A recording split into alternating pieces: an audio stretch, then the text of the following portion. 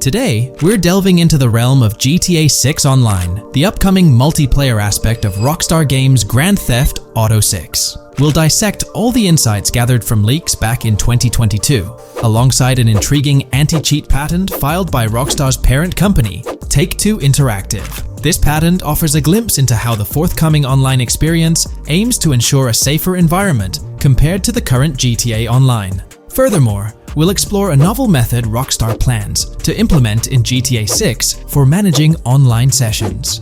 This innovation promises to infuse the expansive world of GTA 6 with a livelier atmosphere, enriching the player's immersion in its intricacies. Undoubtedly, GTA Online stands as a titan in the realm of multiplayer gaming. Its enduring popularity has significantly contributed to the ongoing success of GTA 5 over the past 11 years. This success owes much to Rockstar's astute strategy, crafting a robust core game with GTA 5 and then supplementing it with regular content updates for the online segment. By continually introducing new weapons, vehicles, and attire, Rockstar keeps players engaged and motivated to accumulate in-game currency. As we eagerly anticipate the official unveiling of GTA 6, players are hopeful that it will address prevalent issues plaguing the current iteration. Chief among these concerns is the rampant presence of modders and cheaters, whose actions not only disrupt gameplay, but also pose security risks by unlawfully accessing personal data. To tackle this issue, Rockstar has devised a fresh approach set to debut in GTA 6. This method aims to bolster the game's security measures. The patent responsible for this enhancement is titled Method and Apparatus for Preventing Cheating in a Video Game Environment by Providing Obfuscated Game Variables. Filed by Take-Two Interactive, Rockstar's parent company, in 2019, this patent outlines a system and method aimed at curbing cheating within video game environments. By disguising game variables in memory, the patent seeks to thwart attempts by players to monitor and manipulate values such as health, ammunition, and in-game currency for unfair advantages. Traditionally, developers combat such exploits by encrypting, coding, or obfuscating the location of these values, alongside implementing integrity checks to detect unauthorized modifications. However, these methods have drawbacks, as they often impact game performance and inadvertently expose variable locations to savvy attackers. Rockstar's innovation lies in masking the whereabouts of these variables, offering a more robust defense against cheating in GTA 6's online. I won't delve into the technical intricacies, but essentially, Rockstar employs a clever and seemingly straightforward technique to conceal these values. This makes it considerably tougher for attackers to pinpoint their locations. While the concept of masking values may seem straightforward, its effectiveness in bolstering stability and enhancing security for the future online segment is paramount. Moving forward, let's turn our attention to the next patent, titled System and Method for Session Management in a Multiplayer Network Gaming Environment. Filed by T2 Interactive in 2021, this patent addresses disclosed are systems and methods for session management. The disclosed system allows for seamless merging and splitting of network sessions in a multiplayer network gaming environment. Seamless session management allows dynamic movement of players in a virtual world during gameplay without unnecessary loading and/or stalling. As the players in the virtual world move around, the management of active game sessions can be improved to affect a more realistic perceived population. In this patent, Rockstar highlights the crucial role of online components in the success of many games, citing GTA Online as an example. They emphasize the challenges of managing network technology and resources to create a vibrant virtual world. Traditional MMO games often face limitations in session management, with some opting for single sessions that may restrict the depth of content due to increasing player counts. Others utilize multiple sessions, which can hinder feasibility, especially in peer-to-peer exchanges like in GTA Online. To address these issues, Rockstar has developed a pioneering system for seamless session management. This innovative approach enables fluid splitting and merging of network sessions, allowing for a more immersive virtual world free from hardware and software constraints. Allowing players from different sessions, but in the same virtual area of the map, for example, to be merged into a single session. This allows players from previously different sessions to come across one another, thereby making the virtual world seem more populated. As an additional advantage, seamless session merging handles many network failures silently. In prior art systems, a player who loses network connectivity can be kicked out of a session and may not be able to rejoin because they are in a session by themselves. However, the Session Management System 100 allows for a disconnected player to exist in a session by themselves for a predetermined period before they are reconnected to the remaining players in the session or can be joined with another session. The method begins with monitoring a triggering event. In some embodiments, the triggering event defines when to merge two sessions or split a single session. For example, when the object, virtual players, are in the same session, move physically apart from another, the object by a predetermined virtual distance, this triggers the session management system to split the session into two different sessions. Likewise, if objects from two different sessions are within a predetermined virtual distance from one another, the session management system and merge the sessions to allow interaction between objects of the respective sessions. Other instances of monitored triggering events encompass various player and object actions, including changes in position or visibility, player entries and exits from the virtual world, and game-related activities like mission completions or tutorial beginnings. ROCKSTAR's solution ensures seamless management of these events, preventing inconsistencies such as duplicated objects during session transitions. This approach accounts for factors like virtual geography, team management, networking resources, and social relationships to maintain continuity across sessions. For example, once a session is split, there can be two sessions, each with their own distinct copy of an object.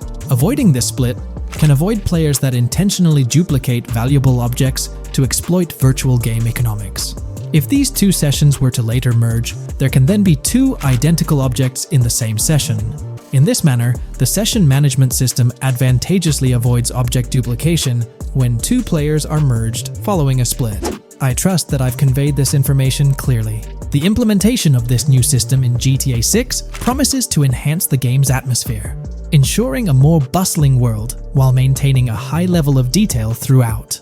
Now, let's delve into what we've learned about GTA Online from the leaks of 2022. Multiplayer. In the bottom left in one of the clips, one can see there are two players in a 30-player lobby. This is because there are two slots for spectators, similar to GTA Online and Red Dead Online. There is also a reference to the script host. Hey there! In this video, we're diving into an upcoming terrain system in GTA 6 brought to you by ROCKSTAR Games. Additionally, we'll explore some cool graphics enhancements like ambient occlusion, global illumination, and material tinting slated for the next GTA. The scoop comes straight from an official patent filed by Take-Two Interactive, ROCKSTAR's parent company. So let's kick things off by checking out the patent titled Method and Apparatus for Enhanced Graphics Rendering in a Video Game Environment. According to ROCKSTAR Games, the rendering of real-time graphics usually happens in a pipeline setup like this one. At the core of it, the process kicks off by handling 3D vertex information, moving on to render pixel-level details like light color and shadows. In the current systems, one or more shaders are employed for this pixel-level rendering. These shaders are essentially programs that operate on the GPU. The challenge in rendering lies in finding the right balance between realism and detail, while ensuring smooth performance, aiming for that higher frame rate. For example, a virtual world should illustrate various terrains that mirror a number of lifelike geographical areas. Each of these terrains can provide unique interactions with a virtual character in the video game.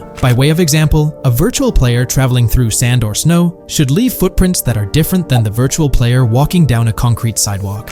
However, because of the number of various terrains that need be accounted for, and the unique behavior of each terrain, conventional graphics systems do not have enough processing power to account for dynamic terrain and the associated interaction with players of the game. So, ROCKSTAR Games developed a shader system for efficiently rendering various types of terrain with high realism. Let's take a peek at the system. The world level map, visible in the bottom right, outlines all the different dynamic terrains, such as muddy, sandy, grassy, hard ground, snowy, and more. Take a gander at this world level map showcasing the diverse terrains. Now, let's explore the various dynamic terrain zones within the game world. Using Red Dead Redemption 2 as an illustration, this world level map plays a pivotal role in determining the terrain that players or NPCs interact with. Essentially, it acts as the foundation to generate a trail map. Think of a trail map as a record of all the imprints left behind by characters, vehicles, and other objects, like the aftermath of explosions. Take this image for instance, showcasing how the snow has been altered by the actions of this NPC. Different shaders of the shader system are used for different terrain types and with different trail map types. use. For example, basic terrains do not require special shaders, while shallow mud terrains can advantageously benefit from a parallax surface shader to efficiently show ruts and tracks in the terrain with a high-detail trail map. As an additional example, deep mud terrain may use a tessellation surface shader to model the ruts and tracks in the mud. You might be aware that in Red Dead Redemption 2, you can leave realistic footprints in the snow and mud. ROCKSTAR explained that they employed two shaders for this effect: parallax maps and desolation. These shaders create a convincing illusion of high-level deformation, where footprints appear on the terrain's surface. In reality, the surface is warped but not physically deformed, ensuring a smooth and polished movement experience. In GTA 6, they're applying the same technique to bring an extra layer of realism. This will be particularly noticeable with explosions, firing RPGs at the ground, walking through mud, or driving vehicles through it, each leaving distinct tracks based on the terrain. RPGs, for instance, will create craters on the ground. This adds a significant level of interactivity, making it feel like you're genuinely impacting the game world in real time. Despite it being an illusion, the result will be remarkably realistic, akin to the snow in Red Dead Redemption 2. To sum it up, this graphics rendering patent encompasses the dynamic terrain,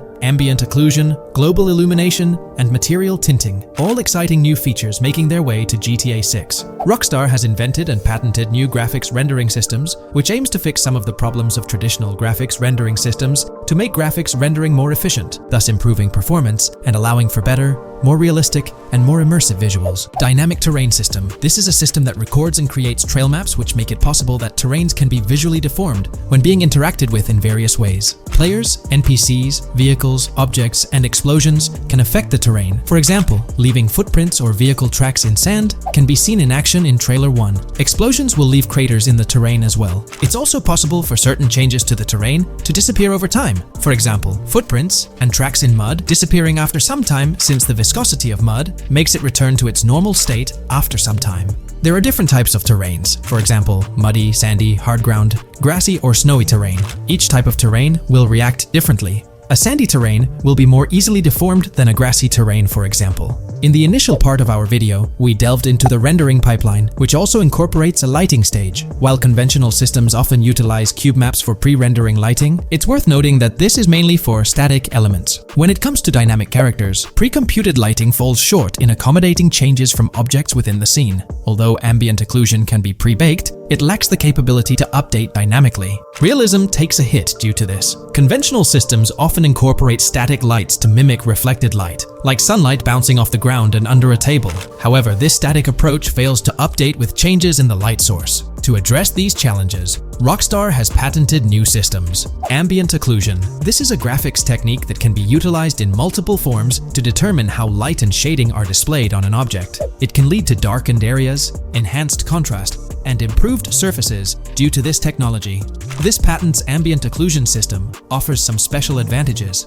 Determined by either preset or randomized assets based on developer discretion, the lighting can greatly provide a new vision to world building to make certain areas stand out, akin to a real-life setting.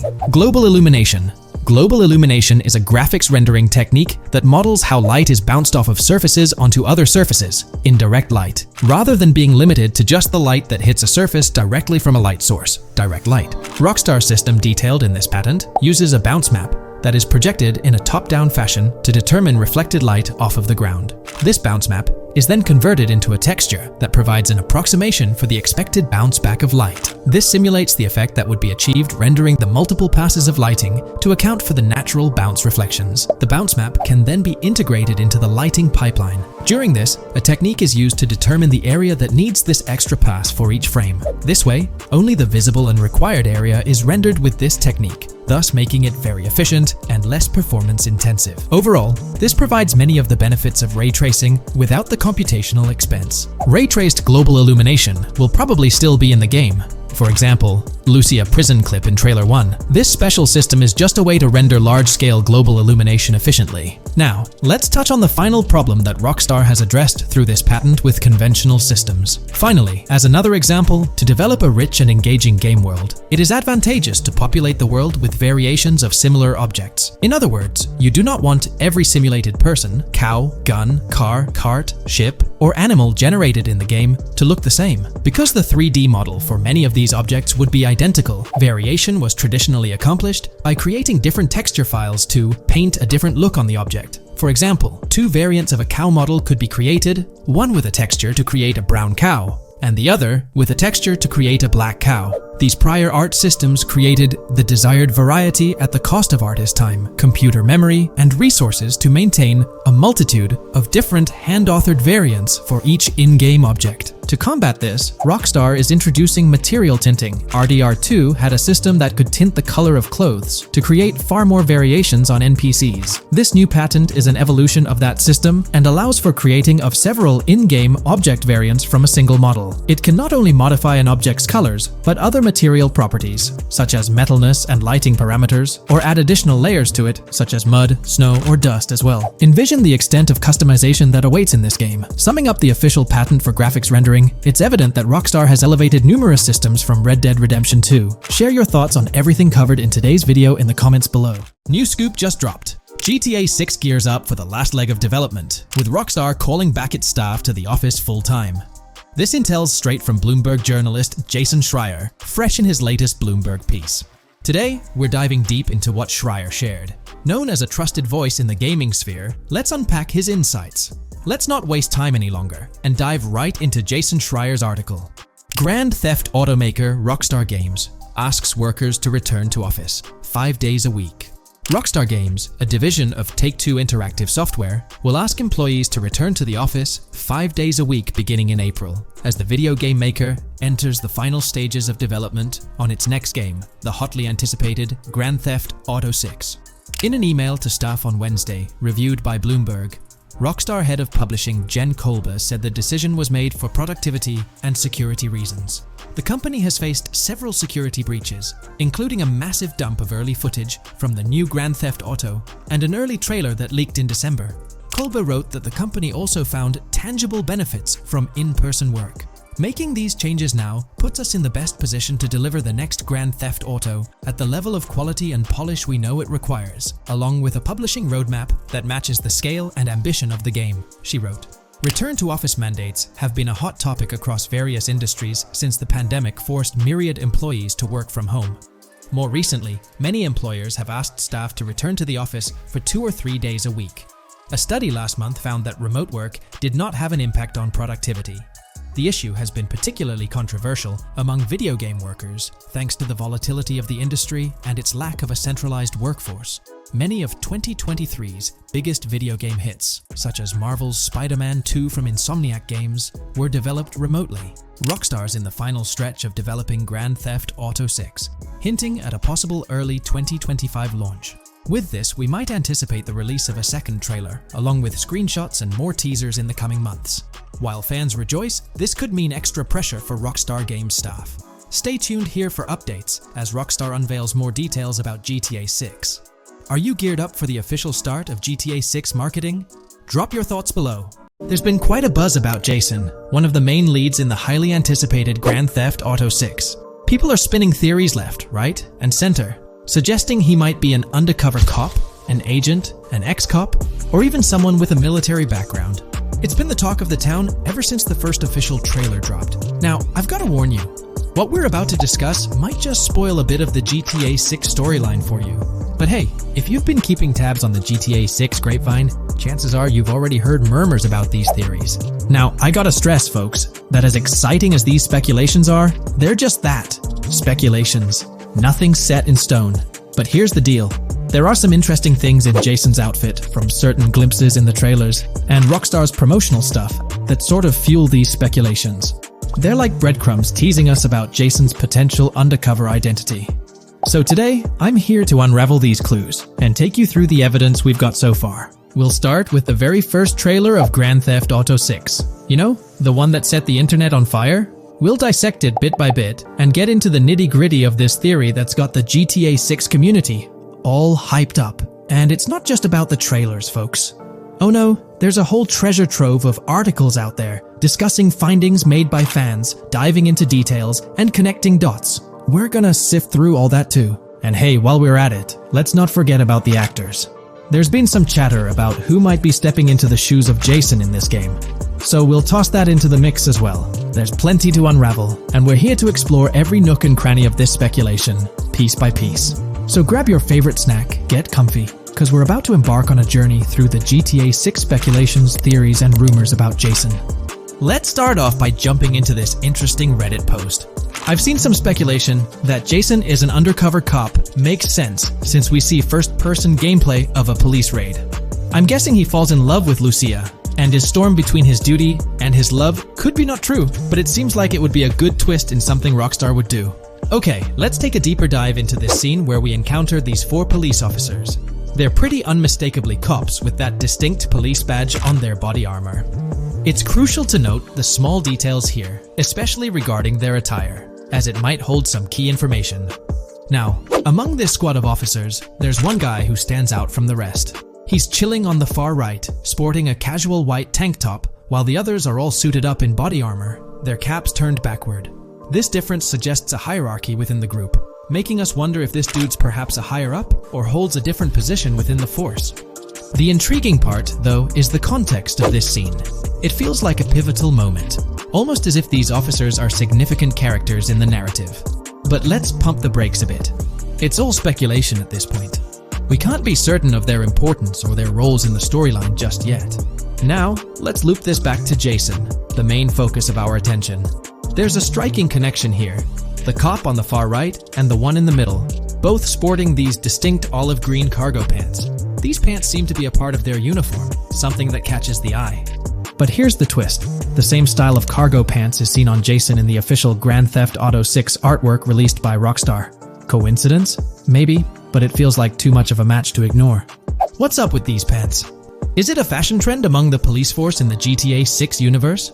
Or could it be hinting at a deeper connection between these officers and our protagonist Jason? This video, we're delving into the most recent iteration of the GTA 6 mapping project. Our focus centers on a comprehensive analysis of the map's latest updates, incorporating newly unveiled areas and event coordinates derived from leaked information. Additionally, we will explore fresh insights from the initial official trailer, including the revelation of an accessible plaza. A noteworthy aspect we'll be dissecting is the potential expansiveness of the map, hinted at by newfound highway evidence in the trailer.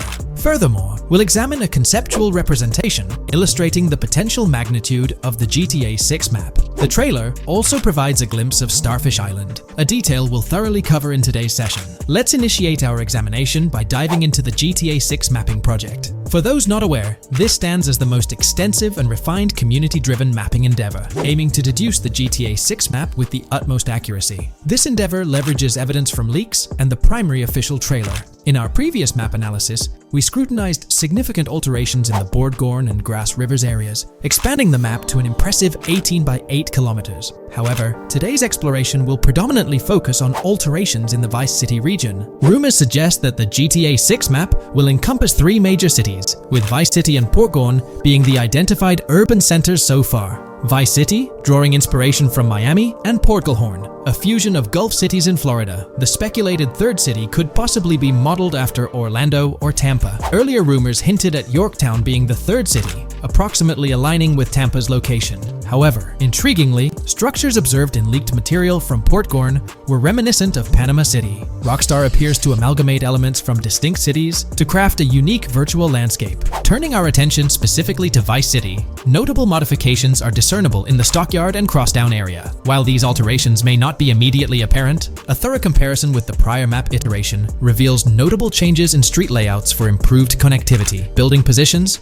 including the relocation of the Jack of Hearts nightclub, featured in leaks and the trailer, signify significant shifts. Adjacent structures visible in the trailer's music video shoot scene have undergone subtle rearrangements. A noteworthy addition to the GTA 6 mapping project encompasses events gleaned from leaks, introducing a dynamic layer to our understanding of the evolving landscape. At present, we've pinpointed 4 events on the map, marked by light blue dots. These events include the missing persons poster at the liquor store, the big cat cage roof, at Everyday Art Elephant and the Everyday Art Sidewalk Creep, all clustered around the Crosstown SL Stockyard area. Meanwhile, there have been notable changes in the Vice River area, with some buildings rearranged and brought closer to the river. The overall shape of this area has also been altered, and a new marina building near the airport has been introduced, based on recent evidence. Another significant alteration concerns the incorporation of Ica and Belleville into Vice City. While their status remains speculative, with their names displayed in red, Ica is purportedly inspired by Allapattah, a neighborhood in Miami-Dade, while Belleville draws parallels with Brownsville.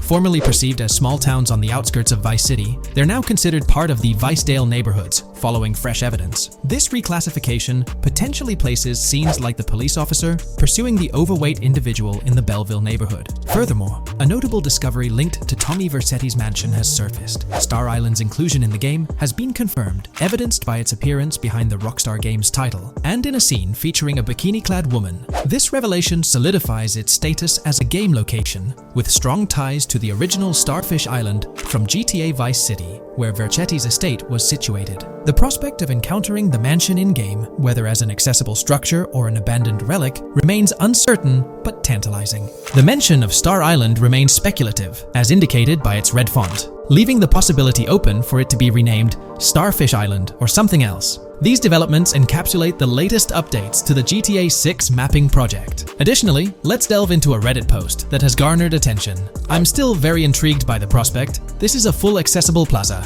The full access plaza featured in the trailer has piqued my curiosity. This snapshot is captured during a scene where Jason and Lucia evade the police momentarily. Positioned on the right side of the frame is a sign, presumably denoting a mall within the game. Notably, several brand names, including Kowalski, Callis, Scala, and Alpha, are visible on this sign. Furthermore, a portion of the mall's name briefly appears, starting with Ever. Could it be Evergreen Plaza or another variation? The answer remains elusive, and we'll have to await further developments to unravel this mystery. I can pretty much bet on it that this shit will indeed be fully accessible. Most of the signs on that structure look to be clothing and accessory shops, which would easily mean it's accessible to us. I'm really hoping the mall makes a return in this one and will serve kind of as a player hub when online drops. Oh, that would be good. Maybe a spot where you can't attack. Could meet people to join up for races, heists, etc. That would be pretty neat. Now let's shift our focus to some additional findings that might provide evidence for the existence of the third major city in GTA 6. Furthermore, we'll explore why the actual map size of GTA 6 could potentially surpass the estimations derived from the mapping project.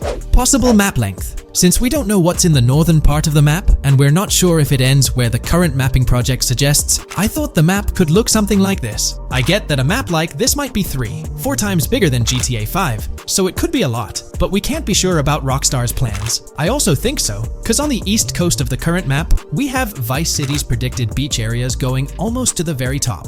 Kind of feels like the map shouldn't just end there. And if Port Gellhorn is based on Fort Myers, then maybe Tampa and Orlando could be there too. But with the current borders, there's not enough space even for a small town. Also, shaped like this, the map would resemble actual Florida more. What do you think? Now, here's something to ponder. If the map indeed resembles this depiction, it would be quite astonishing. It's intriguing how the leaks have remained silent about the northern portion of the map. I'm curious to hear your thoughts in the comments. How far north do you speculate the map extends? Do you reckon it's just slightly beyond what's revealed in the mapping project? Or could there be a substantial unseen territory? Shifting gears, let's delve into a significant discovery. An observation on the size of the map using highway exits as a guide. I believe that 2 blink and you'll miss them shots from the trailer, combined with something I saw in the leaks, have given us a serious hint as to just how big the map for GTA VZ might turn out to be. Specifically, north-south. The first is the shot of the man grabbing his crotch while stopped on the side of the highway. Specifically, the highway exit signs in the background. They suggest that this shot is being taken from just north of exit 14 on the highway, if turning left has you going east and turning right has you going west. What's more, the GTA VSI mapping project believes that the highway that this shot is taken from is Interstate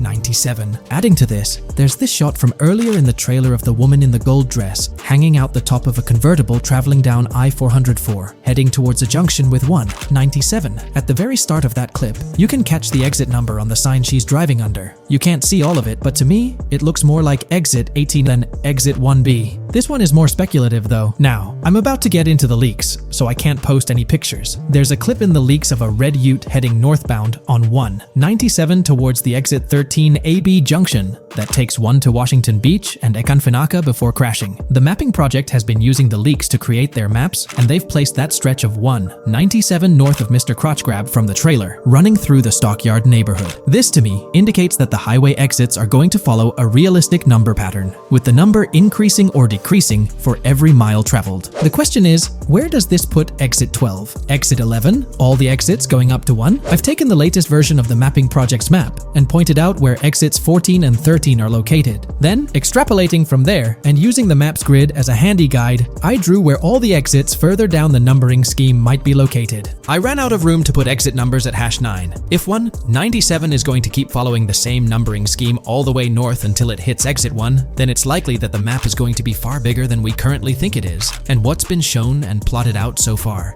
In fact, I think the only reason nothing's been plotted up there so far is because so much so far has focused on Vice City and its environs.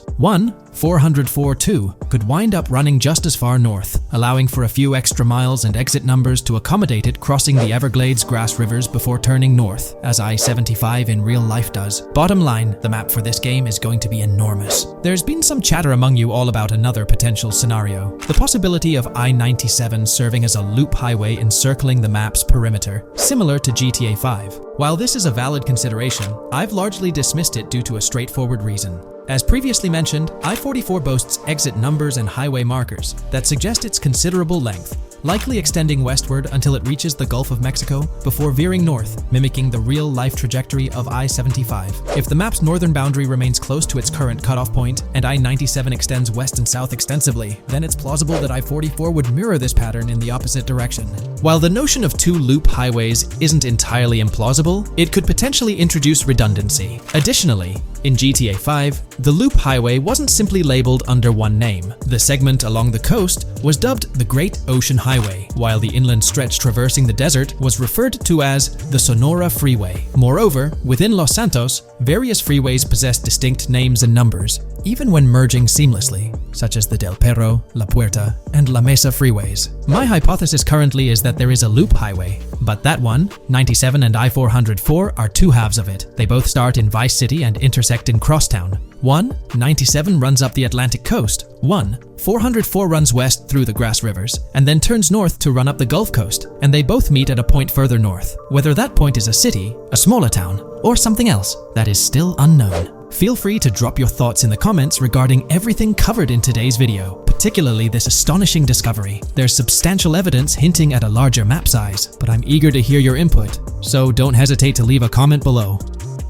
Alright, so in the GTA 6 trailer, there's this moment where this girl in a white bikini gets everyone talking, debating whether she's Lucia or not. She's chilling near this pool, taking in the Vice City skyline, and then she turns around. And let me tell you, there's a bunch of stuff to unpack there. Her hair moves all natural-like, swinging around as she turns. She's got these big hoop earrings, cool purple sunglasses, rocking a purple lipstick, and check out those nails, French tips. Oh, and there's this bracelet on her left wrist that catches the eye too. Now, here's the deal. Some folks are saying, nah, there is absolutely no way that is Lucia, or it just doesn't cross anyone's mind. Their argument? She looks different from how Lucia appeared in other shots, especially in that jumpsuit and during the whole crime spree with Jason. But hold up, there's a good chance that in GTA Online, customization's gonna be off the charts. Need a different haircut? No biggie, just swing by the in-game salon. Problem solved. So, who knows? This bikini girl might just be a customized version of Lucia with a whole new look and vibe. By the way, I'm holding a monthly giveaway for a PlayStation 5. You just need to subscribe and you're entered.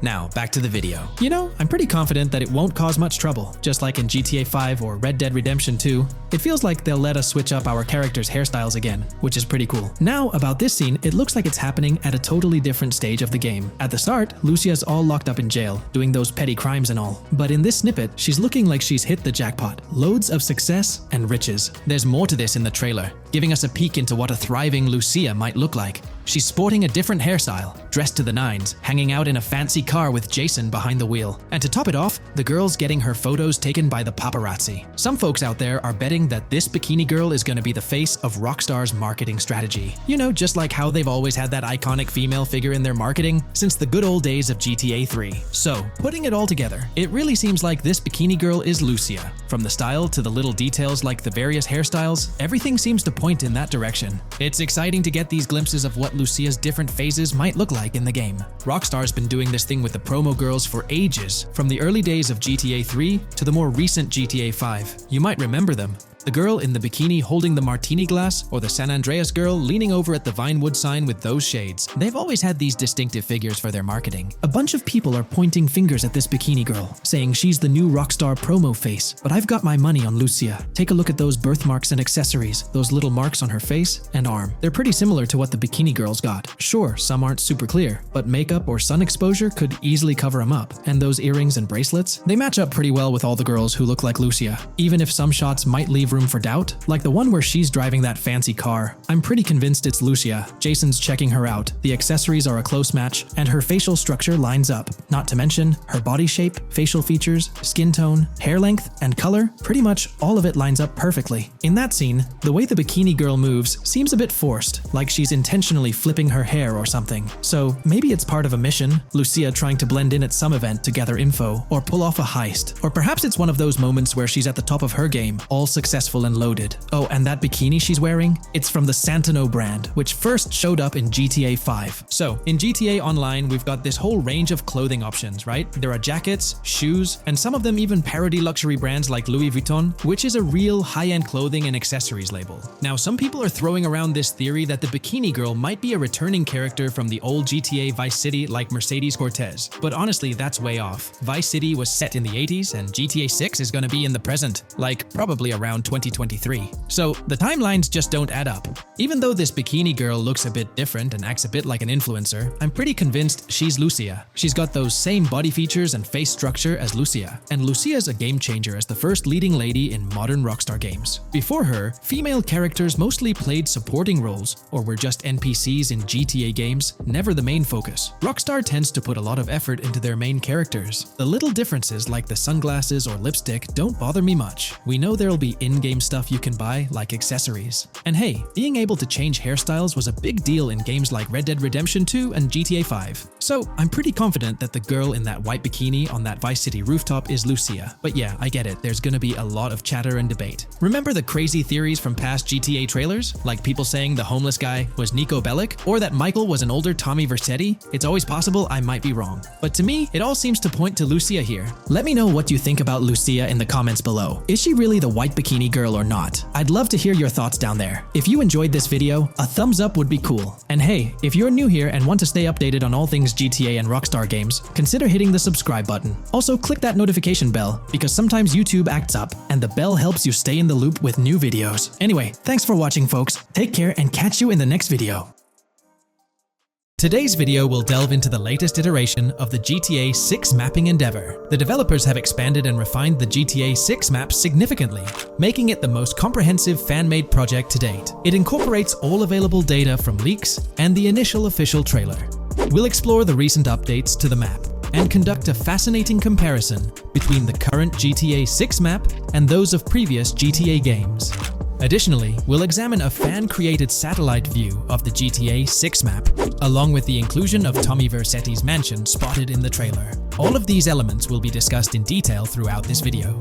Let's kick things off with the GTA 6 mapping project. Changes have been implemented across all regions of the map. To ensure we cover everything comprehensively, we'll begin our tour from the northwest and work our way down, addressing each modification along the journey.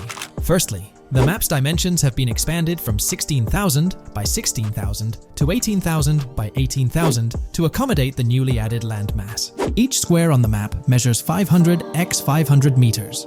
Based on the latest estimations, the map will be larger than before, requiring more space to accommodate all its features. Currently, the northern portion of the map remains unknown, which contributes to its perceived size. Hence, the map extends beyond what's visible on the screen. According to rumors, the GTA 6 map is speculated to encompass 3 major cities. Presently, we're aware of 2. Vice City, the largest city, and Port Gorn, which has undergone further expansion in the latest map update. The third location, Yorktown, is anticipated to be modeled after Tampa. Rumors suggest that it could be the third major city featured on the map. However, at present, there's limited information available about it in the leaks. The only indication we have is a sign displaying New York Tune within Port Gorn. Regarding Port Gorn, details are scarce apart from its name and general location. It's positioned north of Fort Killorn and east of Yorktown. Moving on, we encounter Hank Hill, one of the notable elevations in the game. Despite Florida's predominantly flat terrain, ROCKSTAR has incorporated hills sporadically to diversify the landscape. Adjacent to Hank Hill are the Domed Hills, another series of elevated areas. Notably, the border of a river is highlighted in orange, indicating speculative terrain. Nonetheless, it appears to be situated in the vicinity of Red Hill, a small town positioned near Lake Leonida. The largest body of water, Lake Leonida, sits approximately at the map's midpoint, drawing parallels to Lake Okeechobee in real life. To the north of Lake Leonida lies Fairyland Forest, a wooded area neighboring Fairyland, a playful nod to Disney World. To the east of Lake Leonida, you'll find Ambrosia and Laurel, two additional small towns, along with North Beaches. Heading south from Yorktown, we reach Port Gorn, which has undergone expansion westward. The buildings and roads depicted in black and grey correspond to those visible in leaked footage and the trailer. Roads highlighted in red, along with orange borders, remain speculative. However, the port area shows two speculative buildings and a portion of the border that's confirmed. The Bay Area has seen overall enlargement, including modifications to the speculative islands near Port Gorn. Additionally, a newly added section featuring small islands and a confirmed border indicates further expansion. With these developments, Port Gorn's size may rival that of Vice City. It might not match Vice City's scale, but it could rival, if not surpass, GTA 5's Los Santos, which is remarkable, considering it's our second city on the map. Additionally, the confirmed borders of Port Goro have been adjusted based on new evidence. The remaining areas in Port Goro largely remain unchanged. We still have Han Waffles Diner, surrounded by its buildings and structures, along with Port Gorn Motel, Gorn Bluff, the Pawn Shop, Port Gorn Raceway, Port Gorn Airfield, and the United State Prison. Belleville and Econfina remain situated near Vice City. Now, focusing on Vice City itself, much of it retains its layout from the previous map update. We observed the increasing density of the map, particularly with the Stockyard and Crossdown area now filled in, along with the hotels in the Vice Beach area. The proximity of the buildings to one another is quite striking. Additionally, the buildings on Pelican Harbor Island remain consistent with the previous update. However, there's been a recent discovery. I'd appreciate your thoughts on this matter in the comments below, as it could potentially be significant if confirmed. According to this viewer, they claim to have identified Tommy Vercetti's mansion in the trailer. They're referring to this specific mansion situated on the middle island, directly behind the enormous yacht. It bears a striking resemblance to his iconic abode, raising the possibility that it could indeed be the one. However, it's challenging to make a definitive judgment, since it's nighttime in the footage. It could simply resemble it, but it's difficult to confirm. Nevertheless, it would be fantastic if it indeed makes a return in the game. The recent update brought significant changes to Vice City, particularly with the Vice City port. This is where the scene featuring the bolt shot from the trailer takes place. Now, we have a clearer understanding of its entire border, with some buildings identified. There are two speculative buildings, along with some confirmed ones. The bridges have been updated, and there have been adjustments to the speculated Raya Way. Furthermore, the FLP Solar Amphitheater has been relocated northward based on new evidence. The Vice City International Airport metro station has also undergone updates, aligning with new information from leaks. Notably, the airport now appears more complete, with an additional hangar. These encompass all the changes made to Vice City. Now let's shift our focus to the Grass Rivers, as they've also received updates. The speculative landmass along the west coast has been adjusted to accommodate the map expansion. Notably, the Lake SLW waterway now connects to the Grass Rivers, providing insight into the potential appearance of this swampy region on the map. A scene from the trailer showcased the Airbolt, a vehicle likely used for traversing these areas. Hamlet remains in its original position, serving as a parody of Homestead. It's interesting to note the location of the Shaka Shed, situated in the middle of the Grass Rivers, reminiscent of the shacks seen in Lemoyne in Red Dead Redemption 2. This suggests that this area may draw inspiration from its counterpart. Furthermore, I anticipate hunting to be quite intense in this region, given the presence of alligators, snakes, and lizards. The diverse wildlife, particularly at night, is bound to create a thrilling atmosphere. Additionally, changes have been made to the Gator Keys and the surrounding islands, as observed in the trailer. More specifically, There have been additions to speculative locations, such as Birdkey, based on new evidence. Additionally, some speculative areas across the map have been updated. That wraps up the analysis of the latest version of the GTA 6 mapping project. It'll be intriguing to see how closely it aligns with the actual map. Moreover, let's delve into a fascinating comparison between this latest version and all the other maps in the GTA series. Take a look at this comparison. On the left side, you'll find the latest version of the GTA 6 mapping project. Above it, there's the map of North Yankton from GTA 5. To the right of the North Yankton map, you'll see the island of Copico from GTA Online. Next to Copico, there's the GTA 5 map. Below that, we have the GTA 4 map. Below the GTA 4 map are the maps of Liberty City and GTA 3.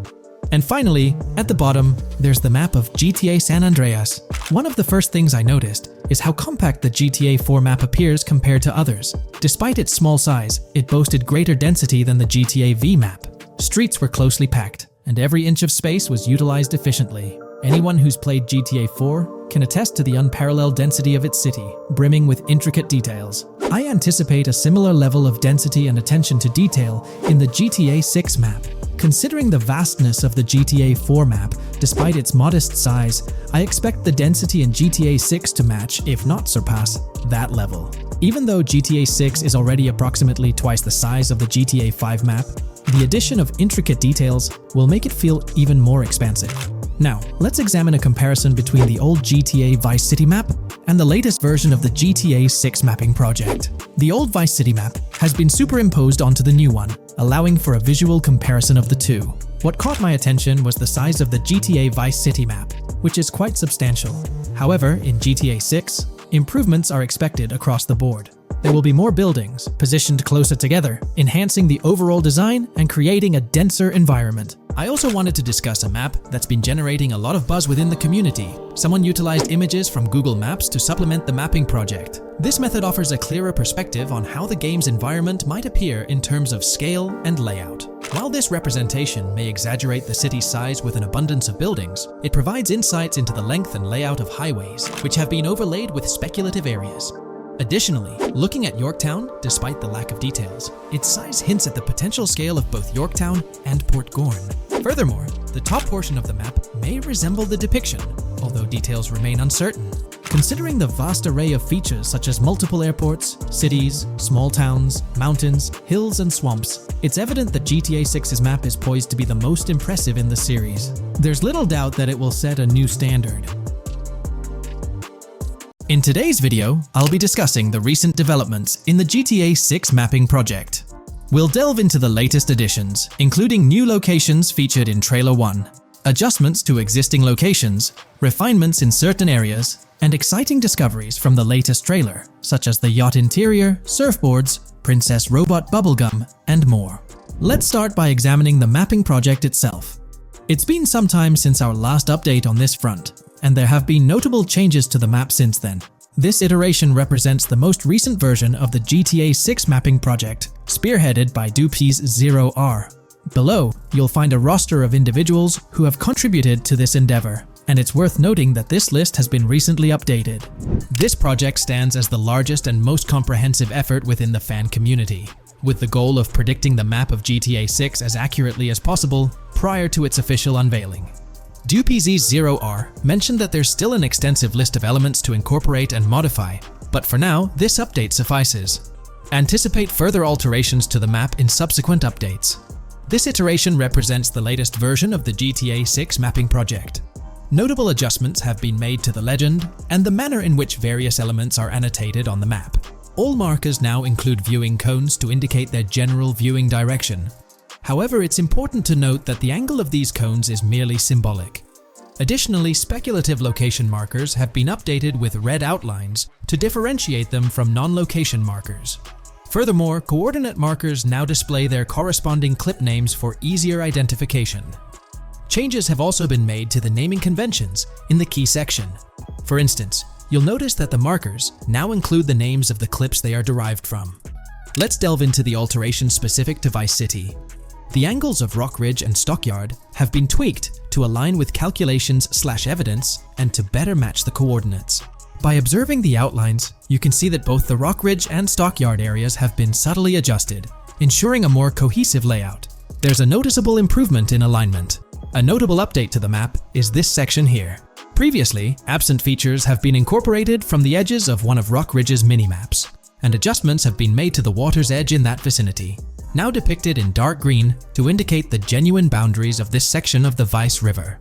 Additionally, several buildings in the Rock Ridge area have been identified, including the Rock Ridge Community Research Center, Miami Police Department, Venture Apartments, Orange and Pink, 7071 Warren Thacker Manor, inspired by Martin Fine Villa, Palace Cafe and Diary, all sourced from leaks. Furthermore, there are 2 speculative markers outlined in red, representing locations from the trailer. One in Rock Ridge is speculated to be the Hammer Hamlet Ladies location, while the other marks the high roller scene from the trailer. You can find the timestamps for both scenes on the map. Updates have been made to the route of the I-404, incorporating new evidence. This includes adjustments in Vice Beach and the positioning of the road near Rock Ridge.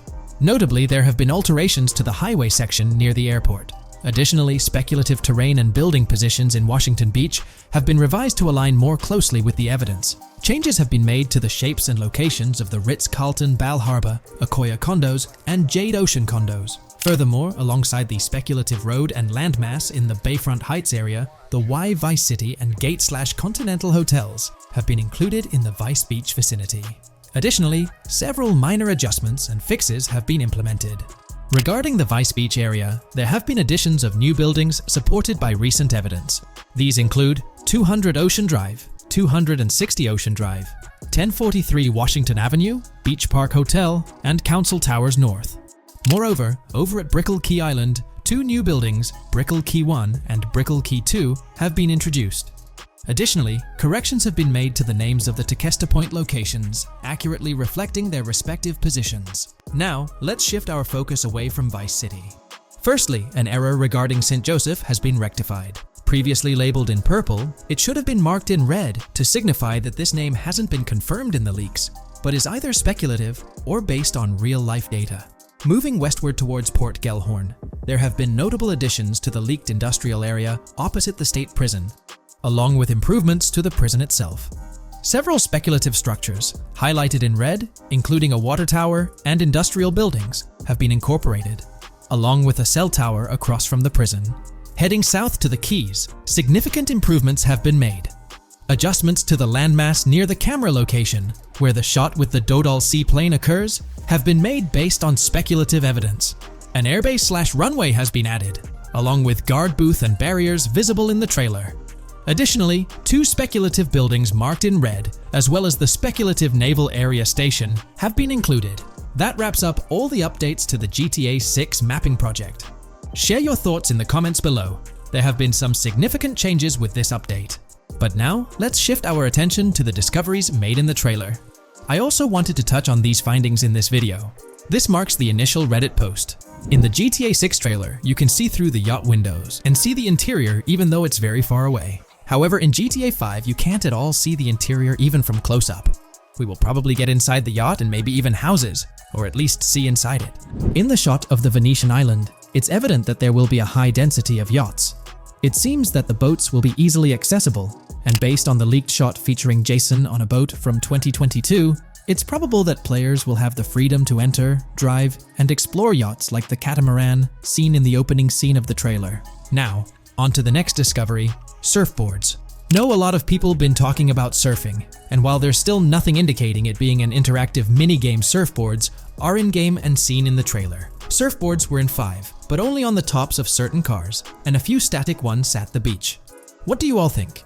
Will surfboards act as decorations like they were in 5, or will it be a fully fledged minigame? Personally, I'm not fully convinced yet, but if NPCs do have actual schedules/lives, I can't see things like surfboards just being static, especially at the beach. My guess is we'll see NPCs bring their own items to and from the beach, including surfboards, but the interactiveness is still in question.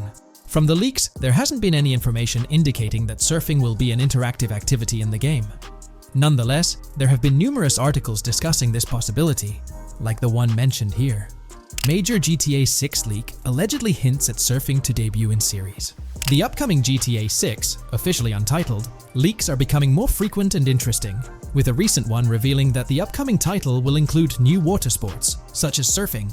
According to a report by the Dexerto gaming website, a leaker named Alix Venturas revealed on Twitter that Rockstar Games plans to improve the water physics in Grand Theft Auto 6 and will introduce several water-based activities. While the gaming studio has not officially commented on the leak, players are convinced, given that Grand Theft Auto 6 will almost certainly feature Vice City, a fictional version of Miami, Florida, known for its beaches and water activities.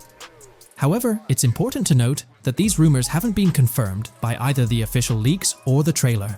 It remains to be seen whether these surfboards will merely serve as decorations. Now, on to the next and final discovery I'd like to highlight in this video, which might just be your favorite. Princess Robot Bubblegum is confirmed to be in GTA 6. Just like the Righteous Slaughter game series, Princess Robot Bubblegum is seen on a shirt, and will most likely return with more episodes. The series originally appeared in The Ballad of Gay Tony, and again with more episodes in GTA 5, making this the third appearance. The GTA 6 community has just found some major clues left by Rockstar Games, and it was under our nose the whole time. GTA 6's Trailer 1 revealed a ton of new things about the game off the bat, but recently, there's been even more developments that show off the GTA 6 main character story, Lucia. We learn a bunch of new things about her background, so if you're not interested in potential spoilers, this may not be the video for you. This information is directly from Rockstar Games, so this is the real deal. So getting into the details of Lucia's jail cell, let's focus on those newspaper clippings. I'll do my best to zoom in and enhance the image, but there are two distinct white clippings with black text. One of them appears to have a portrait, and I can only speculate that it might resemble a modern-day wanted poster. This could be showcasing the story of Lucia's alleged crime, accompanied by an image like a visual representation of what she's accused of. It's almost akin to a wanted picture that you'd find in a newspaper. This phenomenon isn't unheard of in real life. When people do something noteworthy or newsworthy, it's not uncommon for them to keep a record of it, like an article, and put it up on their wall as a sort of memento. It's like a snapshot of a moment in their life, even if it involves legal trouble. So Lucia might be preserving this particular newspaper clipping as a piece of her history, whether it's for sentimental reasons or perhaps as a reminder of the circumstances that led to her incarceration. Now let's broaden the scope a bit and draw comparisons to previous GTA protagonists. Take Michael DeSanta, for instance. His mansion has family photos on the walls. Franklin Clinton's house features similar personal touches. Even Trevor Phillips, in his trailer, has pictures that tell a story about his life. It's not just confined to the HD era. Even in the 3D era games, characters had their own way of leaving traces of their lives in their living spaces. This inclination to personalized living spaces is fascinating. In Lucia's case, the jail cell is an unexpected canvas for her personal story. It makes you wonder about her background, the choices she made, and the events that led her to that cell. Exploring these details could give us a deeper understanding of who she is and why she's in the predicament we find her in. Considering Lucia's attachment to those newspaper clippings, it raises interesting questions about her attitude towards her crimes. Perhaps she finds a sense of pride, or even enjoys the bit of notoriety or fame she's garnered from her actions. Keeping those clippings might be her way of cherishing the attention or recognition she's received. The prospect of spending a substantial amount of time in prison also suggests that it could involve more than just a brief cutscene, but potentially a series of missions within the jail environment. Now, shifting our attention to the picture above the bunk bed, it's a bit of a visual puzzle. While it's challenging to discern details, on the left side, there's a guy with a drink in hand, donning a white t-shirt. Next to him is a woman with voluminous hair, and in the foreground, there's another figure. This composition raises the question of whether these individuals could be Lucia's family. The dynamics and connections between characters are often crucial in unraveling the narrative of any GTA game. Acknowledging my limited knowledge about jail life, it's uncertain whether inmates generally have the privilege of keeping photographs with them as mementos. However, in this specific scenario, it appears that Lucia can. This might imply that the prison depicted isn't a maximum security facility, given the freedom for inmates to keep personal items. While the setting is far from casual, it offers a level of interaction and mobility, allowing inmates to go outside, engage in conversations, sit at tables, and soak in sunlight. The orange jumpsuits signify their status, but the absence of being handcuffed to the ground suggests a certain level of relative freedom. In this context, the allowance of pictures and photographs could offer an additional layer of insight into the characters and their personal connections, providing players with a unique perspective on Lucia's life. both inside and outside the jail cell. Taking a closer look at the latest image, which I've adjusted to bring out more details, there's another intriguing photograph. A guy in an orange shirt catches the eye, positioned alongside two women on the right. The one on the left appears to be sporting a hat and sunglasses, although discerning whether any of them is Lucia remains challenging. They could very well be family members, close friends, or simply individuals from her social circle. Amidst all the uncertainty, Lucia seems notably fixated on reflecting upon her actions and the community's response. Beyond this, it's evident that Lucia maintains a distinct connection with a specific group of people, as indicated by the presence of their pictures in her jail cell. It's not just about her individual experience. There's a shared history captured in those photographs, hinting at relationships that go beyond the confines of the jail cell. Directly below the image featuring the guy in the orange shirt and the other girls, there's yet another photograph. Although the details are obscured, the presence of someone standing in the picture is noticeable. Lucia is seemingly constructing a collage of photos, creating a visual narrative that serves as a repository of memories. These images might play a crucial role in not only grounding her within the context of her relationships, but also providing a semblance of continuity and connection to the outside world. It's worth mentioning that the footage I'm working with is the highest quality version sourced from YouTube, as ROCKSTAR hasn't officially released it on their Newswire page. Despite being in 4K, the YouTube upload might introduce some compromises in image quality, so there could be nuances in the pictures that we might miss. Once ROCKSTAR throws the official trailer our way, we're likely to get a treasure trove of additional details.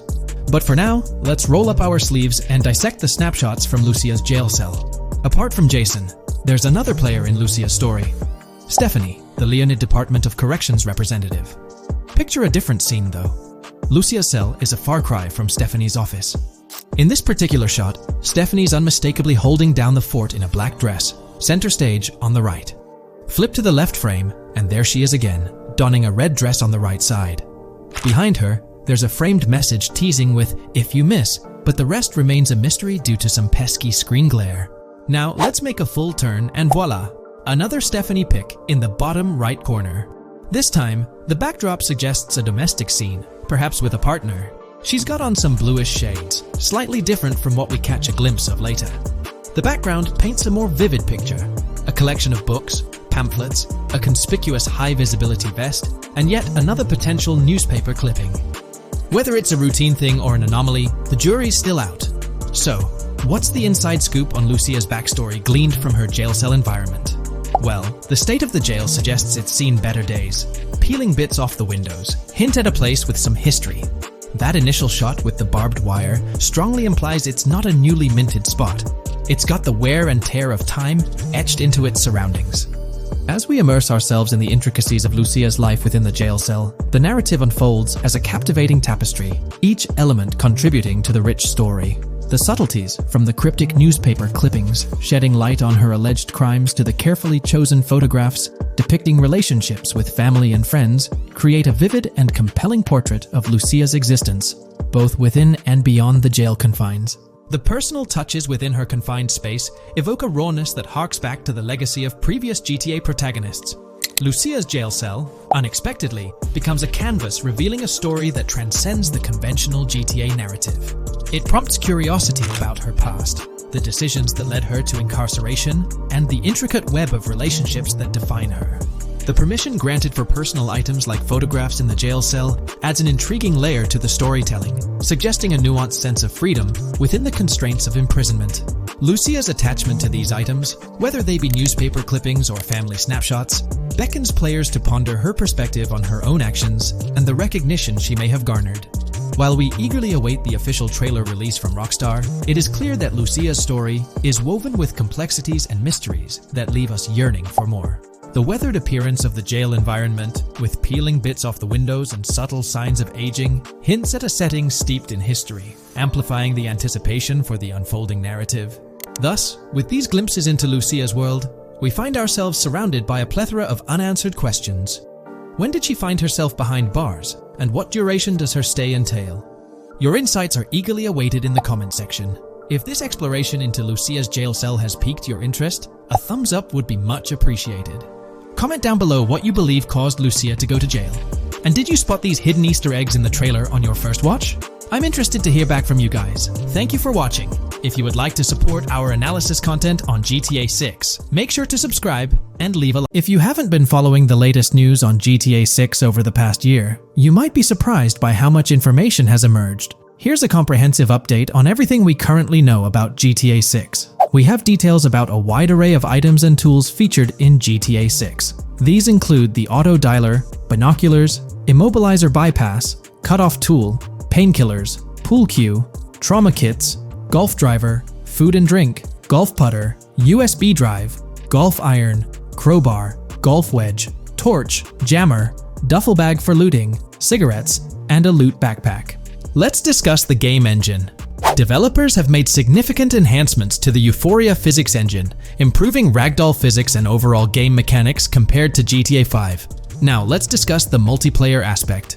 In a leaked clip from GTA 6, we observed a multiplayer session with a player count. This suggests there were 2 players present in the lobby, out of a maximum capacity of 32 slots. This mirrors the setup seen in Red Dead Online and GTA Online, where the capacity is stated as 32, but practically accommodates 30 players plus 2 spots reserved for spectators. While hopes for larger lobbies persist, it appears the testing phase involves 30-player lobbies. Leaks also suggest advanced weather systems, including heavy fog, a feature that was less common in GTA 5. Moving on to collectibles, there's mention of Wyman car parts. In a clip featuring Lucia, a developer is seen placing a cardboard box with a circular icon, indicating it as lootable. Debug text on this box identifies it as collectibles car parts, and Wyman car parts boxed generic used, suggesting players can collect car parts, possibly tied to a character named Wyman who shares a passion for classic cars with Jason. Regarding collectible hats, there's footage of Jason in an apartment where a developer interacts with a hat labeled as an ambient collectible hat. According to debug text, this hints at the inclusion of clothing items as ambient collectibles within the game. Additionally, a comprehensive list of all brands featured in the game is provided. While some brands may be integral to the story, many are included for realism and immersion. The list is displayed on screen for viewers to pause and inspect at their leisure. Similar to Red Dead Redemption 2, the weapon wheel in GTA 6 will be divided into 3 sections: weapons, equipment, and gear. Notably, players can dual-wield different weapons and access a quick item inventory displayed in the bottom left corner of the screen. While leaked recreations of the weapon wheels provide a glimpse, it's expected that the final version may evolve during the game's development. In a video snippet, an NPC is observed shooting at Jason, triggering a health tip to appear on the left side of the screen when Jason's health decreases. Additionally, the game will feature lighting and skybox systems, similar to those in Red Dead Redemption 2. Promising improvements such as volumetric clouds and better lighting effects. Speaking of criminal activities, noteworthy events include the Hank's Waffles heist, where Jason and Lucia pull off a daring robbery. Other clips suggest Jason possesses an ability to perceive through walls. Additionally, there are events focused on searching vehicle trunks, which may yield valuable items or nothing at all. Lastly, delivery and pickup warehouse events are mentioned for Port Gellhorn, though specific details are still unclear. When it comes to accessible buildings, GTA 6 offers a wide range, including the Malibu Club, a pawn shop, Jack of Hearts Club, supermarkets, bars, restaurants, apartments, and laundromats, all enriching the immersive experience. Players will also have the ability to command the other character during a robbery. In leaked footage, a prompt advises players to either check in with Jason or hold for more options, indicating the potential to issue commands to your partner during a heist. This feature aims to streamline gameplay, enabling effective control of both characters simultaneously. Unlocking doors and gates is also demonstrated, as shown in a video featuring Jason in the San Forsan area. Debug text indicates locked door panels, suggesting the necessity to unlock specific entry points. In addition, a new police system called Time Until Cops Dispatch has been implemented. Now, when you commit a crime, the police won't immediately arrive.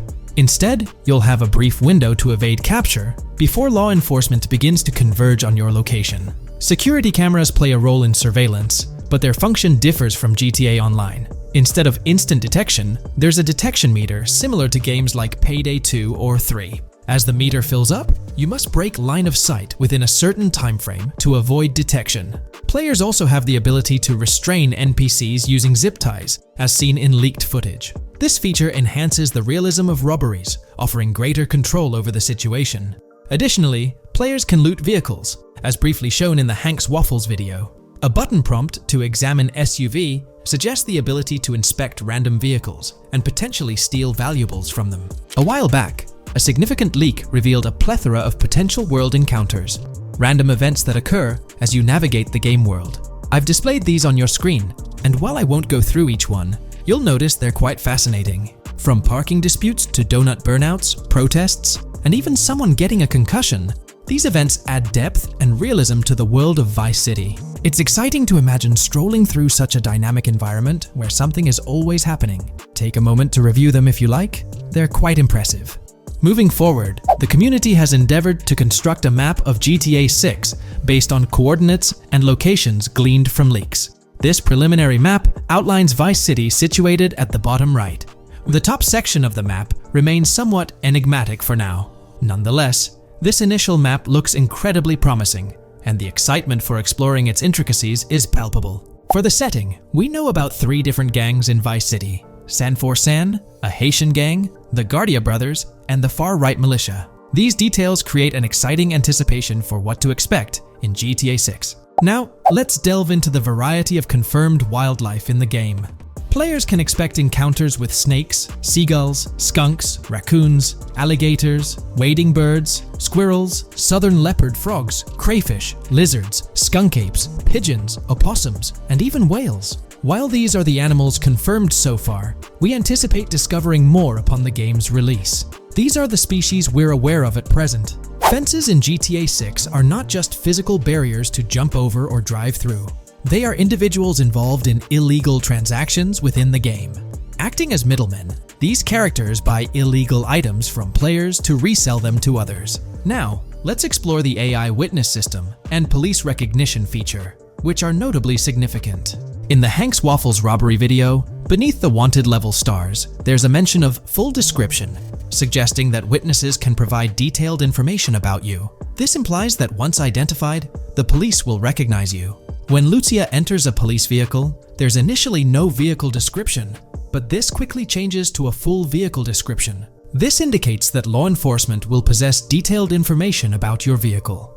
Moreover, the text warns that any vehicle seen entering will be noted by the authorities. This suggests that even after losing a wanted level, if spotted again in the same vehicle, the police will pursue and apprehend you. During the robbery scene, Jason attempts to prevent customers with yellow icons above their heads from calling the cops or fleeing. Additionally, a female NPC inside the diner exhibits similar behavior, with her icon flickering as Lucia leaves, turning red when surrounded by cops, and then fleeing upon spotting Lucia. These advanced NPC systems indicate a more sophisticated interaction model. Regarding item sharing, Jason and Lucia appear to be able to share items between them. For instance, in one clip, Jason steals items from containers, keeping some for himself while sharing others. Regarding sound design, it's no surprise that GTA 6 will feature more realistic soundscapes. Weapon sounds are crisper and more authentic, with increased volume for a more immersive experience. The impact of bodies hitting the floor will have a deeper thud, creating a more visceral effect. Police sirens will reverberate off buildings and environmental elements more realistically, while the sound of items will vary depending on the surroundings. For instance, if you're in a shipping container, sounds will echo more, adding depth to the auditory experience. Overall, these sound enhancements aim to emulate real-life scenarios more accurately, contributing to the game's realism. Moving on, we have an extensive list of every confirmed vehicle slated to appear in GTA 6, sourced from both the game files and leaks. I covered these in detail in a previous video, so I won't repeat them here. However, I've provided them on your screen for your reference. If you're interested in exploring the full list yourself, you can find them on page 30 of the document. The game features improved vehicle damage and handling, as seen in clips where crashes result in realistic effects, like splitting front fenders and bending car hoods. Furthermore, car interiors now include a functional GPS and waypoint system, enhancing immersion, especially in first-person driving. Players also have the option to enter a car from the passenger seat, adding a touch of realism to gameplay. These details highlight GTA 6's commitment to intricate design elements, evident in its meticulous attention to detail throughout the game. In addition, several new gameplay mechanics have been revealed. Players will now have the ability to walk while in cover, a long-awaited feature that introduces prone movement for the first time in GTA gameplay. Loot bags will allow for storing additional items, and players can now drop and pick up weapons. A new under fire animation has been introduced where characters cover their faces during combat, and players can opt to self-revive after sustaining heavy damage. Other significant mechanics include the ability to switch shoulders while aiming down sights, grappling during hand-to-hand combat, and the introduction of buddy communications and a buddy ping system.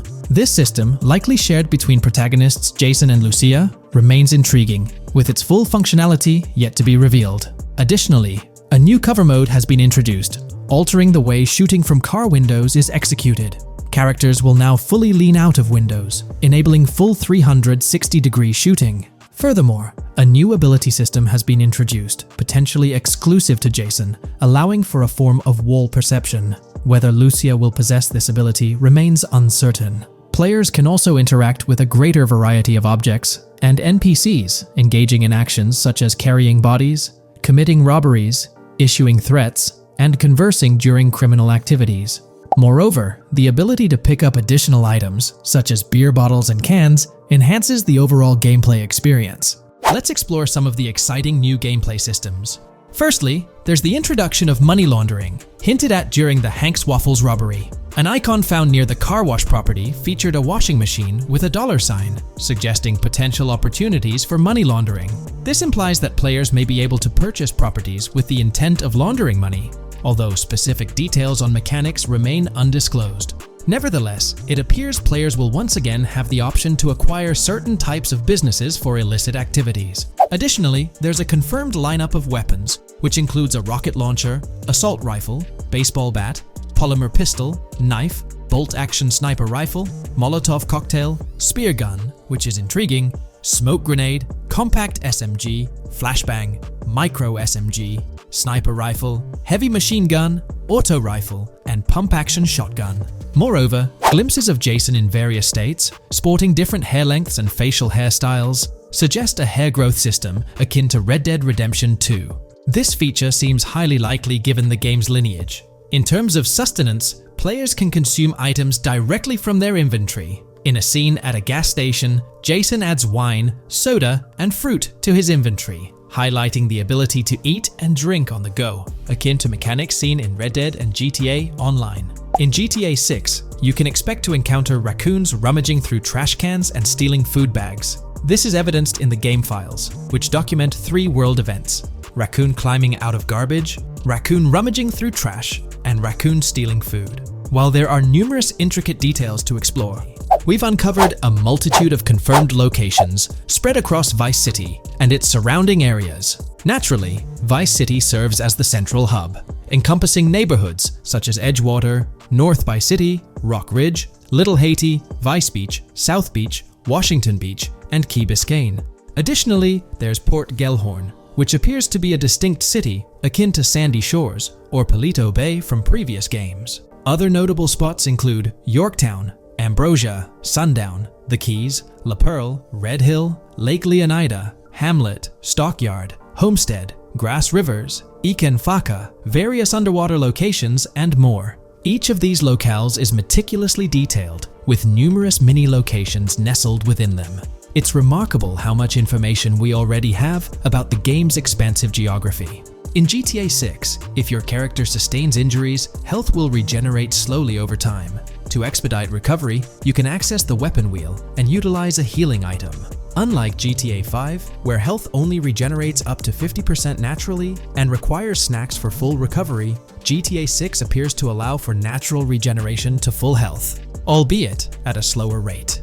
While not officially confirmed, it's implied that using a medical item will accelerate this healing process. Regarding open-world activities, there are 7 confirmed activities thus far: dice, golf, fishing, races, adventuring, shipments, and delivery van events. A video showcases a delivery van event near the industrial area of Port Gellhorn, featuring active security cameras that add complexity to potential heists. 2 distinct event types mentioned in the events list are Pragmatic Cool and Chaotic Romantic, introducing a new event type called Cop Trap, strategically placed in various locations across the map. The confirmed locations are displayed on your screen indicating that law enforcement will deploy different tactics to apprehend you.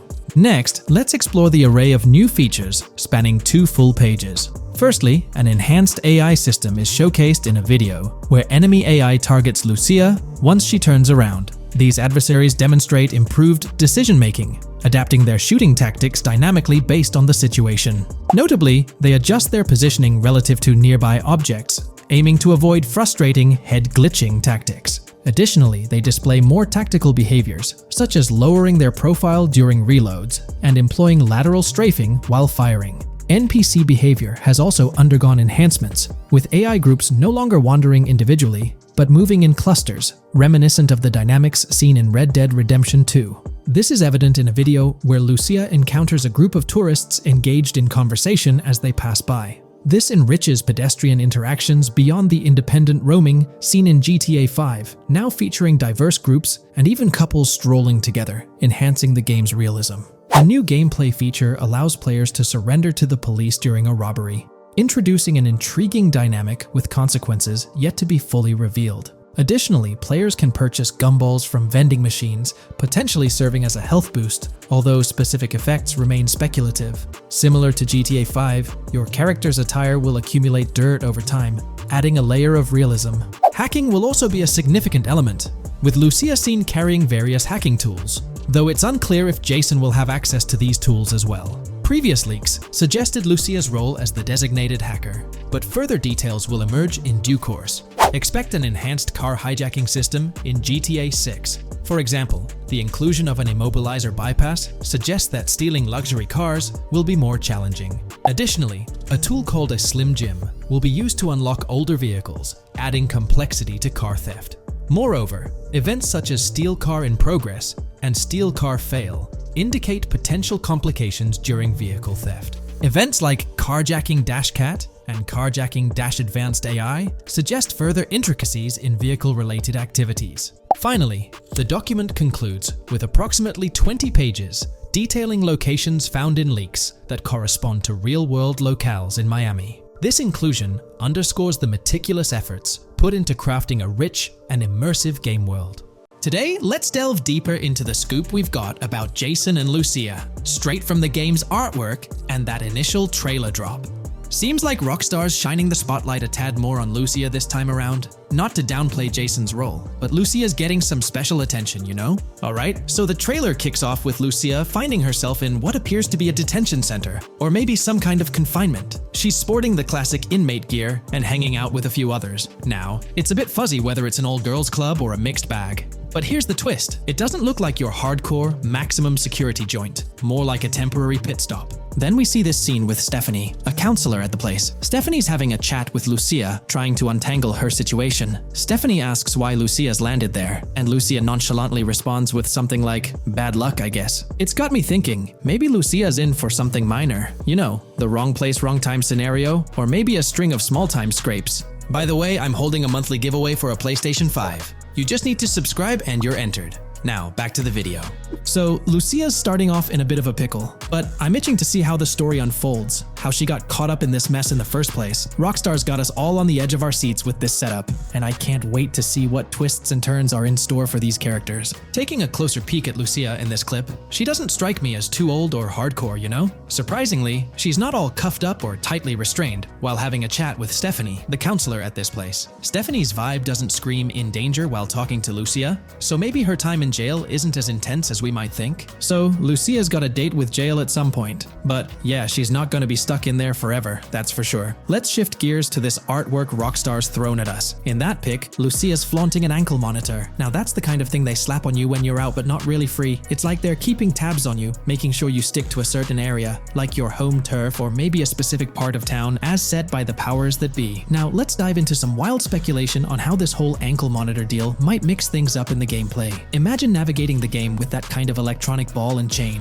It's gotta influence how Lucia moves around or what she can get into. Maybe it restricts her to certain zones or forces her to lay low in certain situations. The possibilities are buzzing around my head. It's like a marker that says she's out of the big house, but under some major watch. You see, when you've got one of those strapped on, it's like a 24/7 reminder that you're under strict scrutiny. It's like a digital leash telling you, hey, no funny business or else. Now think about how this could shake up the game's map dynamics. Rockstar might play a throwback card to the old GTA vibes, where you're restricted to certain parts of the map at the start. As you progress through the story, you gradually unlock more turf to roam. Picture Lucia, stuck in a zone until she can shake off that monitor, whether she manages to ditch it by some gutsy escape or someone legally gives her the green light. Fast forward a bit, and we spot Jason and Lucia in a pretty dicey scene. Jason's in the driver's seat, Lucia's riding shotgun, and they're peeling away from what looks like a scene post-crime. A couple of cop cars are hot on their tail, lights flashing and sirens blaring. Jason's got his hands tight on the wheel, sneakily glancing at the cops as they whiz past. Then, when they're out of sight, he shoots Lucia a glance that screams serious concern. It's crystal clear these two are linked somehow, tied together by that ankle monitor and whatever legal trouble they're entangled in. How's that for a curveball in the storyline? There's this air of suspense and questions lingering. What did they do, and how does it all connect back to Lucia's time in the slammer? The plot thickens, and I'm itching to see where this tangled web leads us. Let's zoom in on Lucia for a moment. You know, it's not giving off that classic jailbreak vibe. When you make a daring escape from the big house, you don't come out with an ankle monitor like you've been given a hall pass. Nah, it's more like you become public enemy number one, constantly dodging the long arm of the law. It's got echoes of that on-the-run feel from Red Dead Redemption 2, where you're always watching your back. Wonder if Rockstar's planning to revisit that kind of storyline here? But here's a thought that's been gnawing at me. What if Jason's got this noble quest to keep Lucia out of hot water? Could be, but there's this lingering sense that they've got some pressing reasons behind these actions. It's like they're in this situation either by design or due to some pressing needs. Speaking of which, let's take a peek at the next scene in the sequence. You've got Lucia holding a bundle of cash that could make anyone's eyes widen, stacks of 20s and crisp hundreds. And what's she doing? Nonchalantly turning away from law enforcement? It's like we're getting a glimpse into the aftermath of a successful heist. And then there's this sight, both of them, dressed up with bandanas and masks, keeping their identities under wraps as they bolt out of what seems to be a rundown corner store situated in the middle of nowhere. There's this air of confidence about them, but choosing a low-profile place like this hints at something. They're not doing this for kicks. No, it's like they're in dire need of funds. Now let's talk about Jason's wheels. It's not some flashy top-of-the-line ride like you'd expect from Michael DeSanta's swanky tailgater in GTA 5. Nope, Jason's driving an older model, something more modest. It gives off this vibe that they might not be swimming in cash. The whole picture seems to paint a story of urgency. Lucia's holding a stash of cash, they're hitting a low-key spot, and Jason's not cruising around in luxury. It's like they're pushed into a corner, perhaps strapped for cash, and pushed into some tough choices. There's definitely more to this tale than meets the eye. Let's dive into Jason and Lucia's ride. They're cruising around, making these slick turns and slides. It doesn't seem like they're trying to dodge cops. You can even hear Lucia kinda squeal. She's gripping the car's side in a way that screams thrill ride.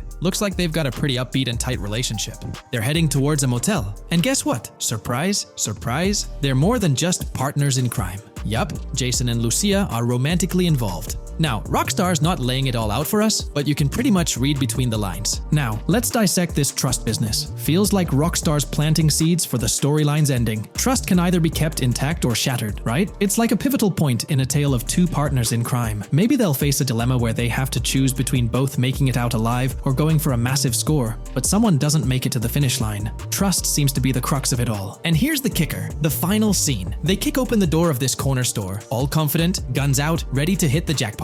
The story concludes on that note. Now, let's switch lanes and talk about the trailer's song choice, Tom Petty's Love Is a Long Road. Interestingly, there's a tweet from Tom Petty's account expressing gratitude for having their song featured in GTA 6's first trailer. The song itself talks about the struggles of maintaining a relationship, how it's not a smooth ride, but worth the effort. So, GTA 6 might just be more than a crime tale. It's shaping up to be a love and trust story. I think Rockstar's aiming for their twist on a Bonnie and Clyde vibe with Jason and Lucia. That's pretty much all the scoop we got about them in the Grand Theft Auto 6 trailer. They didn't spill much, but we kinda got a glimpse into their journey, the hurdles they face, and this theme of trust that seems to run deep in their story. There's this one scene where it looks like they're gaining some traction in their journey.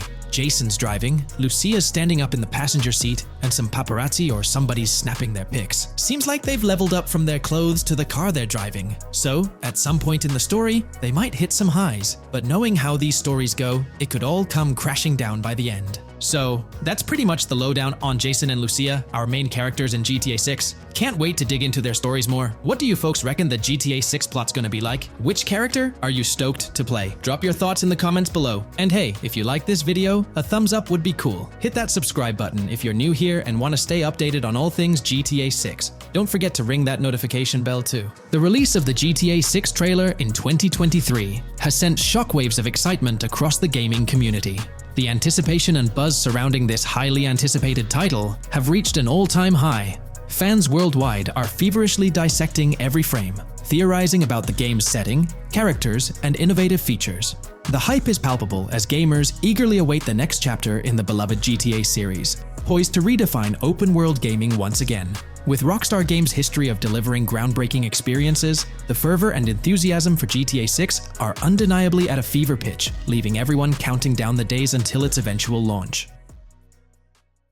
Welcome to this video where we're going to explore 30 confirmed features of GTA 6 that Rockstar Games has officially talked about. But first, a quick heads up. The info we're sharing comes from a security breach and leak of GTA 6 pre-alpha footage. Rockstar Games acknowledged this leak on their official Twitter. Just to be clear, we won't be showing any gameplay footage due to possible copyright issues, but we'll definitely dive into these cool features. Feature 1. Looks aren't just for show. The reactions of non-playable characters, NPCs in GTA 6, are pretty fascinating. How clean your character is, and their overall appearance affect how these in-game characters respond to you. It adds a cool layer to the game, considering how NPCs react differently based on your character's appearance. Feature 2. Let's rev up the excitement with some serious vehicle action. Imagine cruising through the Everglades in a top-notch hovercraft. That's just one of the personal rides available right from the start. And there's more, like taking the wheel of a bold 1970 Ford Ranchero GT in striking red and black, owned by a character named Jason. Feature 3. Here's another level of immersion. Each character has their own stuff, so when you're playing as Jason, you can tap into Lucia's stash and vice versa. Say Jason's low on assault rifle bullets. If you're close to Lucia, you can ask her for some. It opens up a bunch of possibilities for teamwork and sharing resources in the game. Feature 4. For all you die-hard GTA fans, there's a new clothing store in town called Arches. It's got a fresh collection to amp up your character's style. Feature 5. Let's talk graphics. In GTA 6, the clothes are seriously detailed. Wrinkles, dirt marks, and even sweat. Paying so much attention to clothing details makes the characters look super real, adding a ton of authenticity and making the game more immersive. Feature 6. While exploring the vast game world of GTA 6, you'll see a seamless mix of modern vehicles in urban areas and older ones in rural spots like the Everglades. It gives that cool GTA vibe, whether you're cruising in a flashy city car or taking a nostalgic drive in the countryside. GTA 6 has a bunch of wheels to fit whatever mood you're in. Feature 7. During certain heists, there's a timer showing when the cops will show up. Some think it's a developer thing, but it could mean players need to plan their heists well, syncing with the police response for a perfect score. That'd definitely add an exciting twist. Feature 8. I'm buzzing about this one. GTA 6 will feature a massive aquarium. Yes, you heard that right. Players get to explore an aquarium within the game, adding a cool new element to the gameplay. Feature 9. There's a limit on inventory space. Players can't stockpile an endless number of items. A smart move would involve rummaging through crates and storage spots at the docks to earn cash and gather valuable stuff, spicing up the gameplay. Feature 10. Here's something cool. In GTA 6, you're not stuck with your character's right side view like in GTA 5.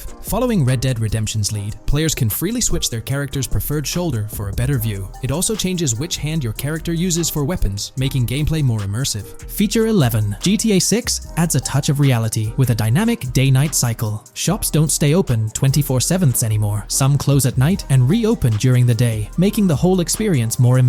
At night, the city changes vibe, less traffic, and a different feel altogether. Feature 12. Adding to the mix are special abilities, somewhat like what we saw in Red Dead Redemption 2. From leaked gameplay, it looks like Jason has a unique skill. He can spot valuable stuff in the surroundings. They light up like hidden treasures, adding a whole new twist to the game. Feature 13. Let's dive into some of the confirmed stuff in GTA 6. It's quite a mix. There are spear guns, bolt-action sniper rifles, and a bunch of golf clubs, wedges, irons, drivers. Also, Players can use a crowbar to open containers and grab valuable stuff. There's more: smoke grenades, flashbangs, golf balls, and tracker jammers to dodge the cops. Snatching fancy cars might need special tools like the immobilizer bypass. Loads of choices to make gameplay super immersive and fun. Feature 14. Moving on to the awesome in-game places we've seen. There's a bunch: tennis courts, a huge stadium, and even a museum, all with interactive insides. It's bringing back the exploration vibe we loved in GTA 4, and that's got us hyped for GTA 6. Feature 15. In a cool scene during a diner robbery, a non-playable character, NPC, was visibly relieved when the cops showed up, saying, "Finally, thank heavens." This shows how smart the AI is in GTA 6, and it's a sign of Rockstar's attention to detail. Feature 16. Get ready for a huge and diverse map to roam around. GTA 6 covers the whole shebang of Vice City and its surroundings, offering tons to explore. You've got the bustling city, scenic beachfronts, Everglades-like grass rivers, the charm of Florida Keys, and the quaint Port Gellhorn. Port Gellhorn even gets its own police department, showing different areas with their own rules, kind of like what we saw in Red Dead Redemption 2. So, where's your first stop in GTA 6? Drop your thoughts in the comments. Feature 17. Time for a tour of interiors in GTA 6. There's a bunch of places waiting to be discovered. One cool spot making a comeback is Escobar International Airport, giving us those Vice City vibes. Exploring the airport could unlock a load of side missions, opening up endless possibilities for adventures. Feature 18. Tourism's a big deal in GTA 6, making the game world feel alive. You'll stumble upon a clever take on a famous theme park, kinda like Disney World. It's a thrilling spot to dive into, and get this, there's even the International Space Station. Rockstar's really going all out to make GTA 6 an awesome experience. Feature 19.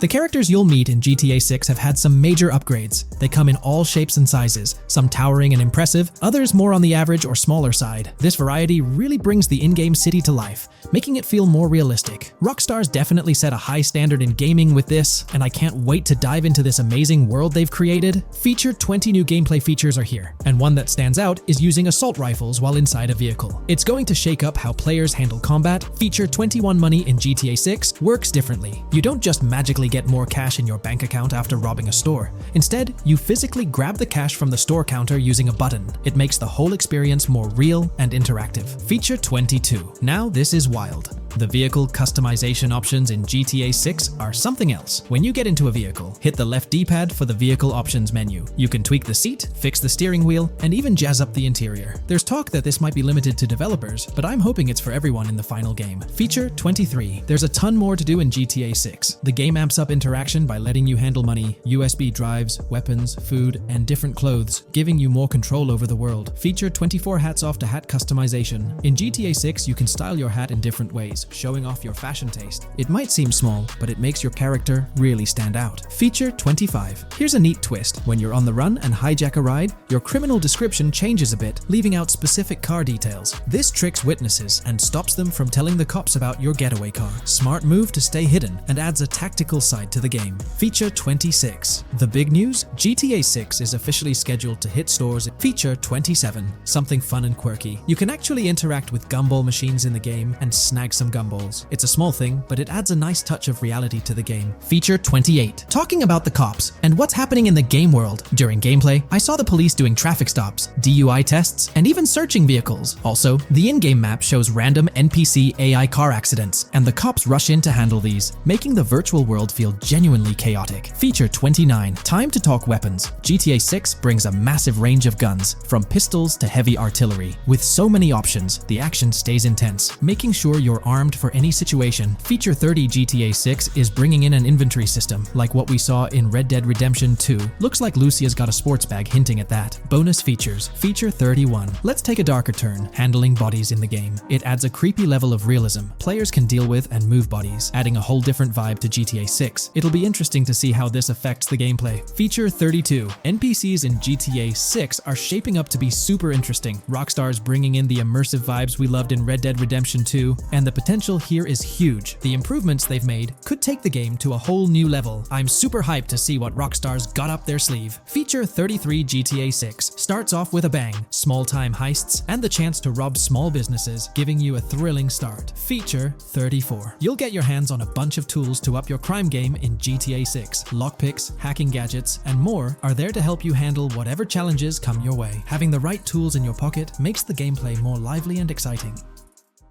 In today's video, we'll delve into the most recent iteration of the GTA 6 mapping endeavor. We'll explore the freshest alterations introduced to the map, including newly incorporated locales and adjusted road placements. Additionally, we'll examine some intriguing revelations stemming from the inaugural official trailer, such as the appearance of a swordfish.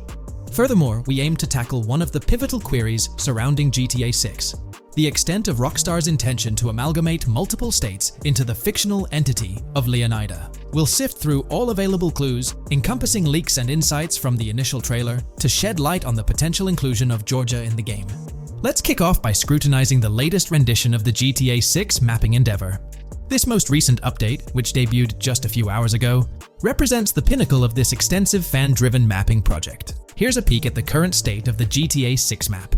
We've got Vice City and Port Gilhorn in the mix, with tweaks made to both cities, along with some other spots on the map. Keep an eye out for changes like the prison from the opening shot and the Gator Keys. To kick things off, there's a fresh addition to Vice City known as Waning Sands. While details about this neighborhood are mostly speculative at this point, it's believed to be the setting for a pivotal scene from the trailer. You know, the one where Jason and Lucia dodge past a few police officers in their getaway vehicle. In this vicinity, you'll find the Evergreen Mall Center, prominently featured at the start of the scene. Keep an eye out for a sign on the right side of the frame, showcasing various stores set to be part of this plaza.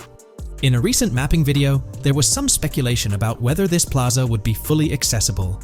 While only part of the name MLE is visible at the top of the sign, it seems the mapping community is also leaning towards it being called Evergreen MLE. However, the exact location of the MLE within the plaza is still up for speculation. Notice how the buildings on the map are marked in red? Well, there are a few other speculative additions to Waning Sands. These include a gas station, Sailbolt K condos, and Cricket Club condos. Here's what we're using as a reference. You can catch a glimpse of the gas station roof along with other nearby buildings. In a previous video, we floated the idea that this could be Topgolf in Dalal, Florida. However, it seems unlikely now since the placement doesn't quite line up. But hey, let's hold off judgment until we know more. Now, let's talk about some updates in the positioning of various elements.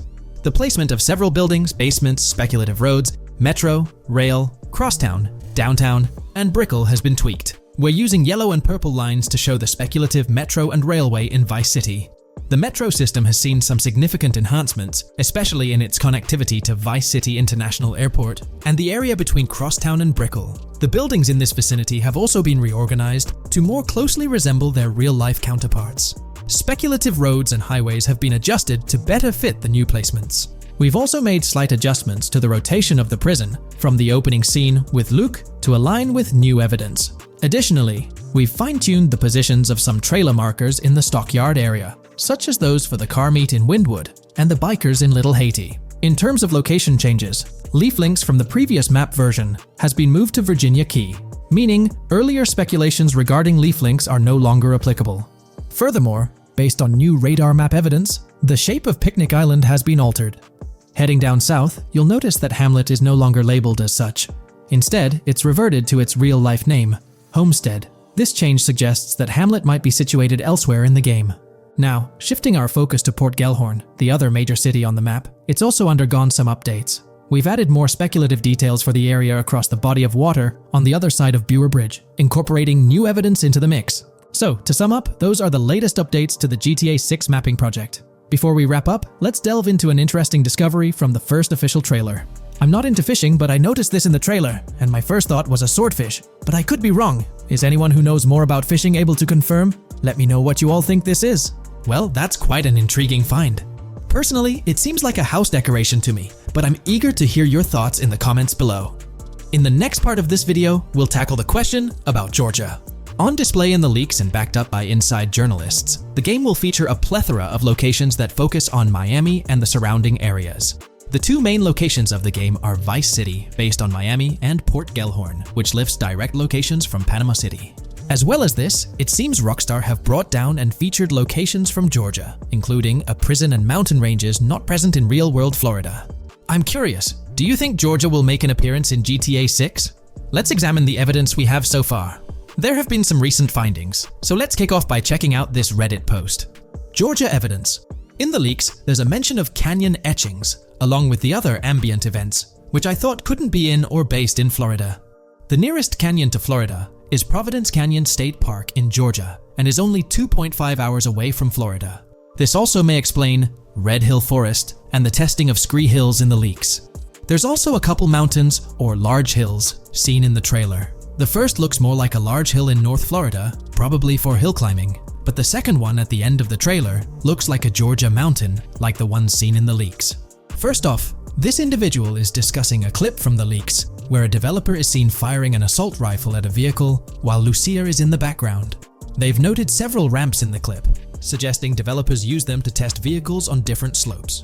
The clip also shows various types of ramps listed, including MTB ramps, hill climb, mud drag, scree hill, mud drag string, and crash tests, as well as MX tracks. The speculation is that ROCKSTAR might have been testing the scree hill due to its resemblance to locations in Georgia. Additionally, 2 shots from the trailer show hills. One at the 59-second mark where someone jumps on a table, causing it to break, revealing multiple cars ascending a steep hill in the background. And another in the final shot, where Lucia kicks down the door to a convenience store, showing another hill or mountain through the window. Let's delve into the comments and see what the community thinks about these hills. Are there similar hills in Florida? Or has ROCKSTAR taken some creative liberties and introduced hills from Georgia? Ekanfinaka is a place in the game, shown by the leaks. And Ekanfinaka is literally the old name for a swamp in southern Georgia. Not to mention we saw a big hill, small mountain. I've lived in Florida for a long time. There are no hills, anything like that in the state. Northern Florida has some hills, but nothing like that at all. The hill in the leaks resembles the Blue Ridge in northern Georgia. It's a fictional state. It could be a collection of features from 4 or 5 states for all we know. 2 hours outside of Florida is hardly breaking the concept. I'd imagine much of the urban landscape will be much like Florida, with the outskirts being closer to Caribbean, or as you said, Georgia. There's a separate post talking about these mountains in GTA 6. We know GTA 6 is being based in Florida, a relatively flat state, so it'd be obvious to think that the game will stay true to its setting. However, one interesting thing I found in the diner robbery footage from the leaks is that a huge mountain can be seen in the far distance, particularly around the part where Lucia starts approaching the police car from the passenger side. I'm not sure if anyone else has noticed this, but it's interesting to note, considering Florida is the flattest state in the country, LOL. Maybe we can go to other states? The area does resemble rural Georgia. Thoughts? I think it will be more similar to RDR2 than past GTAs where it's only one state. I bet the map will be a hybrid of Georgia and Florida. If not, then Florida and most likely another country like Cuba or some South American country with mountains. Yes, probably we can visit the state of Georgia. A few weeks ago, someone found out that the prison you can see in one clip is from Georgia as well. Multiple states in the game. The Florida Scout lady mentioned ROCKSTAR scouting interiors in Florida and other states in the southeast. Hopefully this means we get towns, or maybe cities in these other states, instead of simply hilly terrain.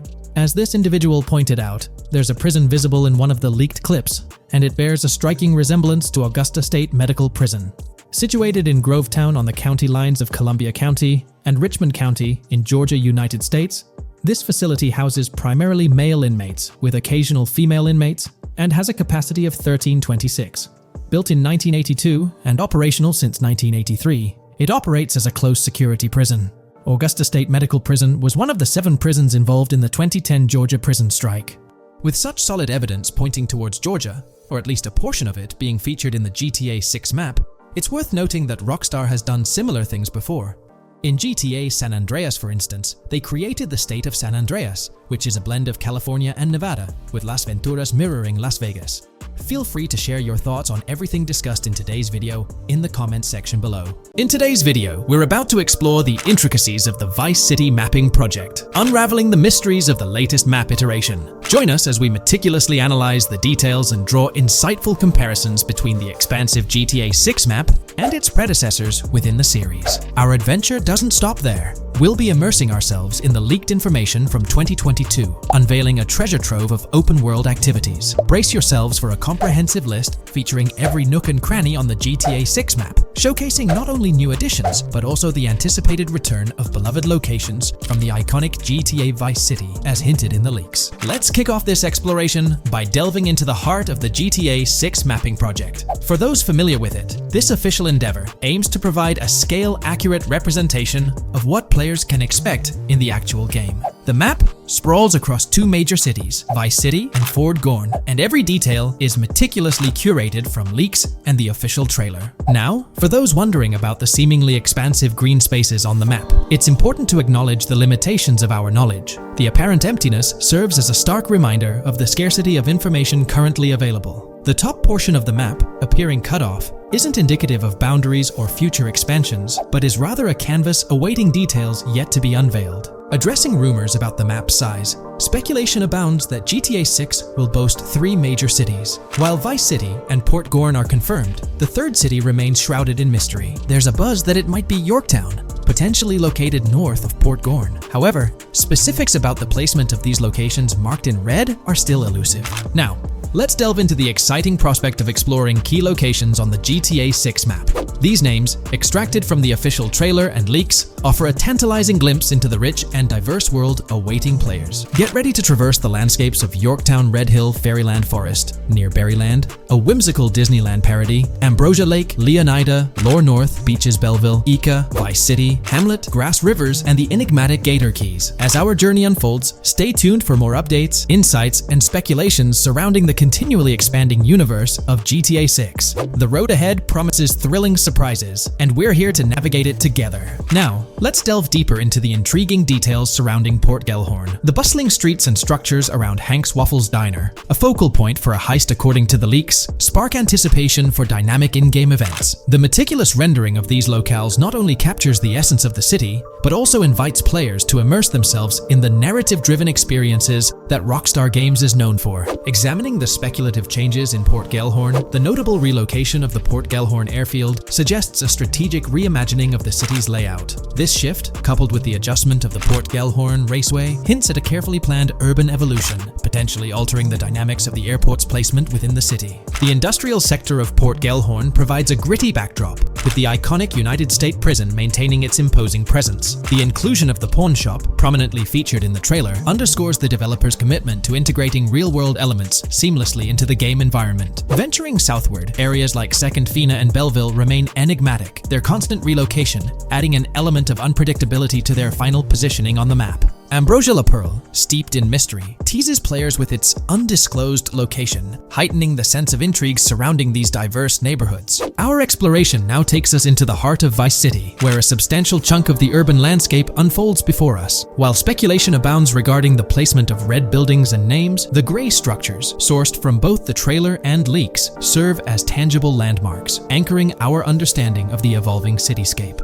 Vice Beach emerges as a vibrant district, adorned with numerous hotels that were meticulously analyzed in previous videos, providing a tangible link between the virtual world and its real-life counterparts. Washington Beach, with its diverse skyline, beckons players with promises of new adventures, enhanced by the improved streets of Stockyard, Little Haiti, Rock Ridge, and Crosstown, as showcased in the trailer footage. Descending further into the enchanting realm of Grass Rivers, we come across the enigmatic district of Hamlet, speculated to mirror the charm of Homestead. Yet, the persistent red designation leaves us tantalizingly in the dark about its precise location. This region reveals fascinating landmarks, including a power plant nestled at Turkey Point and a sewage treatment plant, painting a vivid picture of the industrial landscape, as gleaned from leaked footage. The presence of Grass Rivers itself, along with the mysterious Gator Keys and the alluring sundown, adds an extra layer of intrigue to this particular segment of the expansive GTA 6 map. A moment of appreciation is certainly due to the dedicated individuals steering the mapping project, whose commendable efforts grant fans an evolving and detailed peek into the GTA 6 world. Their commitment to accuracy and meticulous attention to detail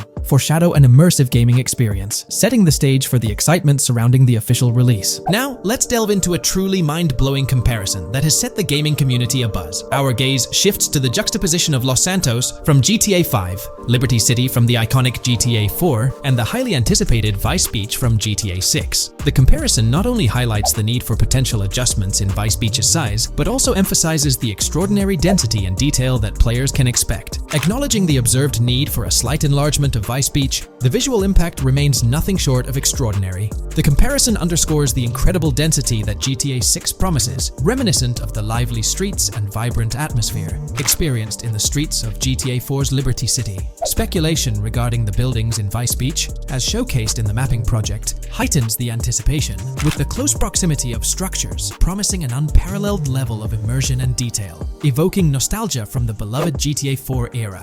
This meticulously crafted map stands as a colossal playground, harking back to the bustling streets that made GTA 4 a standout title. The intricate detailing, the tightly packed urban landscape, and the anticipated density all point towards an experience that pays homage to the franchise's esteemed roots, while pushing boundaries in the expansive open-world genre. The enormity of GTA 6, both in size and detail, heralds a new era in gaming. The astonishing comparison, showcasing the potential density and intricacy of Vice City, is nothing short of a revelation. A special acknowledgement goes out to the mapping community for their outstanding work in envisioning an entire Vice City characterized by a multitude of buildings. The level of density and detail promised is unprecedented and is set to redefine the benchmarks of open-world gaming. The concept of an expansive map allegedly featuring 3 cities elevates the excitement, presenting players with a gaming landscape of unparalleled proportions. Now, delving into the realm of open-world activities revealed in the 2022 leaks, the thrill intensifies. With 4 confirmed activities and the potential inclusion of DICE, GTA 6 promises a diverse range of immersive experiences. Golf, fishing, and races are confirmed elements that contribute to the dynamic and engaging environment that ROCKSTAR Games is crafting. A particularly intriguing moment unfolds in the trailer, as Jason, visibly nervous, speeds away from a robbery scene, with Luke clutching the ill-gotten cash. In the distance, the iconic Topgolf in Doro makes a cameo, a real-world entertainment destination located in Doro, Florida. The climate-controlled hitting bays, HD TVs, and sports bar elements create an enticing backdrop for players to explore. This real-world integration adds a layer of authenticity, bridging the gap between the virtual and real worlds.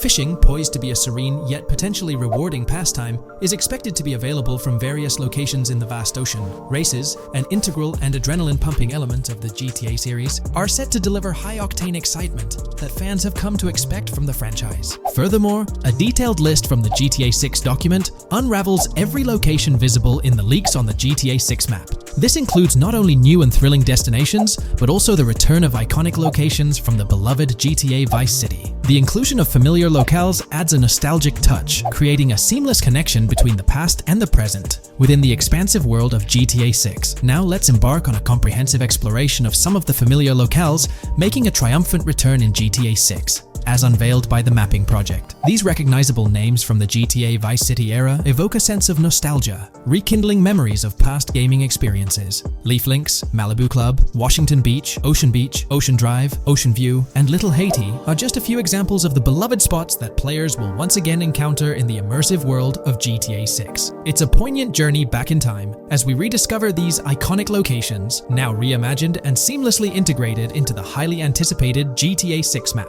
Venturing further into the extensive list of locations, our focus remains on the map, unveiling an array of intriguing places that contribute to the game's richness. Among these, the Jack of Seas nightclub takes center stage, having made appearances in both the official trailer and the leaks from 2022. While a detailed reading of every location is beyond the scope, feel free to pause the video and explore these fascinating spots at your own pace. From quaint small stores to the distinctive stone sculpture gracing Vice Beach, each location adds layers of detail and authenticity to the sprawling game world, some of which have been exclusively revealed through leaks. Shifting our gaze to Port Gilhorn, a diverse array of captivating places awaits discovery. The car wash, soccer field, a bustling basketball court, the Ambrosia Farm, and the intriguing King Neptune statue are just a glimpse into the eclectic offerings in this part of the map. Sailing through the Keys, exploring underwater ruins, investigating an underwater research facility, and contemplating the mysteries of the Bermuda Triangle add an extra layer of fascination to the GTA 6 experience. With the unveiling of the mapping project, the sheer depth and meticulous attention to detail that ROCKSTAR is investing in the GTA 6 map become even more awe-inspiring. The possibilities for Easter eggs and hidden secrets in this expansive and densely packed landscape seem limitless. As we peel back the layers, the anticipation and excitement for the intricate world ROCKSTAR is crafting only intensify. Taking a deeper dive into GTA 6, we find out new info around the highly anticipated Trailer 2, highly probable predictions, and the projected timelines associated with this game.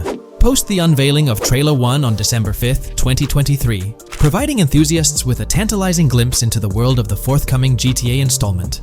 Rockstar has maintained a notable silence. Despite the absence of official announcements, the internet has been abuzz with articles and claims, including a recent piece highlighting details allegedly leaked by a Twitter user. It's prudent to approach such assertions with a discerning eye, given the prevalence of misinformation in the digital space, especially with the emergence of numerous GTA 6 themed accounts. Interestingly, amidst the sea of speculations, it's essential to acknowledge the presence of individuals who accurately leaked details about the first trailer on Reddit before its official release.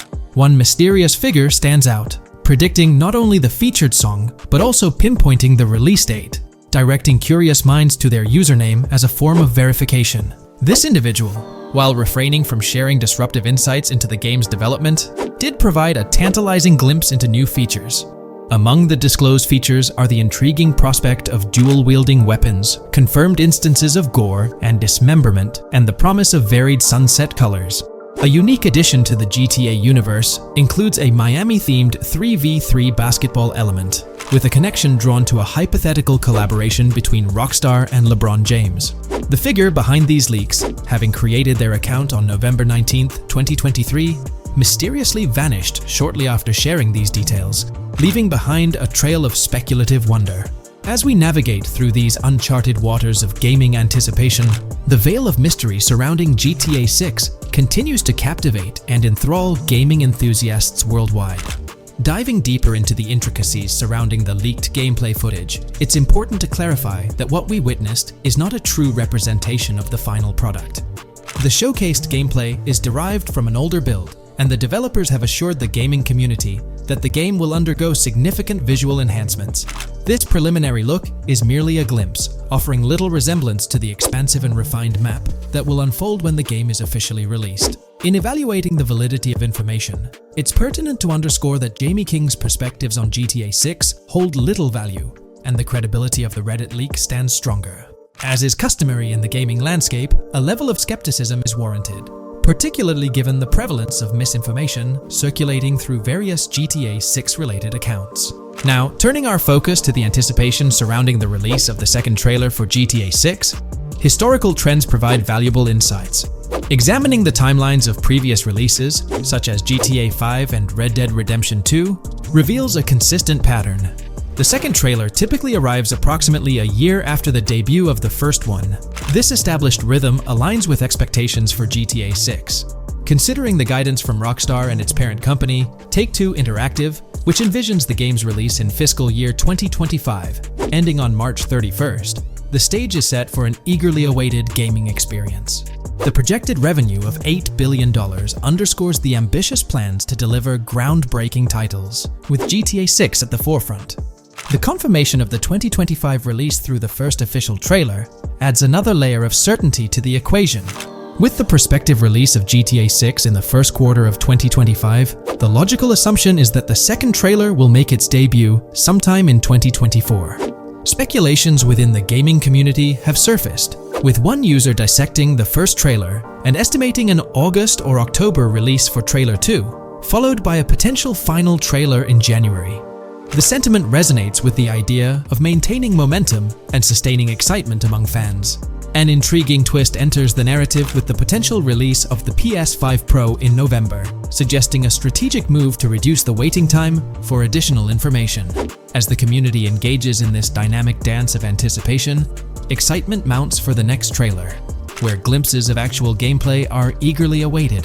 Venturing deeper into the realm of anticipation surrounding GTA 6, comparisons with Red Dead Redemption 2, which boasted 6 trailers, underscore the immense budget and expansive scope that the upcoming installment is set to showcase. Expectations are set for a dynamic marketing approach with 2 trailers, each dedicated to unraveling the story of a protagonist. This anticipation is further fueled by the likelihood of a dedicated gameplay trailer, shedding light on the mechanics and features, as well as a comprehensive trailer providing insights into the vastness of the game's map. Additionally, there's a tantalizing prospect of a trailer focusing on the diverse groups and gangs that inhabit distinct zones within the game. This comprehensive promotional strategy is indicative of a monumental project that promises to redefine the gaming landscape, Now, let's unravel the rationale behind the assertion that GTA 6 is poised for a late 2025 release. Examining the historical trajectory of game releases, particularly the 2-year gap between the initial trailer and the game hitting the shelves, aligns seamlessly with fiscal reports. This alignment serves as a solid foundation for confidence in predicting the game's availability by the end of 2025. Pondering the intriguing possibility that GTA 6's launch timeline might mirror that of its predecessor, GTA 5, sparks curiosity. Noting the first teaser trailer's debut on November 2nd, 2011, and comparing it with GTA 5's unveiling on December 5th, 2023, there's a parallelism that invites speculation. Expanding this analogy to include the release of the first 2 screenshots for GTA 5 on July 12, 2012, suggests a timeline for potential content drops for GTA 6. If we entertain the notion of a 1-year gap between the first and second trailers, mirroring historical patterns, and factor in Rockstar's potential aim for a fall release, an intricate timeline unfolds. Of course, acknowledging the industry's unpredictability, potential delays could sway this projection. Encouraging the community to share their insights, the script opens a channel for predictions regarding the release of GTA 6 Trailer 2. For those intrigued by a personal timeline, a meticulous projection is presented. The anticipation of Trailer 2 making its debut around April or May 2024, strategically ahead of the summer, is poised to keep the gaming community buzzing. Subsequent to this, the prediction of a third trailer, potentially a gameplay trailer, surfacing around October or November of the same year, with the possibility of extending into December, adds to the excitement. Early 2025 is earmarked for another critical trailer, presumably a launch trailer, complemented by TV spots to amplify the buzz. During the interim periods, additional content drops are anticipated, featuring new screenshots, short-form videos, and artworks, ensuring a sustained engagement with the gaming audience. Acknowledging the evolving landscape of marketing, the script posits that character trailers, a hallmark of GTA 5's promotional strategy, may not be a focal point this time. The shift from 3 protagonists in GTA 5 to 2 in the current installment lends credence to this assertion. The first trailer introduced Lucia, and the prediction is that the second trailer will shift the spotlight to Jason, offering glimpses into his character and potentially unveiling more facets of the game's map, including Sport Gilhorn. Furthermore, a dedicated story trailer is envisioned, delving deeper into the narrative, characters, and plot. If Rockstar aims to sustain the momentum generated by the first trailer and is eyeing an early 2025 release, the likelihood of witnessing the second trailer before the summer of the current year becomes plausible. This expansive and speculative exploration of GTA 6's potential trajectory invites the gaming community to share their perspectives, fostering an engaging discourse in the comments section. GTA 6 has been announced, and it's caused a whole bunch of rumors to swirl around. We've got a list of stuff that's actually confirmed for the game, so let's dive in. Now, the game isn't coming out anytime soon. Rockstar Games is still working hard on it. But thanks to some leaks, we've got some inside info on what to expect. We're talking vehicles, game physics, and the main characters, Lucia and Jason. Plus, we've got details on the map, the huge open world, activities, and all the weapons you can play with. There's also a bunch of cool stuff going on with NPC AI, RPG elements, and some new gameplay features. People are pretty hyped about all this, and they're chatting up a storm about what GTA 6 is going to be like. Now let's check out the vehicles in the game. The GTA forums did a solid job gathering this info, so shout out to them. So we've got confirmed vehicles like the Blista Compact, Ocelot Locust, and something that looks like a 90s Buick Skylark. By the way, I'm holding a monthly giveaway for a PlayStation 5. You just need to subscribe and you're entered. Now, back to the video.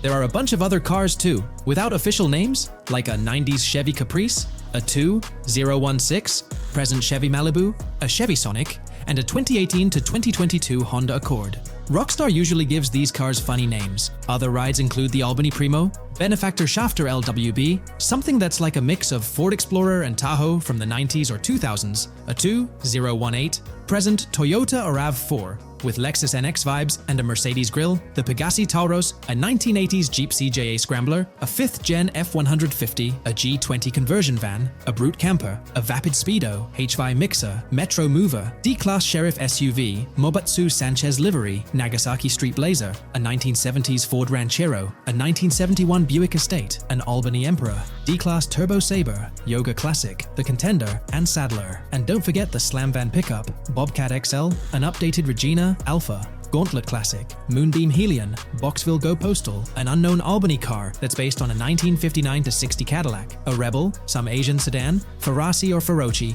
Boller, Novak, Buffalo STX, Alpha and Feudo, a Benson, NF 890, Buffalo with no sports bumper, and the Stanier and Landstalker. With all these vehicles, GTA 6 is going to be quite the ride. Now let's talk about some gameplay clips making the rounds on social media. They give us a sneak peek at missions and what Rockstar is up to. One clip shows Lucia, our main character, trying to rob a place called Hank's Waffles, a diner. In this early test, the non-player characters look kinda generic and are jokingly called dummies in the game. The NPCs react to Lucia's aggressive moves, and their animations show they're pretty freaked out, kind of like what we saw in Red Dead Redemption 2. During the robbery, Lucia can aim her gun at a hostage, giving you the choice to rob or have a face-off. Taking a hostage adds some spice to the crime. Jason, the other protagonist, is there too, and you can interact with both characters during the heist. Jason pushes Lucia to hurry up and make a clean getaway, hinting at a Bonnie and Clyde-style partnership, which lines up with earlier leaks about the game's story. People are even saying that Lucia and Jason look like Eva Mendes and Ryan Gosling from the Place Beyond the Pines movie, but we're not sure if the game's story will follow a similar path. Lucia and Jason look like they're in their late 20s. You can switch between them in the game using the controller's D-pad. When the cops show up, Lucia can threaten another hostage, and it leads to a face-off with the police outside. The outdoor area looks like it's inspired by northern Florida with all the greenery. While trying to escape, Lucia and Jason rack up 2 wanted stars, but instead of a shootout, they skillfully maneuver through parked cars and hijack a police cruiser. You can tell it's an early part of the game from the tutorial-like prompts, including one about the police getting smarter and remembering cars involved in crimes. The clip ends with Lucia driving off in the stolen police car, and Jason assures her they can shake the cops. But their getaway ends with an accidental crash at an old car wash. In the next mission, Jason and Lucia hit up a strip club called Jack of Hearts and run into Dre, who's chatting with another lady. Dre talks about his music dreams and hints at someone named Boopy. During this chat, we get messages from 2 new contacts, Billy and RB Shaw, through a WhatsApp parody. The early footage shows a minimap that looks like the one in GTA 5, with icons that probably stand for missions from characters labeled WM and YJ. As they head up to the VIP second floor, Dre has a run-in with DJ Tip, who's upset about waiting for drinks. Dre steps in, but it's clear that Tip isn't the most popular guy. Dre moves on, and that's where the clip ends. Just remember, this is early development footage, and things might change as the game gets closer to release. Another leak spills the beans on more than 500 world events, encounters, and Easter eggs you'll come across while playing. There's too much to cover, but I'll mention a few interesting ones. You'll find stuff like missing tourists, yard sales with new clothes, an event that's a bit like the insurance fraud thing in Saints Row, a voice in the storm drain that might remind you of Pennywise, a Bonnie and Clyde mystery that spans different places, and a workout challenge that suggests fitness activities are back. Players can also stumble upon an island camp, DUI tests, UFO sightings, an animal house, a swamp safari, and even the possibility of playing some crazy golf. There's a hint that the basketball court might be back too. Events like fishing, Satanist houses, backyard wrestling rings, and mansions with big cats offer a bunch of different experiences in the game world. Now, let's talk about the main locations in Grand Theft Auto 6. Ambrosia has Ambrosia Farms and the Tarmac. Bayside Copperhead, the Everglades or Grass Rivers, Fairyland and Fairyland Forest offer different environments. The Keys region includes places like East Key, Low Key, and spots like a garage, gas station, and liquor store. Lake Okeechobee has a motel, prison, and racetrack, while Little Haiti, North Beach, and North Miami come with places like gas stations, hideouts, and liquor stores. Port Gellhorn offers a variety of spots to explore, like an abandoned building, basketball court, beach, bingo hall, bowling alley, car wash, fishing store, fruit stand, gas station, motel, pawn shop, police station, quick shop, raceway, soccer field, and trailer park. Red Hill has a forest, South Beach features a boardwalk, gym, hotel, Ocean Drive, and park. South Miami Sundown includes a beach and tarmac, and Vice Beach covers Vice City suburbs and Washington Beach. There are also other interesting places like an abandoned hotel, observatory, Fountain of Youth, homeless community, Malibu Club, Monument of Leonida, Redneck Yacht Club, Spaceship House, underwater research facility, and Dinosaur World. According to info from the GTA forums, Grand Theft Auto 6's open world is estimated to be at least 2.5 times the size of GTA 5 ES, giving players a massive world world to explore. The game seems to take cues from the successful approach in Red Dead Redemption 2, promising a well-designed open world with intriguing mysteries. We've spotted some real-life Florida locations in GTA 6's development footage, like the Homestead Miami Speedway turned into the Port Gellhorn racetrack, and recognizable places such as Portofino Tower, Sombrero Key Light, Solar Amphitheater Bayfront Park, and Lone Depot Park. Even the 1000 Museum, a high-rise condo in Miami, is in the game, showing Rockstar's attention to detail. A metro map that's a match for Miami's real one suggests a deep immersion in the game world. The lush landscapes and greenery might hint at a move into Georgia,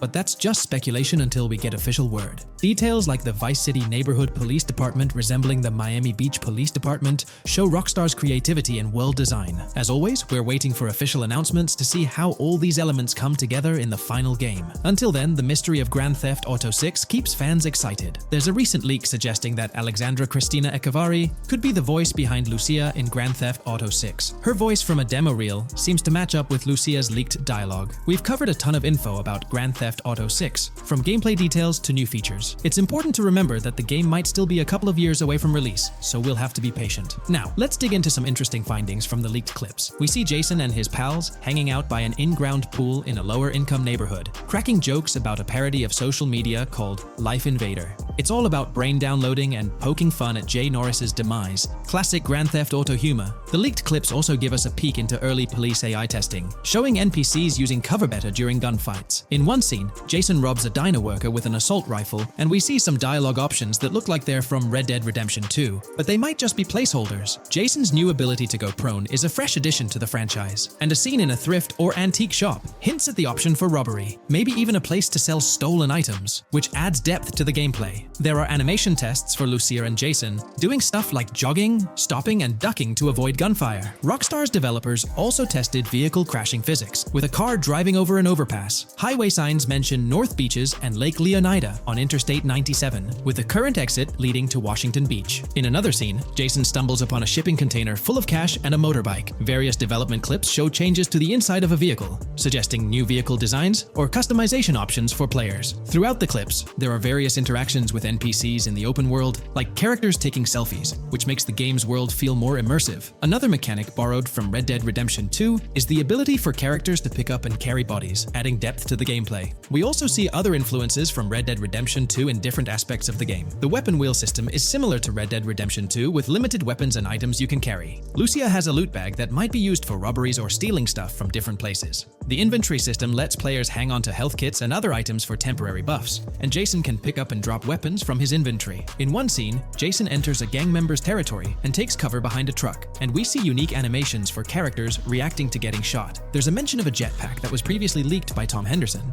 and it's inside the Jack of Hearts Club. The game includes parody logos for social media like Snapchat, Instagram, and Life Invader. Characters have different hairstyles, and there are realistic details, like Lucia's bra showing under her shirt, which adds to the game's realism. A new feature is the ability for players and NPCs to hold their guns sideways, which changes things up in combat. We also see Jason doing some fancy rifle tricks in the air, and another character in a parking lot shoots at him while holding his pistol sideways. The clips mention animations like Overdose, which hints at unique actions or events in the game. There are hints of horses and horse riding mechanics, likely inspired by Red Dead Redemption 2.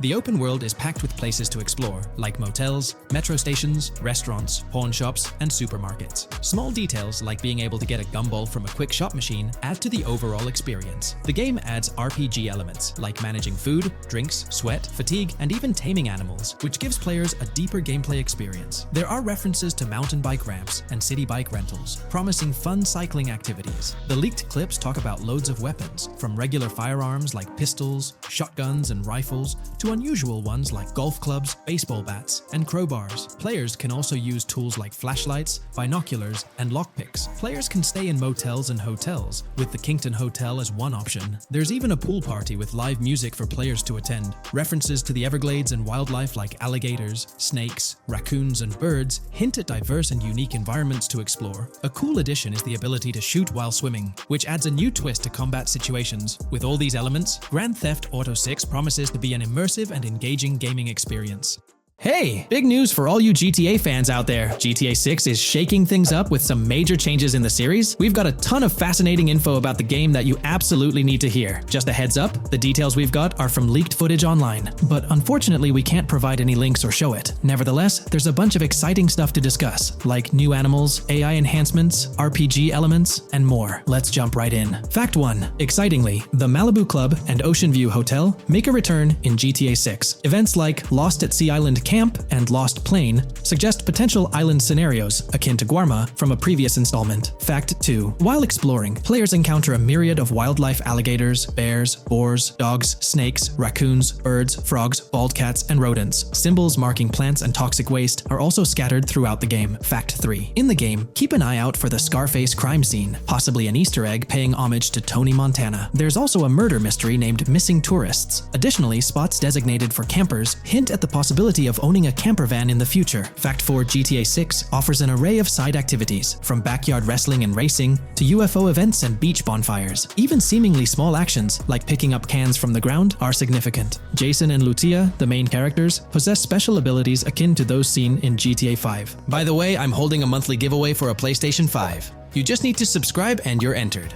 Now, back to the video. Fact 5. Jason and Lucia's safe house serves as a motel, a central hub for their activities. The game's world features various street gangs, each with its distinct vibe. Characters exhibit different personalities, including romantic, cool, pragmatic chaotic, and pragmatic cool. Fact 6. Gameplay enhancements in GTA 6 introduce the option to use zip ties on NPCs for stealth mechanics, alongside the ability to carry bodies, enriching the depth of stealth elements. Fact 7. The gunplay in GTA 6 mirrors the mechanics seen in Red Dead Redemption 2 and Max Payne 3. It might be worth exploring those games before GTA 6's release if you haven't already. And activities? GTA 6 offers an abundance, from fishing and wild golf to basketball, football, and soccer. There are gyms for training, a yacht club, and even a racetrack. Fact 8. Prepare for a contemporary setting, post GTA 5 events. The game meticulously recreates numerous Miami landmarks, such as a grand tennis court, a bustling football stadium, and a lively amphitheater. The map encompasses an airport and a functional tram system with an airport stop. And that's not all.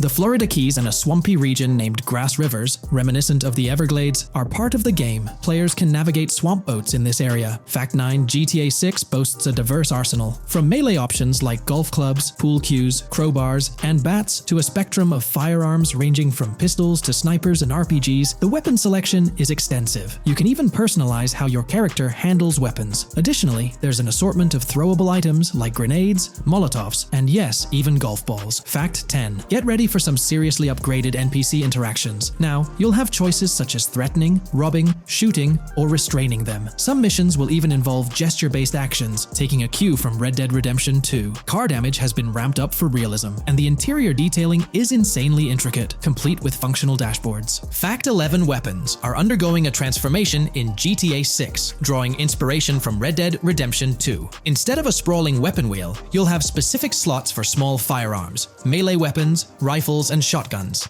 No more unlimited weapons, but you can drop and pick them up along the way. Fact 12. During development, there was a glimpse of Arthur Morgan's hat, although its inclusion in the final game remains uncertain. Players now have the option to surrender to the police during a heist, introducing a thrilling twist. Police response time has been revamped to feel more authentic, featuring a timer that varies based on the severity of the crime. Murder gets a quicker response than robbery. GTA 6 caps the maximum wanted level at 5 stars, and a 6-star level seems highly unlikely in the current gameplay. Fact 13. Let's focus on the characters.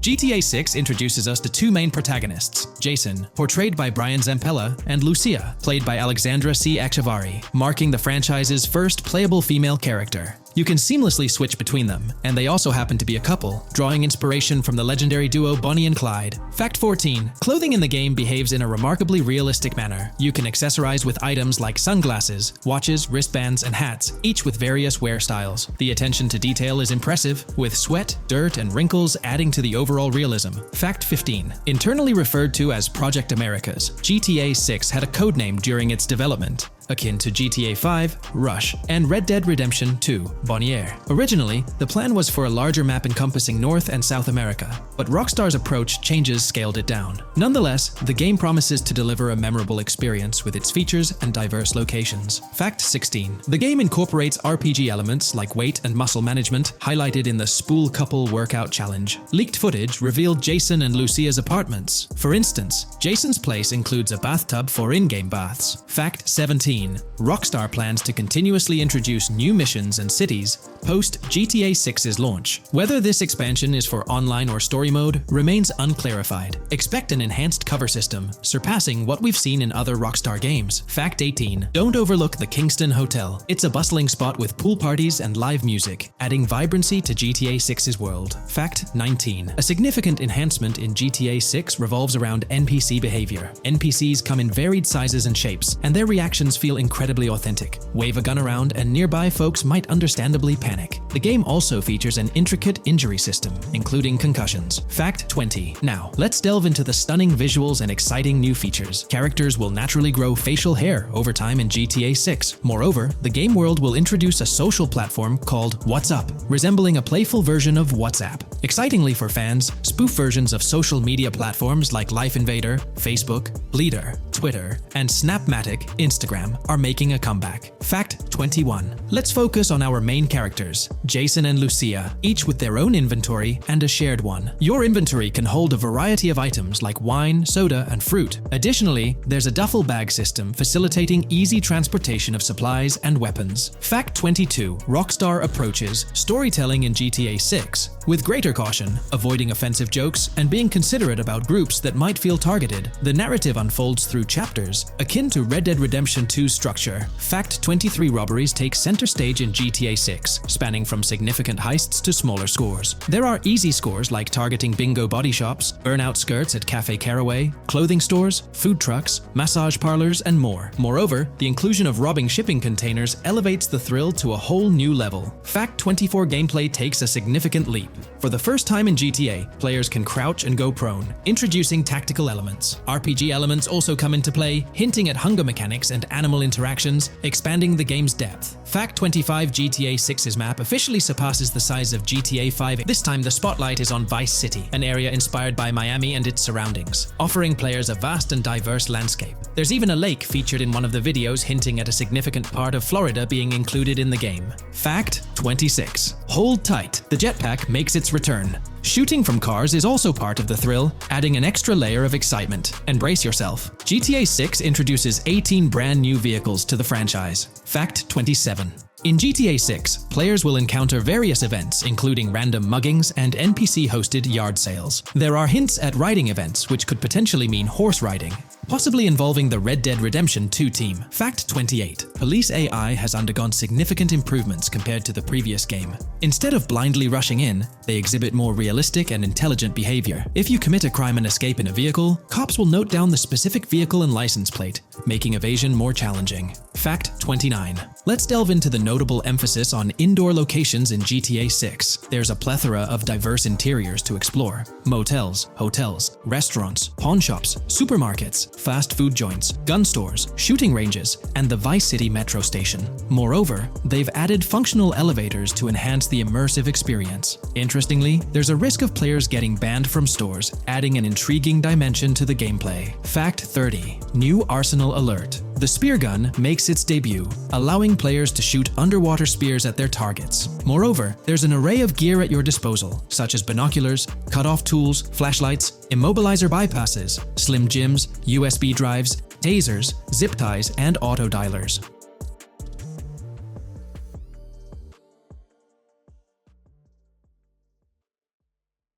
In today's GTA 6 video, we're discussing how much money Rockstar Games has made from the first trailer released back in December. We'll also cover Rockstar's plans for the next trailer and their potential strategies for cross-promoting GTA 6. There's a lot to talk about, so let's get into Rockstar's promotion tactics for GTA 6 and when we might see a second trailer.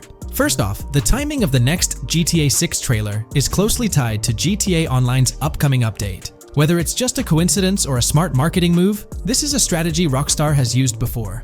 For example, they released GTA Online's Winter-December DLC a week after the first GTA 6 trailer. This timing helped make it the most viewed GTA Online trailer ever, even beating out the reveal trailer for Red Dead Redemption 2. If Rockstar decides to use the same approach, we might get some new Grand Theft Auto 6 details next week. This could be a second trailer, some screenshots, or additional information about the game.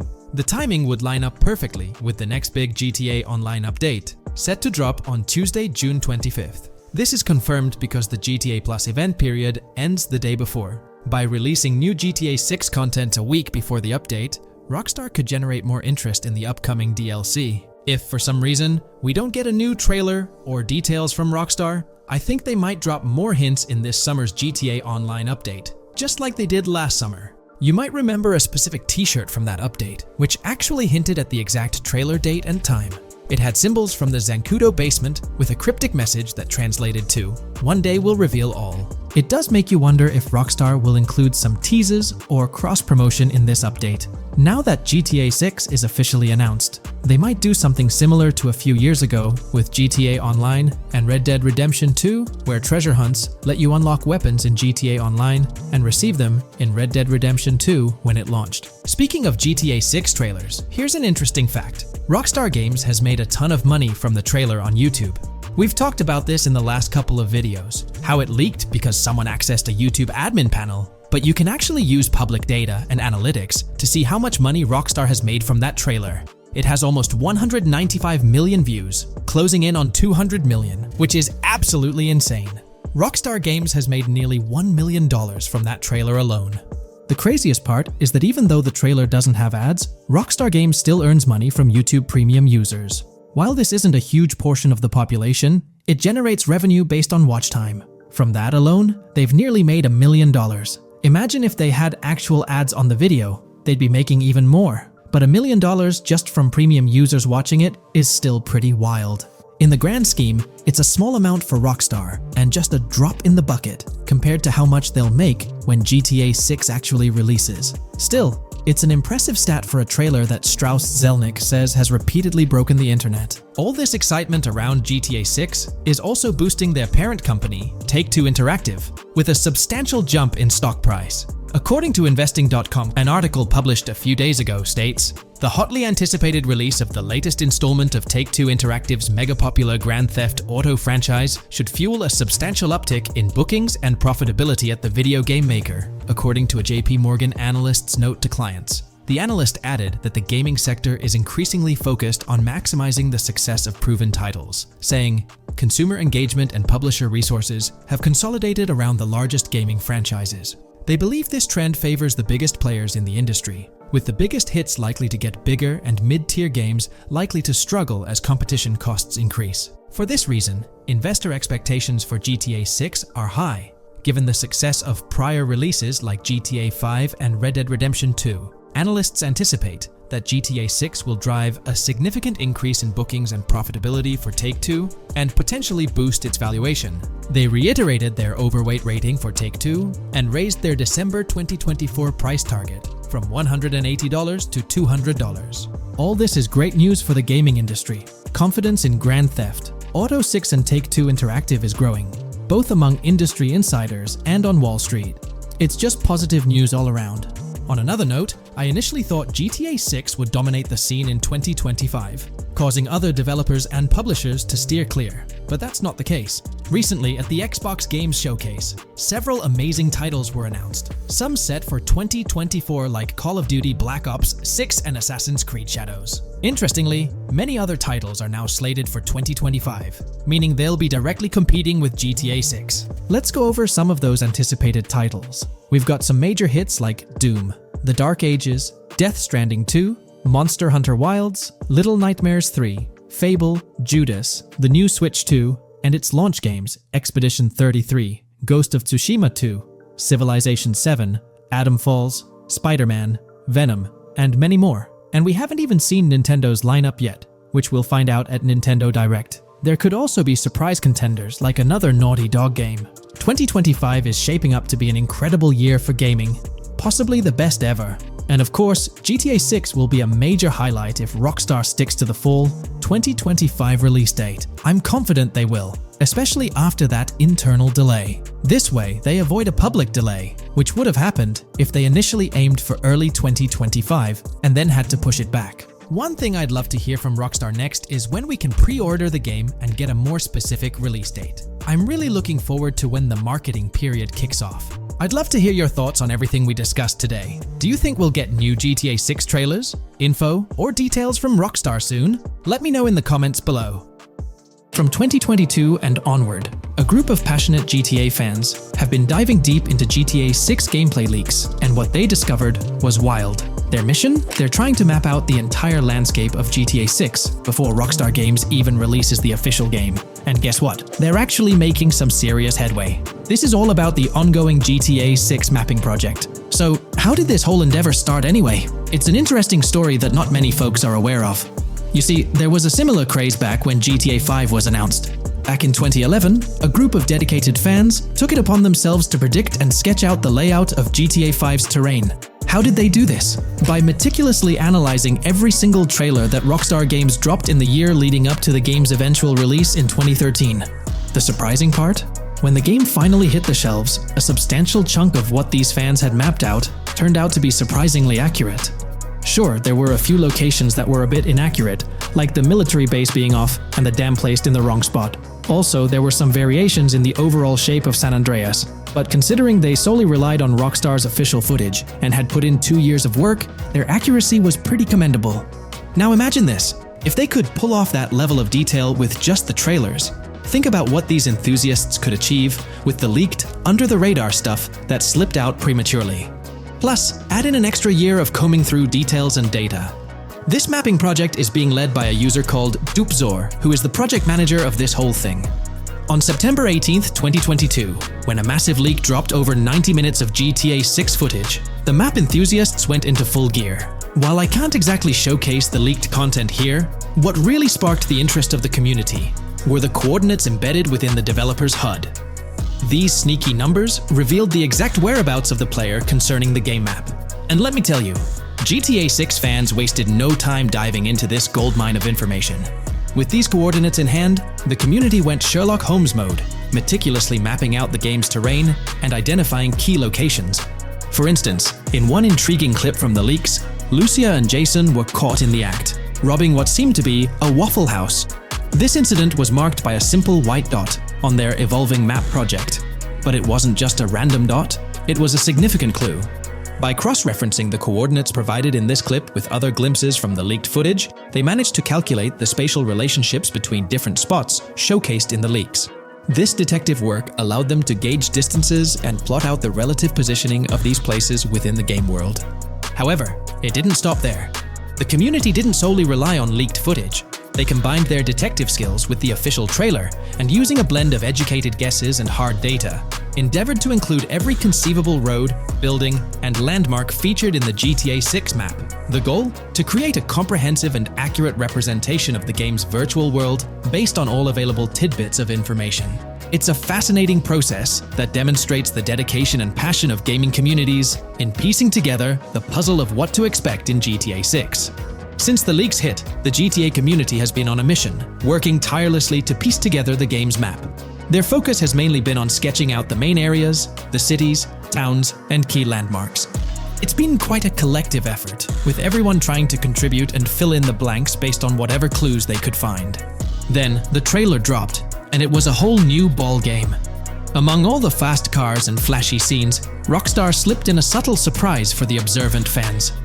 After a few days of dissecting the trailer frame by frame, someone spotted it, a tiny image hidden in the bottom right corner of the ending screen. And guess what? It looked like a map snippet. Naturally, the community went into full detective mode. They put on their magnifying glasses and compared this mysterious map with the one they'd been building from the leaks. There were some similarities, especially with the layout of the right side and the presence of separate islands at the bottom, surrounded by water. But here's the catch. That image was pixelated to the max. It was like trying to figure out a puzzle with half the pieces missing. The lack of detail made it nearly impossible to confirm if it matched their map. This whole revelation sparked a heated debate among fans.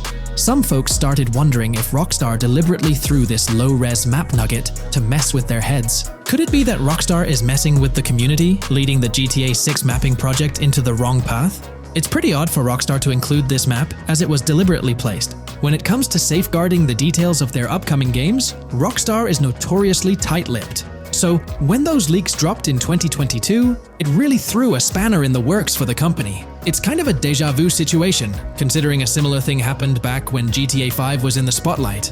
I can't help but wonder if Rockstar did this deliberately, as a deliberate move to shake things up and keep everyone guessing. But then again, we, the GTA fans, are pretty good at concocting theories out of thin air. Now, about that mysterious, highly detailed artwork nestled in the official wallpaper, that's what's really piqued my interest. It's like this odd piece that stands out from the rest, making me think it wasn't just randomly thrown in there. There's gotta be some intention behind it, right? The big question swirling around is whether it's a sly misdirection or a subtle clue for the savvy gamers. But honestly, we won't get any answers until the game hits the shelves, or maybe, if we're lucky, after another sneak peek in a new trailer.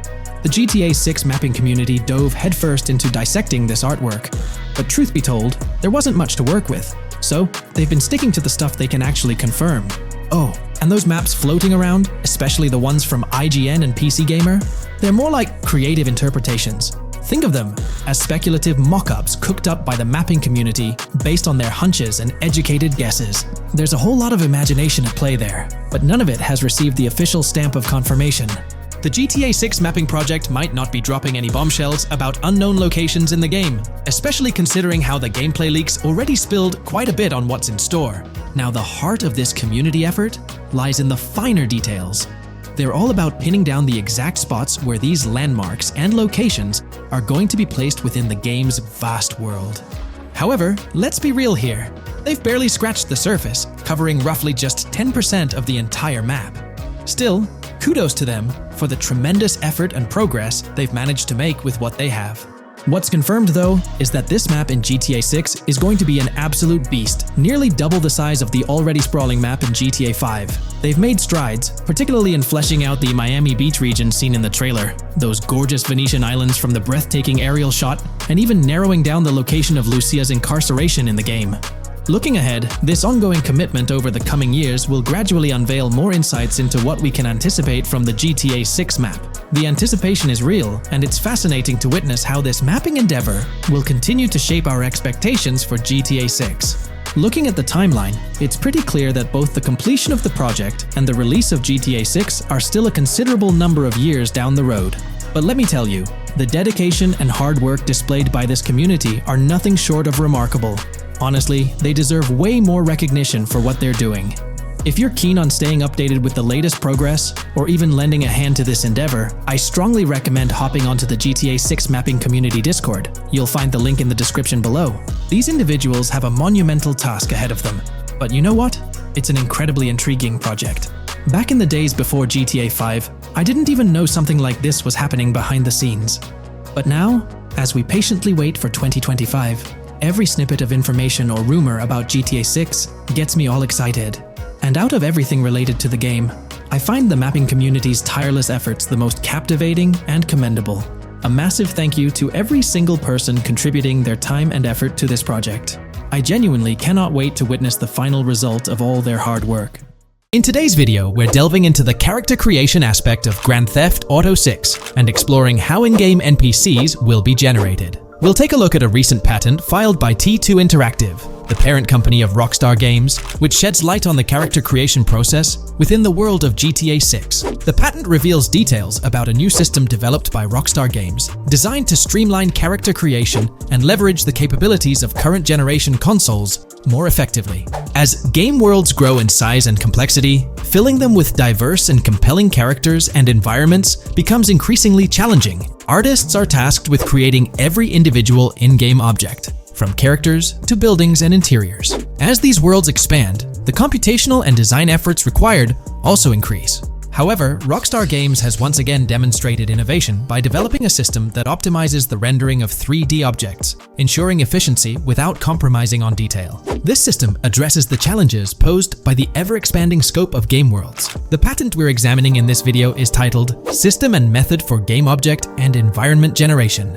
This video takes a deep dive into the generation of building interiors and characters within the expansive world being crafted by ROCKSTAR Games. The The patent starts off by providing an overview of how objects function within 3D spaces, as explained by ROCKSTAR. Objects used in 3D graphics, often called assets, are a combination of geometry data, for example, the 3D model, and data for textures associated with the geometry data. An asset may be formed of one object, or it may be a composite object made from a combination of objects. The objects that form a composite object may in different contexts be used as independent assets unrelated to the composite object, or they may always be used as a subset of a larger object. They've provided an intro to how 3D objects function in games, aiming to help us grasp the workings of their latest invention. Persons of skill in the art will recognize that many different sorts of assets, such as vehicles, can be made from collections of subcomponents. For example, one aspect of the game might require a room, say a dining room. That entire dining room could be considered one game asset, but it will likely be created from several other assets, such as a table, chairs, dishes, glasses, wallpaper, flooring, etc. The glasses and chairs are independent of the larger dining room asset. As another example, a virtual person in the game, such a background character in a scene, would also be an asset. A person asset might be made up of a number of interchangeable objects, such as legs, a torso, arms, a head, etc. Because the person is made up of interchangeable objects, a variety of different persona sets can be made by mixing and matching different constituent parts. But a body part like a torso might always be used as a subpart of a larger body object. Prior art systems generally include libraries of game assets. The systems and methods of the present disclosure add a metadata layer to these game asset systems and provide modified development and game architectures to take advantage of the new metadata layer. This metadata layer includes tags that are added to the object in order to provide useful descriptors. In a preferred embodiment, these descriptors are completely free-form and without context. This allows developers to specify information about objects as needed without having to be locked into a rich pre-configured schema. ROCKSTAR's new system introduces an additional metadata layer and utilizes tags for enhanced functionality. In the next section, they provide examples illustrating how this tagging system will operate. For instance, characters and virtual beings within the game world will be assigned tags like skinny, chubby, average, attractive, ugly, young, old, and so on. They explain that this tagging system won't just apply to the 3D models or textures alone, but to the entire object package, which includes the model and its associated textures. Essentially, every aspect of a particular character will be tagged. For example, skin textures for elderly characters will be tagged as old, while arms and torsos for heavier characters will be tagged as chubby. They also list other tag examples provided by ROCKSTAR, such as sporty, hipster, emo, preppy, nerdy, luxury, basic, new, worn out, business, and formal. Moreover, each component can have its own tag, and there can even be collections of assets with tags. Furthermore, they explain that all these assets can be stored on servers for easy developer access via an application programming interface (API). Additionally, these assets can be stored in various formats like XML, limited text, binary encoding, relational databases, and others, depending on the developer's proficiency. The systems and methods of the present disclosure further advantageously use the metadata via a rule set layer that uses the metadata to increase the speed and efficiency of game rendering, world or scene creation, game script execution, and rendering fidelity. In particular, the rule set allows designers to add context to the tags and to control their use by setting rules for the asset usage and the asset's interaction with the game and other objects. These rules are unrestricted and can be used to provide a wide variety of different capabilities and restrictions for objects. Let's take a look at how these tags will be put into action. For instance, if a jacket object is created, a tag like additional top garment can be assigned to it. Then, during gameplay, certain rules might search for this specific tag to identify objects like jackets. Furthermore, in a cold setting, the character's health stat may decrease at a slower rate because the character stays warm with the additional top garment. Moreover, the additional top garment tag could enhance rendering efficiency. For instance, if a character wears a shirt underneath a jacket, the shirt occupies memory space. Since the shirt is mostly covered by the jacket, ROCKSTAR plans to replace the full shirt with a smaller texture, only containing the visible parts under the jacket, thus conserving memory. The combination of tags and the rule set can also be used advantageously for procedural generation of game objects and environments. For example, a game scene could be created in a game script by calling assets based on tags, rather than calling the assets explicitly. For example, If the game scene called for virtual characters in a movie theater, the game designer could simply specify a need for predetermined X number of characters with casual dress.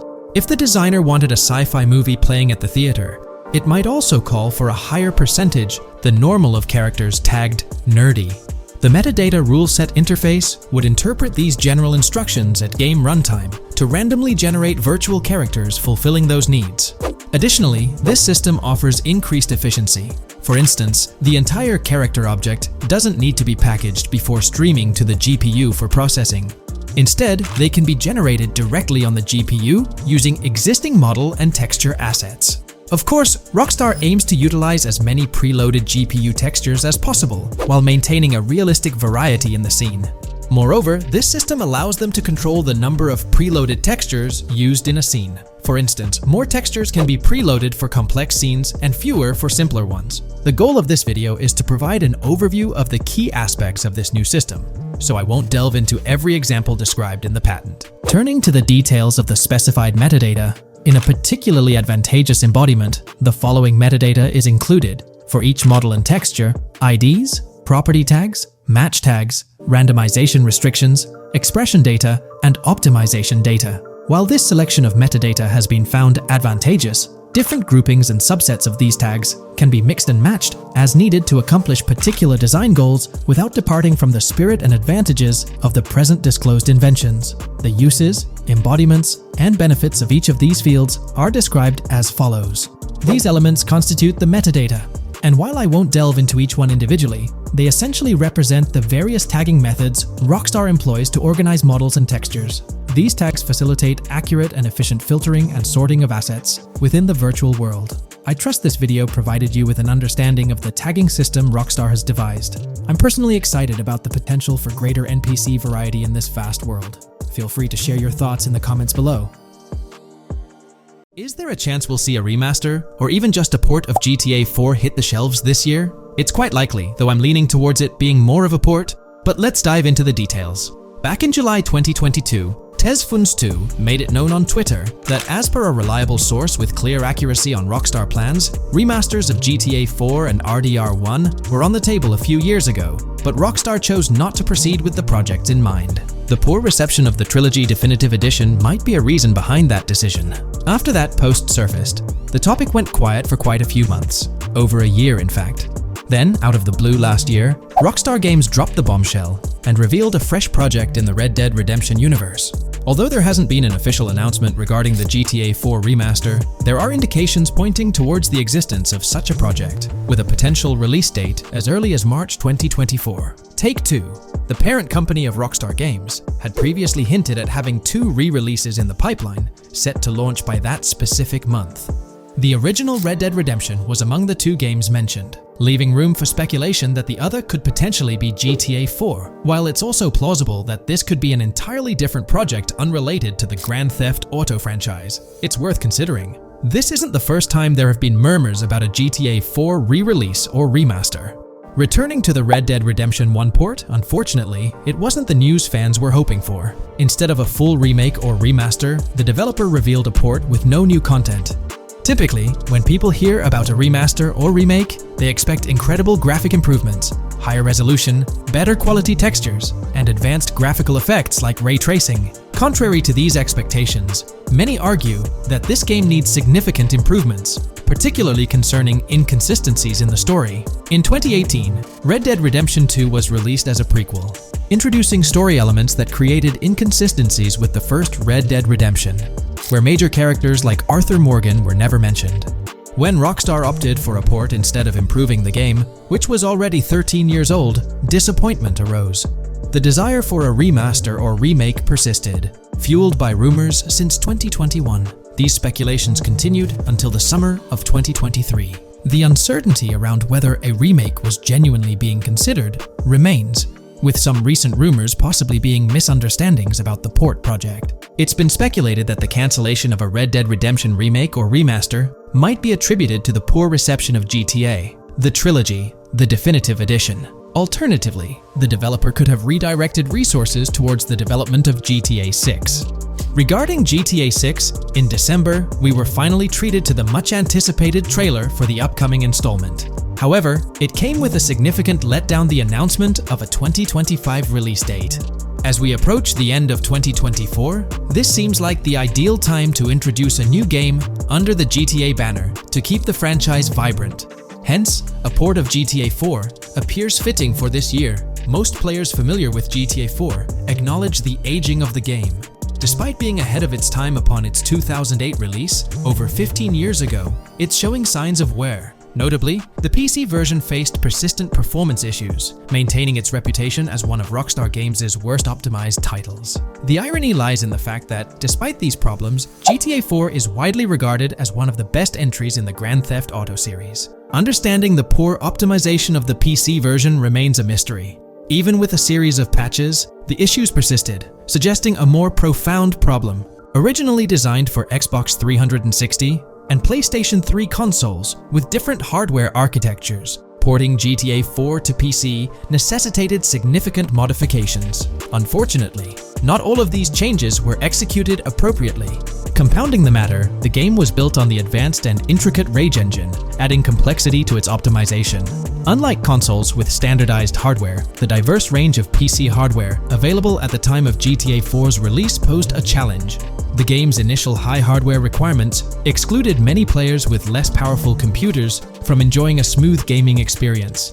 Unoptimized code contributed to performance issues, even on high-end PCs, with notable problems in managing CPU and GPU resources, leading to performance bottlenecks. How else can we gather indications that a GTA 4 remaster or port is possibly in development? Well, in September 2022, Take-Two Interactive, the parent company of Rockstar Games, made a notable move.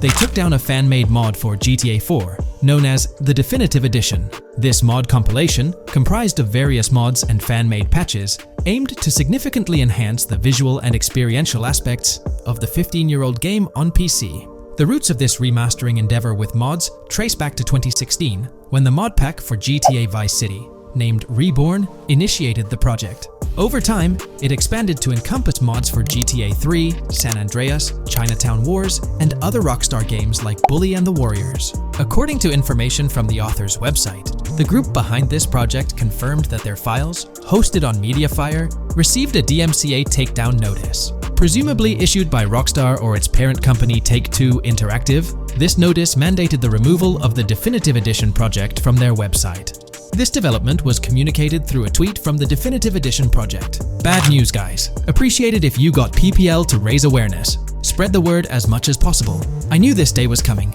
Here we are with a DMCA by Rockstar, I assume, on our GTA 4 Definitive Edition patch.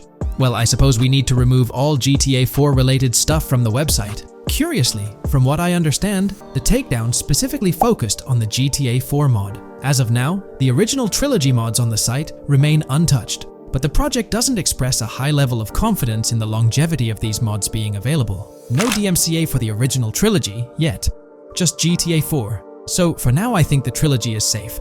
Just enjoy it when you still can, they wrote. This isn't the initial instance of Take-Two Interactive taking action against mods. Their track record indicates a protective stance towards their intellectual properties. They've previously taken down mods before, a practice observed prior to the unveiling of their own Definitive Edition for the original GTA trilogy. Despite its problematic release, that project proved to be financially successful. Many in the gaming community express a desire for Rockstar Games to follow suit and release a remastered version of GTA 4. Similar to what the studio accomplished with the trilogy. Xbox One, Series X and S users currently enjoy the luxury of playing GTA 4 through backward compatibility. However, this isn't the case for PS4 and PS5 users. Should Rockstar opt not only for re-release support, but also for substantial changes to the game, there are certain aspects of GTA 4 that could benefit from improvement. First and foremost, graphics are an apparent focal point, a common aspect of remasters to enhance the visual experience. It's worth noting that beyond the expected graphical upgrades, GTA 4 might require more nuanced improvements. One aspect that garnered criticism was the peculiar yellow filter present in the original game, making everything appear dull. This yellow tint, a characteristic of the late 2000s and 2010s, was often disparaged when employed in video games. For an open-world game like GTA 4, many argue that this filter made little sense. Various graphics mods for the PC version, such as the Ice Enhancer 4, have demonstrated that Liberty City can maintain its gritty atmosphere without this filter. For a glimpse of what a GTA 4 remaster could potentially achieve, the Ice Enhancer 4 graphics mod offers an illustrative example. Developed over several years by the skilled modder Haysam Keelani, this fan-made graphics overhaul aimed to elevate the game's visual experience well beyond its original state. On the flip side, individuals who have a fondness for the original yellow filter in the game may not find favor with this mod. If Rockstar opts to stay faithful to the original and preserve the color scheme, it would still be beneficial to update the environmental textures. Over time, these textures have aged considerably, featuring a noticeably low resolution that now appears outdated. Moving on, one of the most memorable aspects of GTA 4 is the recurring scenario where Roman calls Nico to go bowling. Nico, it's your cousin. You want to shoot some pool?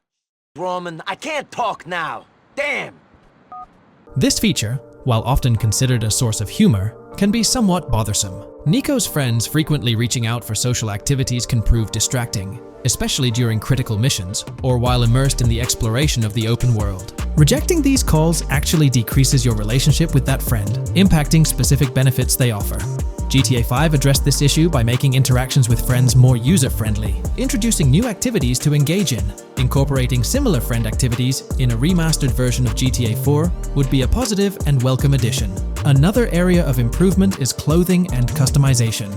The clothing options for Nico in GTA 4 are quite limited. Notably, the game lacks the iconic fingerless gloves seen in promotional art and trailers. A remaster could rectify this, especially considering the community's disappointment over their absence. Additionally, though hairstyles were planned, they were not included in the final game, as evidenced by the presence of barbershops in the game files. A remaster could enhance clothing options and introduce hairstyle changes, mirroring the customization available in GTA Online. Unlike GTA San Andreas or GTA 5, GTA 4 lacks car customization features. Players can only randomly change their vehicle's primary color at a pay and spray. While this might not have been a significant issue in earlier titles like GTA 3 or Vice City, it does feel like an oversight in a more modern title like GTA 4. A remaster could bring in more extensive vehicle customization options. Given the central role of vehicles in the Grand Theft Auto games, enhancing customization not only adds depth but also makes the gaming experience more immersive. In fact, acquiring new and rare cars is often considered the most appealing aspect of GTA Online, and a remaster could significantly enhance the appeal of GTA 4 through this single feature alone. While Rockstar Games has been dedicating their efforts to newer projects, it's intriguing to observe that GTA 4 hasn't been entirely neglected by them. Surprisingly, the game has received updates, albeit sporadically, even years after its initial release in 2008. A notable recent update, released in 2023, caught many fans off guard. This update primarily focused on security, aiming to safeguard the game's source code from potential leaks. It's interesting to reflect on the context surrounding this security update. Since Rockstar Games removed the multiplayer aspects of the GTA 4 Complete Edition on Steam and their launcher in March 2020, the need for such security measures raises questions. Without active official multiplayer components, this move appears to be a proactive response to a prior security breach. In that incident, a hacker infiltrated Rockstar's security system, leaking pre-alpha version footage of the highly anticipated GTA 6. While Rockstar's immediate focus is on bringing GTA 6 to fruition, the possibility of a GTA 4 remaster isn't entirely dismissed. There's a genuine belief that something related to GTA 4 is in the works this year.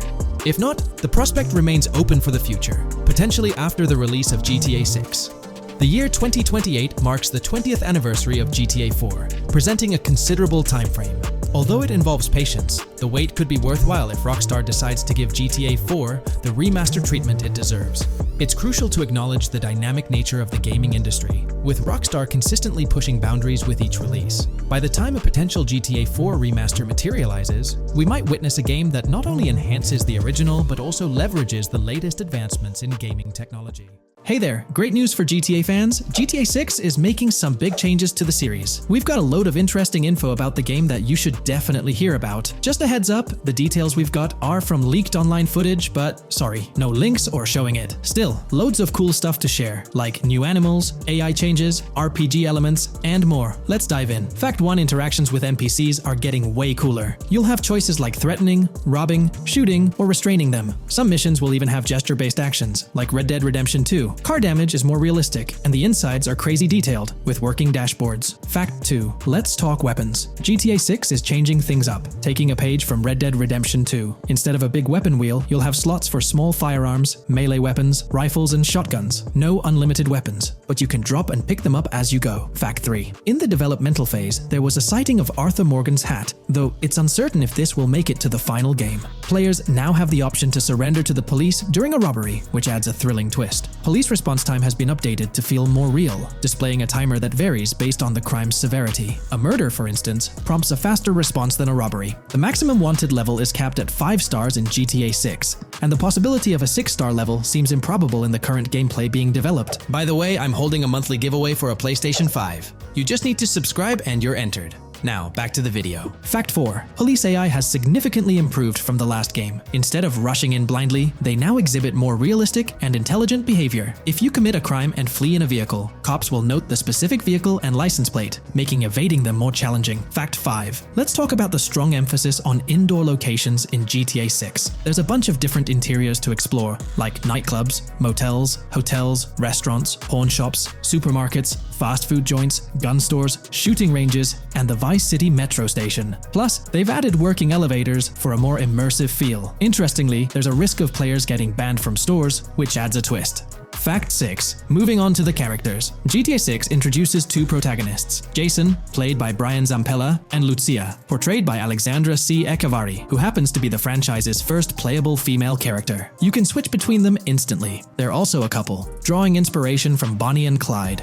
Fact 7: clothing in the game behaves realistically. You can wear accessories like sunglasses, watches, wristbands, and hats in different ways. The detail is pretty cool, with sweat, dirt, and wrinkles adding to the realism. Fact 8: GTA 6, internally dubbed Project Americas, had a codename during development, like GTA 5, called Rush, and Red Dead Redemption 2, Bonniere. Originally, the plan was for a bigger map covering North and South America, but changes in Rockstar's approach scaled it down. Still, it's shaping up to be a memorable experience with its features and locations. Fact 9: GTA 6's map is officially bigger than GTA 5. This time, Vice City takes the spotlight, a Miami-inspired area with its surroundings, giving players a vast and diverse landscape. There's even a lake in one of the videos that hints at a significant part of Florida being in the game. Fact 10: hold on to your seats. The jetpack's back. Shooting out of cars is on the cards too, adding more thrill. And get this, GTA 6 introduces 18 brand new vehicles to the franchise. Fact 11: in GTA 6, you'll bump into various events, like random mugger encounters and NPC-hosted yard sales. There are hints at riding events, which could mean horse riding, maybe even involving the Red Dead Redemption 2 team. Fact 12: new firepower alert. The spear gun's making its first appearance, letting players shoot underwater spears at their targets.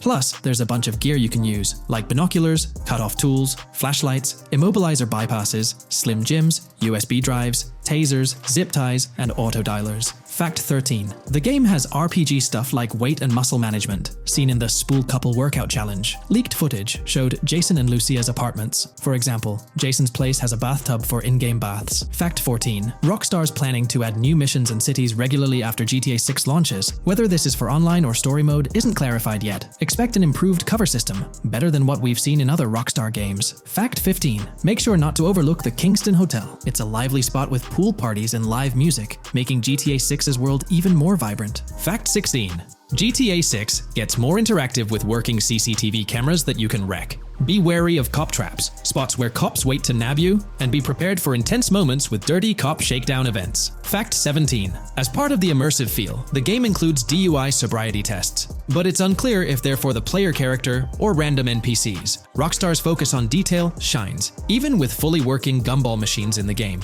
Fact 18: the gunplay in GTA 6 resembles what we've seen in Red Dead Redemption 2 and Max Payne 3. It might be worth giving those games a shot before GTA 6 comes out, if you haven't already. And activities? GTA 6 is loaded with options, from fishing and crazy golf to basketball, football, and soccer. There are gyms to work out in, a yacht club, and even a racetrack. Fact 19: get ready for a modern-day setting. Post-GTA 5 events, the game is meticulously detailed, recreating many Miami landmarks like a grand tennis court, a bustling football stadium, and a vibrant amphitheater. The map includes an airport and a functional tram system with an airport stop. And that's not all. The Florida Keys and a swampy region, the grass rivers reminiscent of the Everglades, are part of the game. Players can ride swamp boats in this area. Fact 20 weapons are diverse in GTA 6. You've got melee options like golf clubs, pool cues, crowbars, and bats, along with a range of firearms from pistols to snipers and RPGs. You can even customize how your character holds weapons. Plus, there's a bunch of throwable stuff like grenades, molotovs, and even golf balls. Fact 21. One major upgrade in GTA 6 is NPC behavior.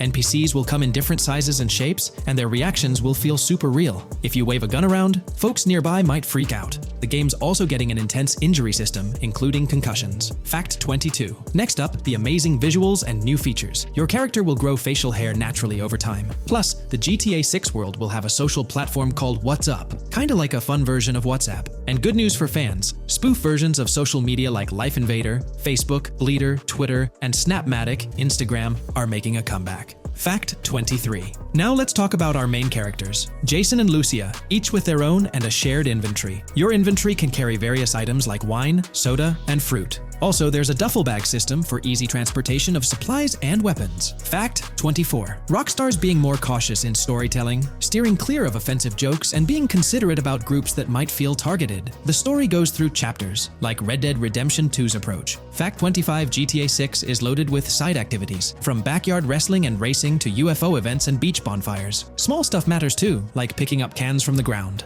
Jason and Lucia, the main characters, have special abilities similar to those in GTA 5. Fact 26. Jason and Lucia's safe house is a motel, a hub for their activities. The game's world has various street gangs, each with its own vibe. Characters have different personalities like romantic, chaotic, cool, pragmatic, chaotic, and pragmatic, cool. Fact 27. Gameplay tweaks in GTA 6 include the ability to zip tie NPCs for stealth elements, and the option to carry bodies, adding depth to stealth mechanics. Fact 28. Robberies are a big deal in GTA 6, ranging from big heists to smaller scores. You've got easy scores like hitting bingo body shops, burnout skirts at Cafe Caraway, clothing stores, food trucks, massage parlors, and more. And now, there's even the chance to rob shipping containers, which adds a whole new level of excitement. Fact 29. Gameplay is stepping up. For the first time in GTA, you can crouch and go prone, bringing in some tactical vibes. RPG elements are also in, with hints about hunger leveling and animal interactions, adding depth to the game. Fact 30. Excitingly, the Malibu Club and Ocean View Hotel are back in GTA 6. There are hints at events like Lost at Sea Island Camp and Lost Plane, suggesting possible island scenarios like Guarma from an earlier game. Fact 31. While exploring, you'll meet loads of wildlife, alligators, bears, boars, dogs, snakes, raccoons, birds, frogs, bald cats, and rodents. You'll also spot symbols for plants and toxic waste around the game. Fact 32. In the game, watch out for the Scarface crime scene, maybe a nod to Tony Montana as an Easter egg.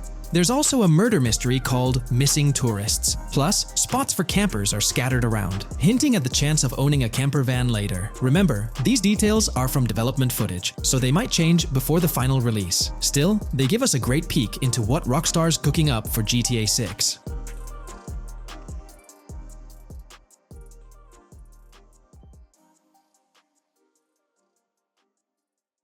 Here's all the information we've managed to gather about Grand Theft Auto 6 so far. Dedicated fans have compiled a 60-page document that meticulously covers every new feature revealed in last year's leaks. These features have been officially confirmed by Rockstar Games, as they originate from the footage Rockstar themselves acknowledged as part of Grand Theft Auto 6. Keep in mind that the game is still in development, so some details might evolve. However, as of now, these are the features you can expect to find in the game. If you're interested in delving into the full document, you can find a link in the description. But bear in mind that it's quite an extensive read, so we'll break it down for you. Let's begin by discussing the game engine. Euphoria physics has undergone adjustments, and improvements have been made to the ragdoll physics and overall game physics compared to GTA 5. Additionally, Grand Theft Auto 6 will incorporate lighting and skybox systems similar to those seen in Red Dead Redemption 2. This means you can anticipate enhancements like volumetric clouds and better lighting, which mark a significant leap forward. even compared to Red Dead 2. One notable detail from the leaks is the presence of heavy fog, a feature not prominently seen in GTA 5, except for snowy conditions. Advanced weather systems will play a more prominent role in GTA 6, adding depth and immersion to the game world.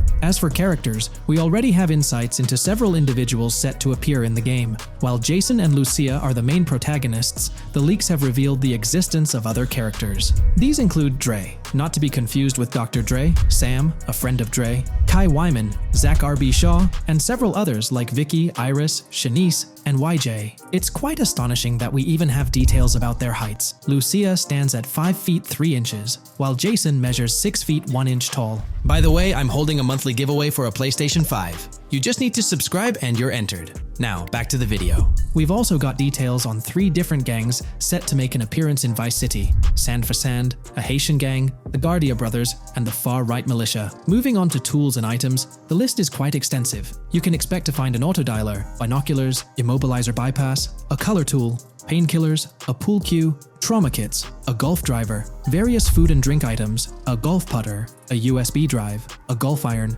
a crowbar, a golf wedge, a torch, a Slim Jim, a tracker jammer, a duffel bag for stashing your loot, cigarettes, and a backpack, again for storing your loot. When it comes to weaponry, the leaks confirm several options: a rocket launcher, an assault rifle, a baseball bat, a polymer pistol, a knife, a bolt-action sniper rifle, a Molotov cocktail, a spear gun, which is intriguing, a smoke grenade, a compact SMG, a flashbang, a micro SMG, a hunter sniper rifle, a heavy machine gun, an auto rifle, and a pump-action shotgun. The weapon wheel system will be divided into 3 sections: weapons, equipment, and gear. This setup is reminiscent of Red Dead Redemption 2, where you had access to your weapons, items, and horse all in one interface. Notably, we've seen glimpses of the ability to hold different weapons in each hand, and there's an additional quick item inventory in the bottom left corner of your screen. In a video clip, we observed an NPC firing at Jason, and shortly after, we noticed that Jason's health was low. A tip appeared on the left side of the screen,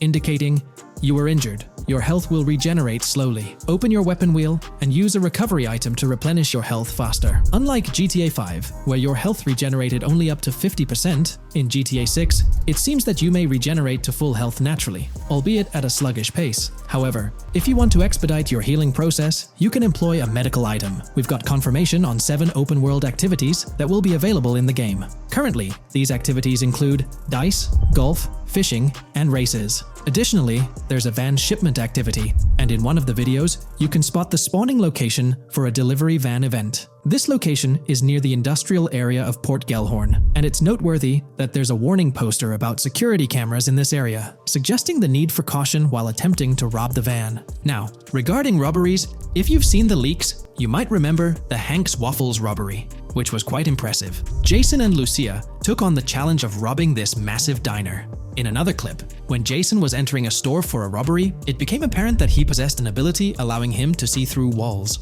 The leaks also mention events related to searching vehicle trunks for something valuable, or perhaps finding nothing at all. Moving on, there's another event type called deliveries mentioned, specific to Port Gellhorn. It's somewhat challenging to predict the exact nature of these events, but that's all the information we have for now. As for enterable buildings, Grand Theft Auto 6 is set to offer more opportunities for exploration. Confirmed locations you can enter include the Malibu Club, a pawn shop, the Jack of Hearts, supermarkets, bars, restaurants, apartments, and laundries. Now, let's discuss multiplayer. In the leaked files, we did come across one multiplayer clip, and in the bottom left corner of the screen, it displayed PL2 of 32, indicating that there were 2 players in the lobby out of a possible 32 slots. This mirrors the setup seen in Red Dead Online and GTA Online. While it's mentioned as 32 slots, it's worth noting that the player count is actually capped at 30, with 2 additional spots reserved for spectators. While hopes may be for larger lobbies in GTA 6, at least during this testing phase, they were exploring the feasibility of 30-player lobbies. Let's delve into collectibles in the game. During a scene in one of the clubs with Lucia, we can observe a developer placing a cardboard box on the ground. Notably, these boxes appear to be lootable, with a circle icon indicating their interactability. The debug text on this box reads, collectibles_car_pass, suggesting that these boxes will contain car part collectibles. Furthermore, there's mention of Wyman car parts boxed generic used, which has sparked speculation that players may collect car parts specifically for a character named Wyman. It's inferred that both Jason and Wyman share an interest in classic cars. Moving on, we've got collectible hats. In a video featuring Jason in an apartment, a developer is seen interacting with a hat labeled as an ambient collectible hat in the debug text. This implies that one of the ambient activities in the game will involve gathering various articles of clothing, which adds an intriguing layer to gameplay. Now there's a comprehensive list of brands featured in the game, which I won't read out individually, as many may not be of significant importance to the storyline. Instead, I'll display them on your screen for your reference. Feel free to pause the video if you'd like to take a closer look. Moreover, we have a list of confirmed animals in the game. As of now, the roster includes snakes, seagulls, skunks, raccoons, alligators, boars, wading birds, squirrels, southern leopard frogs, crayfish, lizards, skunk apes, pigeons, opossums, and whales. Keep in mind that this is not an exhaustive list, and there's a good chance we'll encounter even more wildlife when the game officially launches. These are simply the animals we have information on at this point in time. In the ongoing exploration of the forthcoming Grand Theft Auto installment, a plethora of new gameplay mechanics has come to light. These enhancements promise to augment the player experience in a variety of ways, ushering in a fresh layer of dynamism and immersion within the game world. First and foremost, players can now maneuver while ensconced in cover. This feature introduces a newfound level of flexibility during engagements, allowing for more strategic positioning in combat scenarios.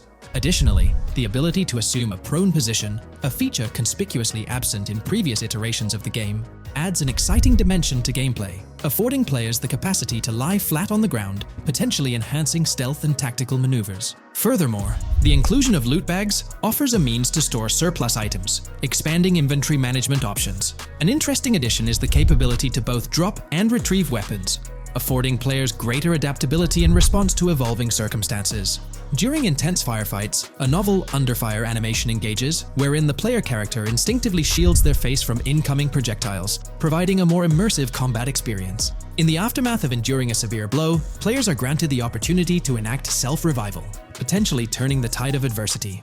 In aiming down sights, the option to seamlessly switch shoulders grants players a tactical advantage, facilitating improved positioning and target acquisition.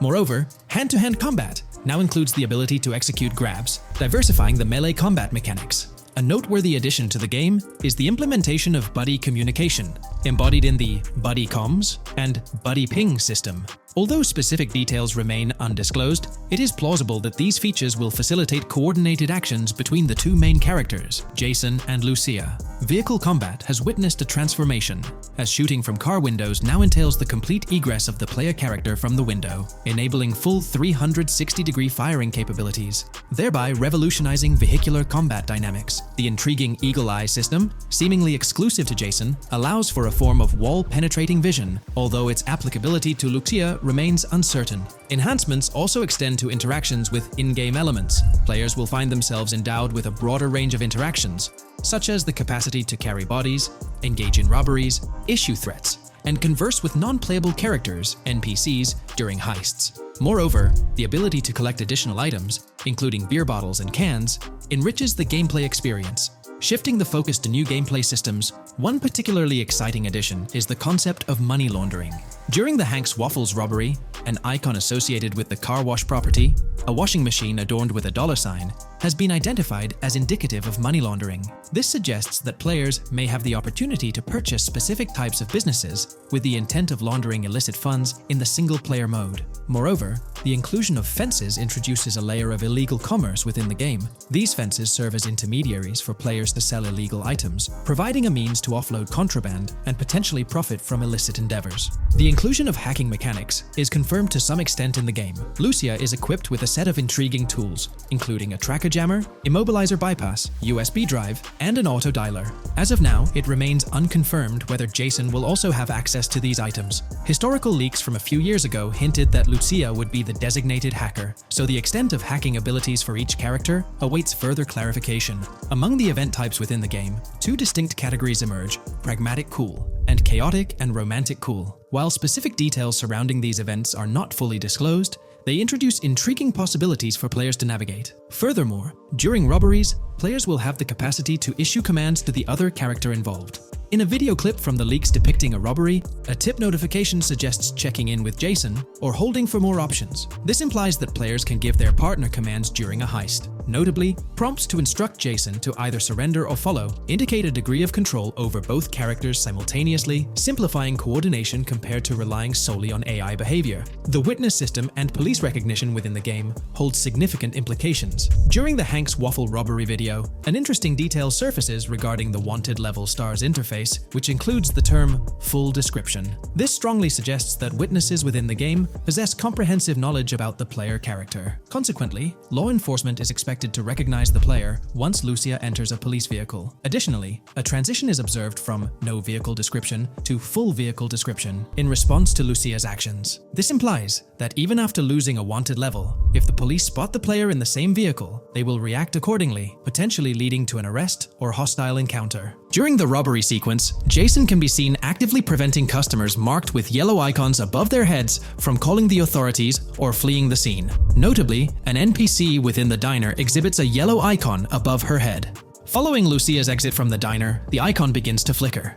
Subsequently, as Lucia approaches a police car surrounded by law enforcement, the icon shifts to red. The female NPC then departs from the diner, making eye contact with Lucia before hastening away. These developments underscore the sophistication of NPC interactions, presenting a notable advancement in the game's artificial intelligence systems. The prospect of item sharing between the characters Jason and Lucia is on the horizon. A notable example emerges from a video clip where Jason pilfers items from containers, opting to retain some while distributing others. This cooperative element extends to the unlocking of doors and gates, exemplified in a video featuring Jason within the Sand for Sand area, which, if you recall, is the moniker of a gang in GTA 6. In this particular clip, Jason stealthily maneuvers past a red truck, revealing a door from an import garage building bearing the descriptor "door panel locked" in its debug text. In juxtaposition, a gate within the same clip indicates "door unlocked," signifying the necessity of unlocking specific access points. Subsequently, we delve into an extensive catalog of new features, commencing with an upgraded AI system.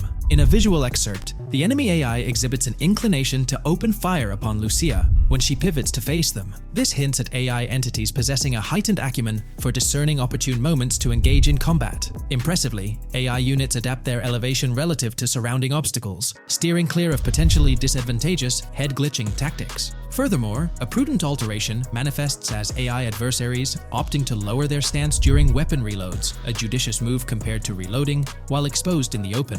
Enhanced AI combat tactics are evident in their lateral strafing maneuvers during shootouts. Notably, NPC behavior has undergone substantial refinement. As discernible in the leaked materials, AI characters no longer traverse the game world in solitary isolation, but now frequently assemble into groups. This intriguing development is reminiscent of a feature previously observed in Red Dead Redemption 2, where NPCs often moved in cohesive units. An illustrative instance materializes in a video where Lucia, carrying a duffel bag, shares the sidewalk with 3 individuals attired as tourists, who engage in animated conversation while strolling past her. This signifies a notable departure from GTA 5, where pedestrians predominantly ambulated in solitary fashion, contrasting with the forthcoming inclusion of group dynamics, perhaps even encompassing couples or social cliques, enhancing the verisimilitude of the game world. A notable addition to the gameplay dynamics is the option to voluntarily surrender to law enforcement during a robbery. The consequences of such an action remain shrouded in uncertainty, warranting further exploration upon the game's release. Furthermore,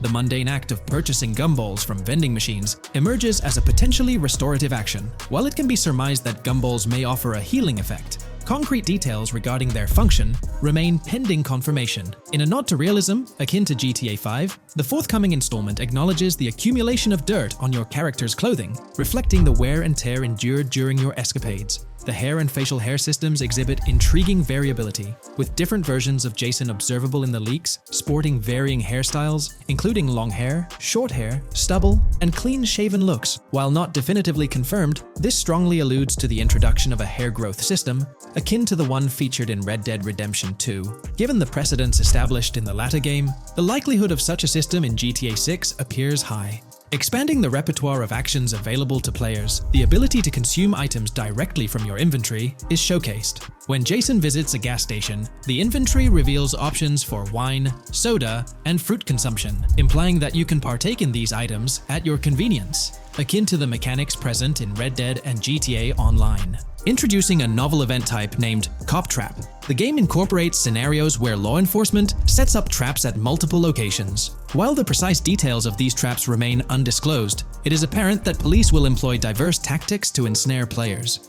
An overhaul in the police system introduces the concept of time until cops dispatch. In this iteration, criminal activities do not instantly summon law enforcement. Instead, players are afforded a brief window to execute an escape before the police response commences. The inclusion of security cameras as a surveillance mechanism adds complexity to evading detection. Unlike the conventional implementation in GTA Online, these cameras employ a detection meter, reminiscent of mechanics seen in games like Payday 2 or Payday 3. Players must act swiftly to evade the camera's line of sight within a specified time frame, akin to a filling bar, to avoid detection. This novel approach to security cameras introduces a fresh layer of challenge and strategy to evading law enforcement. Players will have the newfound ability to restrain non-player characters, NPCs. The primary method, as gleaned from the leaks, involves the use of zip ties. This restraint option becomes particularly pertinent during robbery scenarios, where players can employ zip ties to immobilize NPCs. A novel feature that comes to light is the capacity to loot vehicles. A fleeting glimpse in the Hank's Waffles video reveals a button prompt in the bottom right corner of the screen, labeled Examine SUV. This hints at the prospect of inspecting random cars and potentially engaging in vehicular theft. To make car theft more engaging, an advanced hijacking system is on the horizon. The existence of the immobilizer bypass device, previously discussed, suggests that pilfering high-end vehicles will pose a greater challenge. Additionally, an item known as the Slim Jim will facilitate unlocking older model cars. These mechanics collectively point to the notion that hijacking automobiles will become a more intricate endeavor, with the potential for car theft endeavors to end in failure. Furthermore, two intriguing event types emerge, namely carjacking, CAT, and carjacking, advanced AI. These events suggest that the vehicular hijacking process will incorporate nuanced elements, potentially involving the interference of an AI-controlled entity. GTA 6 promises to deliver an augmented vehicular experience through improved vehicle damage and handling. In a displayed video clip, as Lucia attempts to evade pursuing law enforcement, cars suffer more impactful damage. Notably, various parts of the vehicles, such as the front fender and hood, demonstrate more realistic deformation and fragmentation. The in-game interiors now feature functional GPS and waypoint systems on the dashboard, enhancing navigational convenience for players driving in the first-person perspective. Additionally, players have the option to enter a car via the passenger seat, offering flexibility in vehicle interaction. A hallmark of GTA 6 is its meticulous attention to detail. Players can encounter raccoons engaging in behavior, such as rummaging through trash cans and pilfering food bags. These instances are categorized as world events, denoted as raccoon climb out of garbage, raccoon rummage trash, and raccoon steal food bag. While numerous other subtle details enrich the game world, they are too numerous to enumerate here. Interested individuals can explore these intricacies further through the provided link. Expect a heightened level of auditory realism in GTA 6. Weapon sounds exhibit enhanced clarity and realism, with greater volume. The sounds of bodies impacting the ground will resonate with a more substantial thud, evoking a heightened sense of impact. Police sirens will reverberate off buildings and environmental elements with heightened realism, while items will produce varying auditory responses contingent on the surrounding context. In essence, sound design in GTA 6 aims to authentically replicate real-life auditory experiences. Fascinating developments. Several months ago, a colossal trove of leaked data unveiled a wealth of intriguing random events, world encounters, that promise to enrich the GTA 6 experience. While I won't delve into all of them, the list is nothing short of captivating. Events range from mundane occurrences like parking disputes to more enthralling incidents such as donut burnouts, protests, and even someone suffering a concussion. The prospect of navigating the lifelike world of Vice City, teeming with such diverse activities, is undeniably exhilarating. I strongly recommend pausing the video to peruse this remarkable compilation. Additionally, we have been privy to an extensive catalog of vehicles slated to appear in GTA 6. These vehicles, gleaned from both in-game leaks and files, I encourage you to peruse this comprehensive list at your leisure. It resides on page 30 of the document. Furthermore, the leaks have divulged a plethora of confirmed locations within Vice City and its environs. Naturally, Vice City itself takes center stage, while several districts and neighborhoods will pepper its landscape. Notable locations include Edgewater, North Bay City, Rock Ridge, Little Haiti, Vice Beach, South Beach, Washington Beach, and Key Biscayne. Port Gellhorn, intriguingly, appears as a separate city akin to Sandy Shores or Palito Bay from previous iterations. The list extends to encompass Yorktown, Ambrosia, Sundown, the Keys, La Pearl, Red Hill, Lake Leonida, Hamlet, Stockyard, Homestead, Grass Rivers, Ekin, Fanaka, Underwater, and Relief. Each of these major locations contains a multitude of sub-locations, a testament to the meticulous world-building evident in the game. As if this weren't enough, the dedicated community has endeavored to construct a speculative map of GTA 6 based on coordinates extracted from the leaks. While the precise layout of the map's northern region remains uncertain, the map preview encapsulates the sprawling Vice City to the south and Port Gellhorn on the left. This visual representation of the game world is undeniably impressive and stokes the anticipation for the immersive adventures that await. When we talk about the positive aspects of this partnership, it's essential to highlight the potential benefits that can emerge from Rockstar's newfound support for the modding community. One of the significant upsides is the acknowledgement of the brilliant and skilled developers behind the modding scene. For years, these developers have worked tirelessly to create unique and engaging experiences within the GTA universe. With Rockstar stepping into a collaborative space with CFX, there's an opportunity for a more symbiotic relationship. The infusion of official support could mean more resources, tools, and encouragement for modders to continue pushing the boundaries of what's possible within the GTA ecosystem. This collaboration might lead to innovative gameplay features, improved server stability, and an overall better experience for both players and content creators. Moreover, the recognition from a gaming giant like Rockstar could open doors for these modders in the industry. It may pave the way for potential collaborations, official partnerships, or even job opportunities within the gaming development sphere. This, in turn, could elevate the modding community to a more prominent and respected position within the gaming landscape. However, it's crucial to approach these potential benefits with cautious optimism.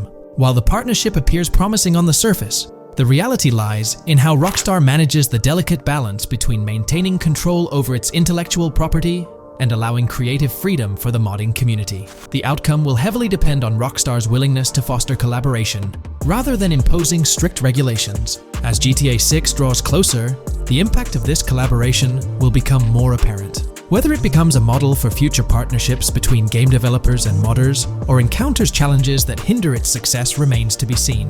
The dynamics between Rockstar and the modding community could shape the future landscape of custom servers, roleplay experiences, and the overall modding scene in the gaming world. Stay tuned as we continue to explore and analyze the evolving relationship between Rockstar and the modding community. On the positive side, there's a glimmer of hope that Rockstar's acknowledgement of mods enhancing the player experience could pave the way for more modding support in GTA 6.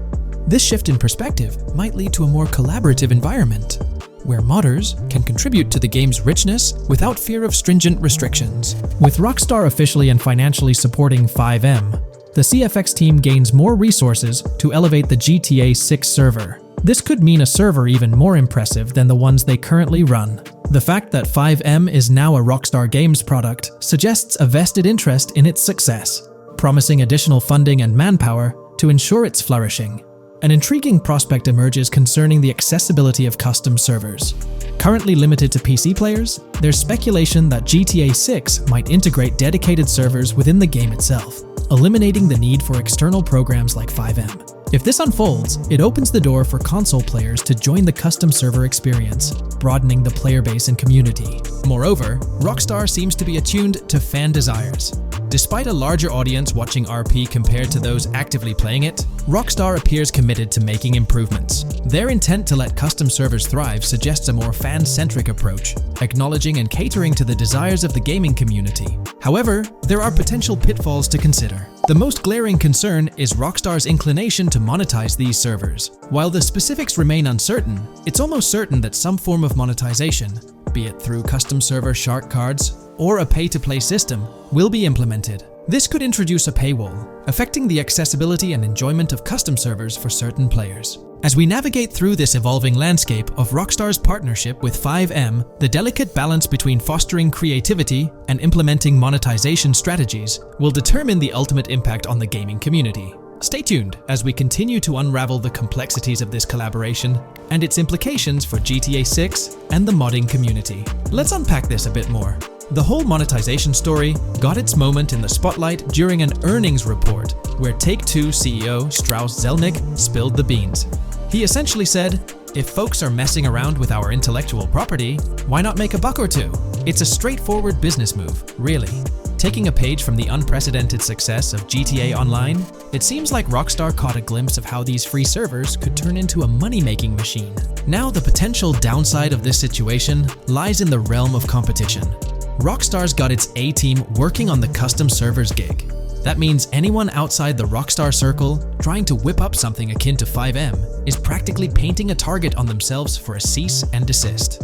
Let's face it, Rockstar might have eyed this strategic move with 5M from the get-go.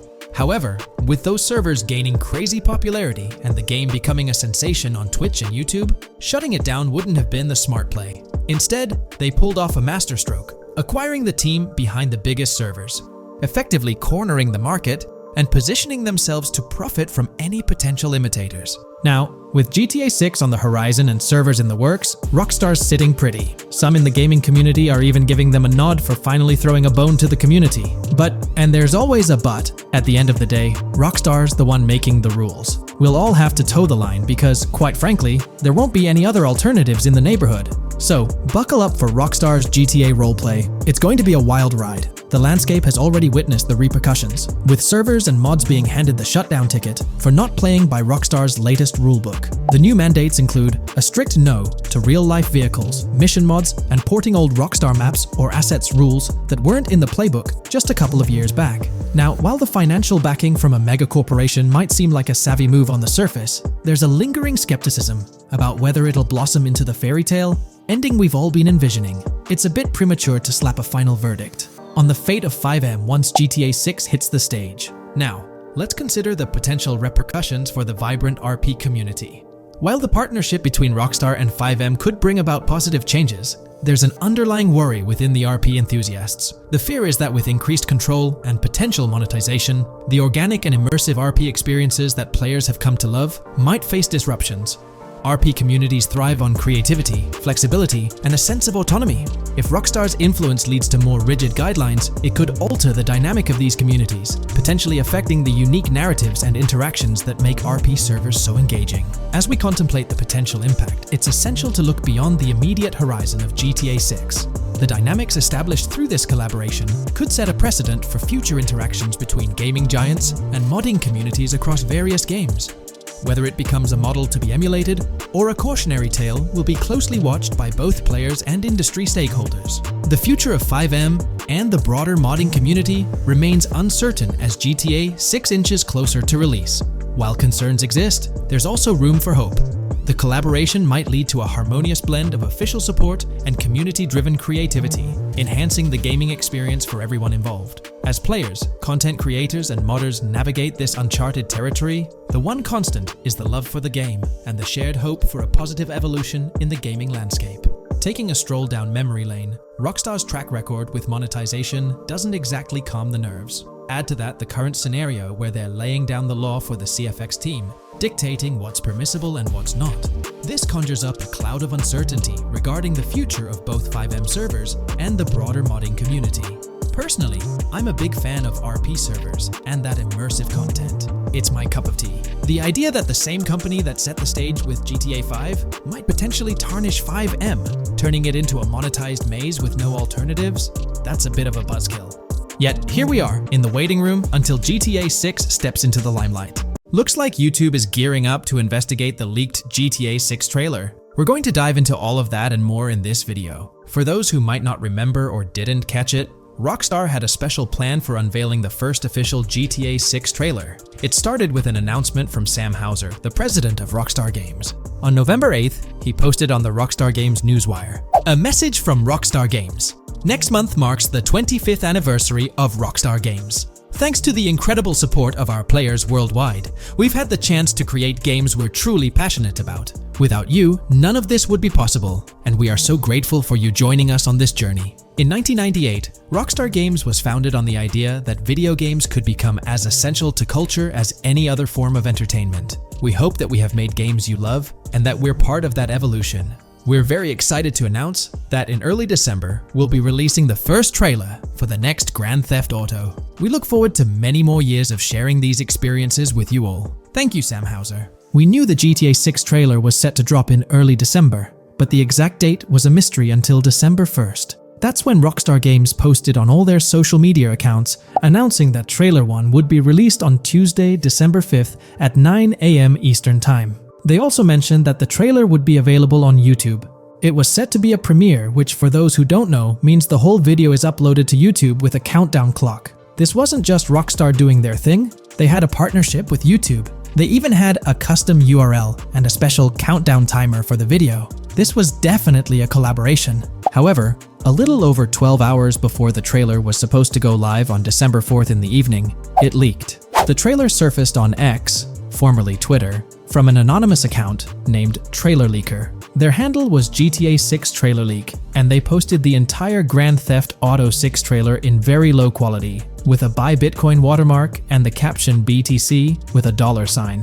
Rockstar Games quickly found out about it and got X to suspend the account. The account was actually threatening to release a high-quality version of the trailer without the watermark if it reached a certain number of views or hit specific milestones. When that happened, Rockstar Games had to go into damage control mode. They put out an announcement saying, "Our trailer has leaked, so please watch the real thing on YouTube." So, Rockstar ended up releasing the trailer early, basically canceling the premiere countdown that was supposed to happen on YouTube. It was a mess. Neither Rockstar Games nor YouTube wanted this to happen. This raised the question, how did this leak occur? Was it a Rockstar Games employee or someone at YouTube? The only people with access to the trailer would be those responsible for Rockstar's YouTube account, and it's unlikely they would leak it. However, YouTube also has access to the trailer. The people behind the scenes at YouTube, high up enough to have access, could see and download the trailer. Naturally, fingers started pointing at YouTube. Now it looks like YouTube has officially responded. According to Tom Henderson over at Insider Gaming, from what I can gather, YouTube has investigated employees breaching their contractual agreements on 2 different occasions in the past 18 months due to employees accessing content on the back end. Following today, which unfortunately had some leaks surrounding Sony's state of play, we can presumably expect a 3rd investigation fairly soon. Clearly, one of the occasions mentioned in the past 18 months is the GTA 6 trailer leak. Honestly, this theory that someone from YouTube leaked it has been around since day one. With all the hype around GTA 6, it's not surprising someone couldn't keep it under wraps and leaked it, causing a huge stir. There have been so many leaks in the past few years, right before major events or trailer drops, making it more obvious that YouTube might be the source. This seems to be what happened with GTA 6, because the people with access are supposed to sign contracts or NDAs, preventing them from sharing this kind of information. So, what will Rockstar Games do next for GTA 6? Almost everything about this game has been leaked, from initial details like Project Americas, which turned out to be true after Rockstar's own investigation, to the fact that it's set in Vice City with a female and male protagonist duo. There were the major leaks in September 2022, the leaks right before the trailer was supposed to drop, and then the trailer itself leaking 12 to 15 hours early. It's unclear what Rockstar will do for the next trailer, character reveals, or gameplay footage. Will they risk uploading it to YouTube again after this disaster? Or will they stick to their newswire, despite insiders and data miners being able to access and share that information? Rockstar is definitely in a tricky situation. At least it's good news that YouTube is trying to crack down on this. They might be doing this because they could face massive lawsuits. The GTA 6 reveal was supposed to be one of the biggest events in video game history, and it was ruined because someone behind the scenes at YouTube likely leaked it. So, the big question is whether Rockstar Games will go back to YouTube. One way they could avoid a similar issue is by not announcing when they're going to upload the next trailer. If I had to guess, YouTube probably won't get another exclusive deal or a premiere. If Rockstar were smart, they'd upload the trailer shortly before the announced drop date and keep it private until then. That seems like the safest route. What do you guys think? How do you think Rockstar will handle future video uploads? Will they stick with YouTube, move to their newswire page, their own Rockstar Games site, or use another method entirely? Let me know your thoughts in the comments below. I'd love to hear your ideas. Today's video will delve into the upcoming changes to the AI systems in Grand Theft Auto 6 by Rockstar. We'll explore a patent that introduces a groundbreaking system unprecedented in gaming, promising a revolutionary shift in how AI operates within games. Additionally, we'll delve into other intricacies concerning AI and non-playable characters in GTA 6, including insights from a job listing at Rockstar's new LA studio, shedding light on NPC dialogue. We'll also examine NPC behaviors in response to their environment and their integration with social media, enhancing immersion and complexity in player interactions. Let's kick off with Rockstar's innovative AI system set to debut in Grand Theft Auto 6. Described by Rockstar as the most significant and immersive evolution of the series, the emphasis on immersion is evident in their patent filings. We'll focus on one particularly intriguing patent, unveiling a new system poised to revolutionize AI in gaming. Considering Rockstar's commitment to delivering the most immersive experience yet, it's evident that NPCs and AI will play pivotal roles. This patent specifically pertains to animations in GTA 6, aptly named System and Method for Virtual Character Locomotion. Back in 2020, Rockstar Games unveiled an innovative system that will debut in GTA 6. Now, the details might sound a bit complex, but essentially, this patent outlines a fresh approach to animating characters and imbuing them with dynamic intelligence. These characters will now possess a kind of virtual brain, allowing them to react to their environment, other NPCs, weather, and even their mood, influencing their animations on the fly. Before this advancement, each character's animation had to be painstakingly recorded in a studio equipped with motion capture technology. This process involved attaching markers to actors' suits and compiling animations into what's called an animation tree. This method was resource-intensive, limiting the variety of animations Rockstar could include in their games. For instance, in GTA 5 and Red Dead Redemption 2, each NPC had its own animation tree, containing all their actions. Animation trees essentially stack animations, blending them together seamlessly and transitioning between them based on player input and in-game conditions. Additionally, motion matching, a feature seen in GTA 5 and RDR2, automatically selects animations based on player actions and the surrounding environment. This results in fluid and lifelike character movements, such as running while shooting, creating a more immersive experience for players. With GTA 6, Rockstar introduces an innovative system designed to optimize resources and streamline animation data. This approach allows for more content within the game while offering a broader array of animations. It shares similarities with motion matching but diverges in its utilization of a new framework. Rather than relying on conventional animation trees, character animations will be predominantly data-driven, adapting dynamically to environmental cues. These animations will be categorized into distinct motion types, representing unique character styles. Each character will possess a designated motion type, enhancing the depth and realism of their movements. As an illustration, let's consider various states such as tired, injured, and normal, each corresponding to a set of animations. Additionally, every character will possess their own blackboard, a virtual representation of their current state and surroundings. This blackboard stores crucial data including the character's condition, location, weather, temperature, and more. Utilizing this information, the game's code dynamically selects appropriate animations or styles for the character, enhancing their responsiveness to the virtual world. For instance, in the Ocean Drive scene from the trailer, we observe a character seated on the sidewalk. As a group of NPCs pass by, he attentively observes them, reacting accordingly to their presence. With this system, the gameplay experience is poised to become even more immersive. It will prioritize environmental data, including the presence of other NPCs and vehicles, alongside factors influencing the character's mood. Consequently, NPCs will exhibit previously unseen levels of reactivity, shifting focus to a noteworthy job listing from Rockstar's recruitment opportunities. Last year, Rockstar opened a new studio in Los Angeles. From what we know, it's purely a new motion capture studio, so they have another one besides the one in New York, mainly to record NPC dialogue probably. This discovery confirms that. I checked Rockstar's careers page just now, and there's a job offer at Rockstar LA for Associate Writer Pedestrian and Ambient Dialogue. This could indicate that they are still writing and recording GTA 6 NPC dialogue right now. This suggests that the development team is currently engaged in scripting and recording NPC dialogue for GTA 6. You can find the specific responsibilities outlined in the job description provided. It says, write funny, character-driven, and unique dialogue for our ambient population. Work with key stakeholders to understand and support the technical requirements for player-led, dialogue-based interactions with our ambient population. Provide exciting dialogue that works within the strict constraints of a complex game system. Undertake self-motivated research and leverage that research to enrich your writing. Understand and match the tone of our games. This underscores the commitment of Rockstar to ensuring that GTA 6 remains true to its franchise roots.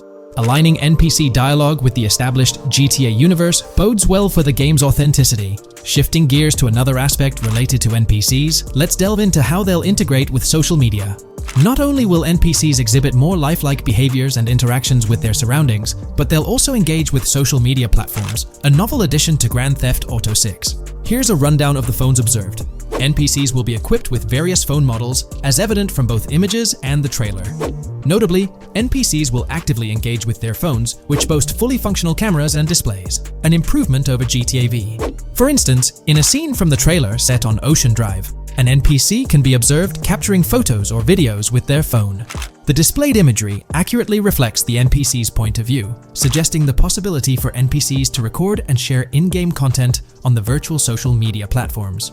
Let's delve into an intriguing Reddit post that delves into this aspect further. Here's why NPC-recorded TikToks aren't as far-fetched as you think. A common speculation point I see on this subreddit is the potential for NPC-recorded TikToks for the game's social media that was teased in the trailer, like someone filming you commit a crime and you later seeing that post online.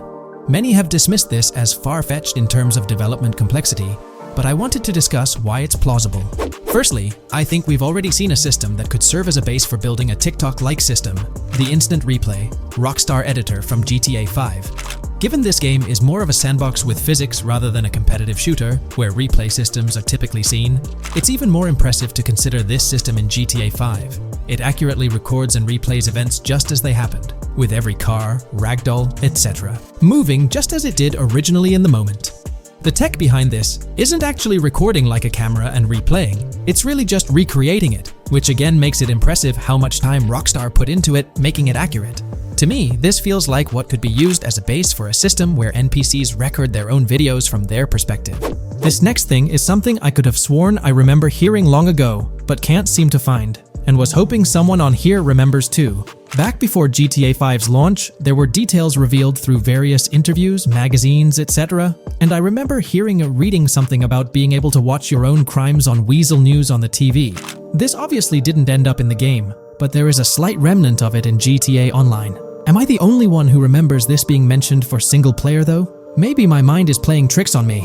Anyways, this last point is actually from the trailer, at the 0:33 mark. In this scene, we see a lot of NPCs hanging out on a busy street, and one NPC in particular recording on his phone. As we know, ROCKSTAR's trailers are always all in engine, no CGI cinematics, so I think it's worth noting that it looks as if his screen is accurately showing what he's looking at. My screenshot is zoomed in, but if you got Hatmark on the trailer, you can see it matches up to what he's looking up at. Could this be a hint towards said system, or just a nice detail? ROCKSTAR has a reputation for delivering what they showcase in their trailers, often exceeding expectations. Their dedication to enhancing NPC interactions in GTA 6 underscores their commitment to creating a vibrant and authentic game world. I'm curious to hear your thoughts on these developments. Feel free to share your opinions in the comments below.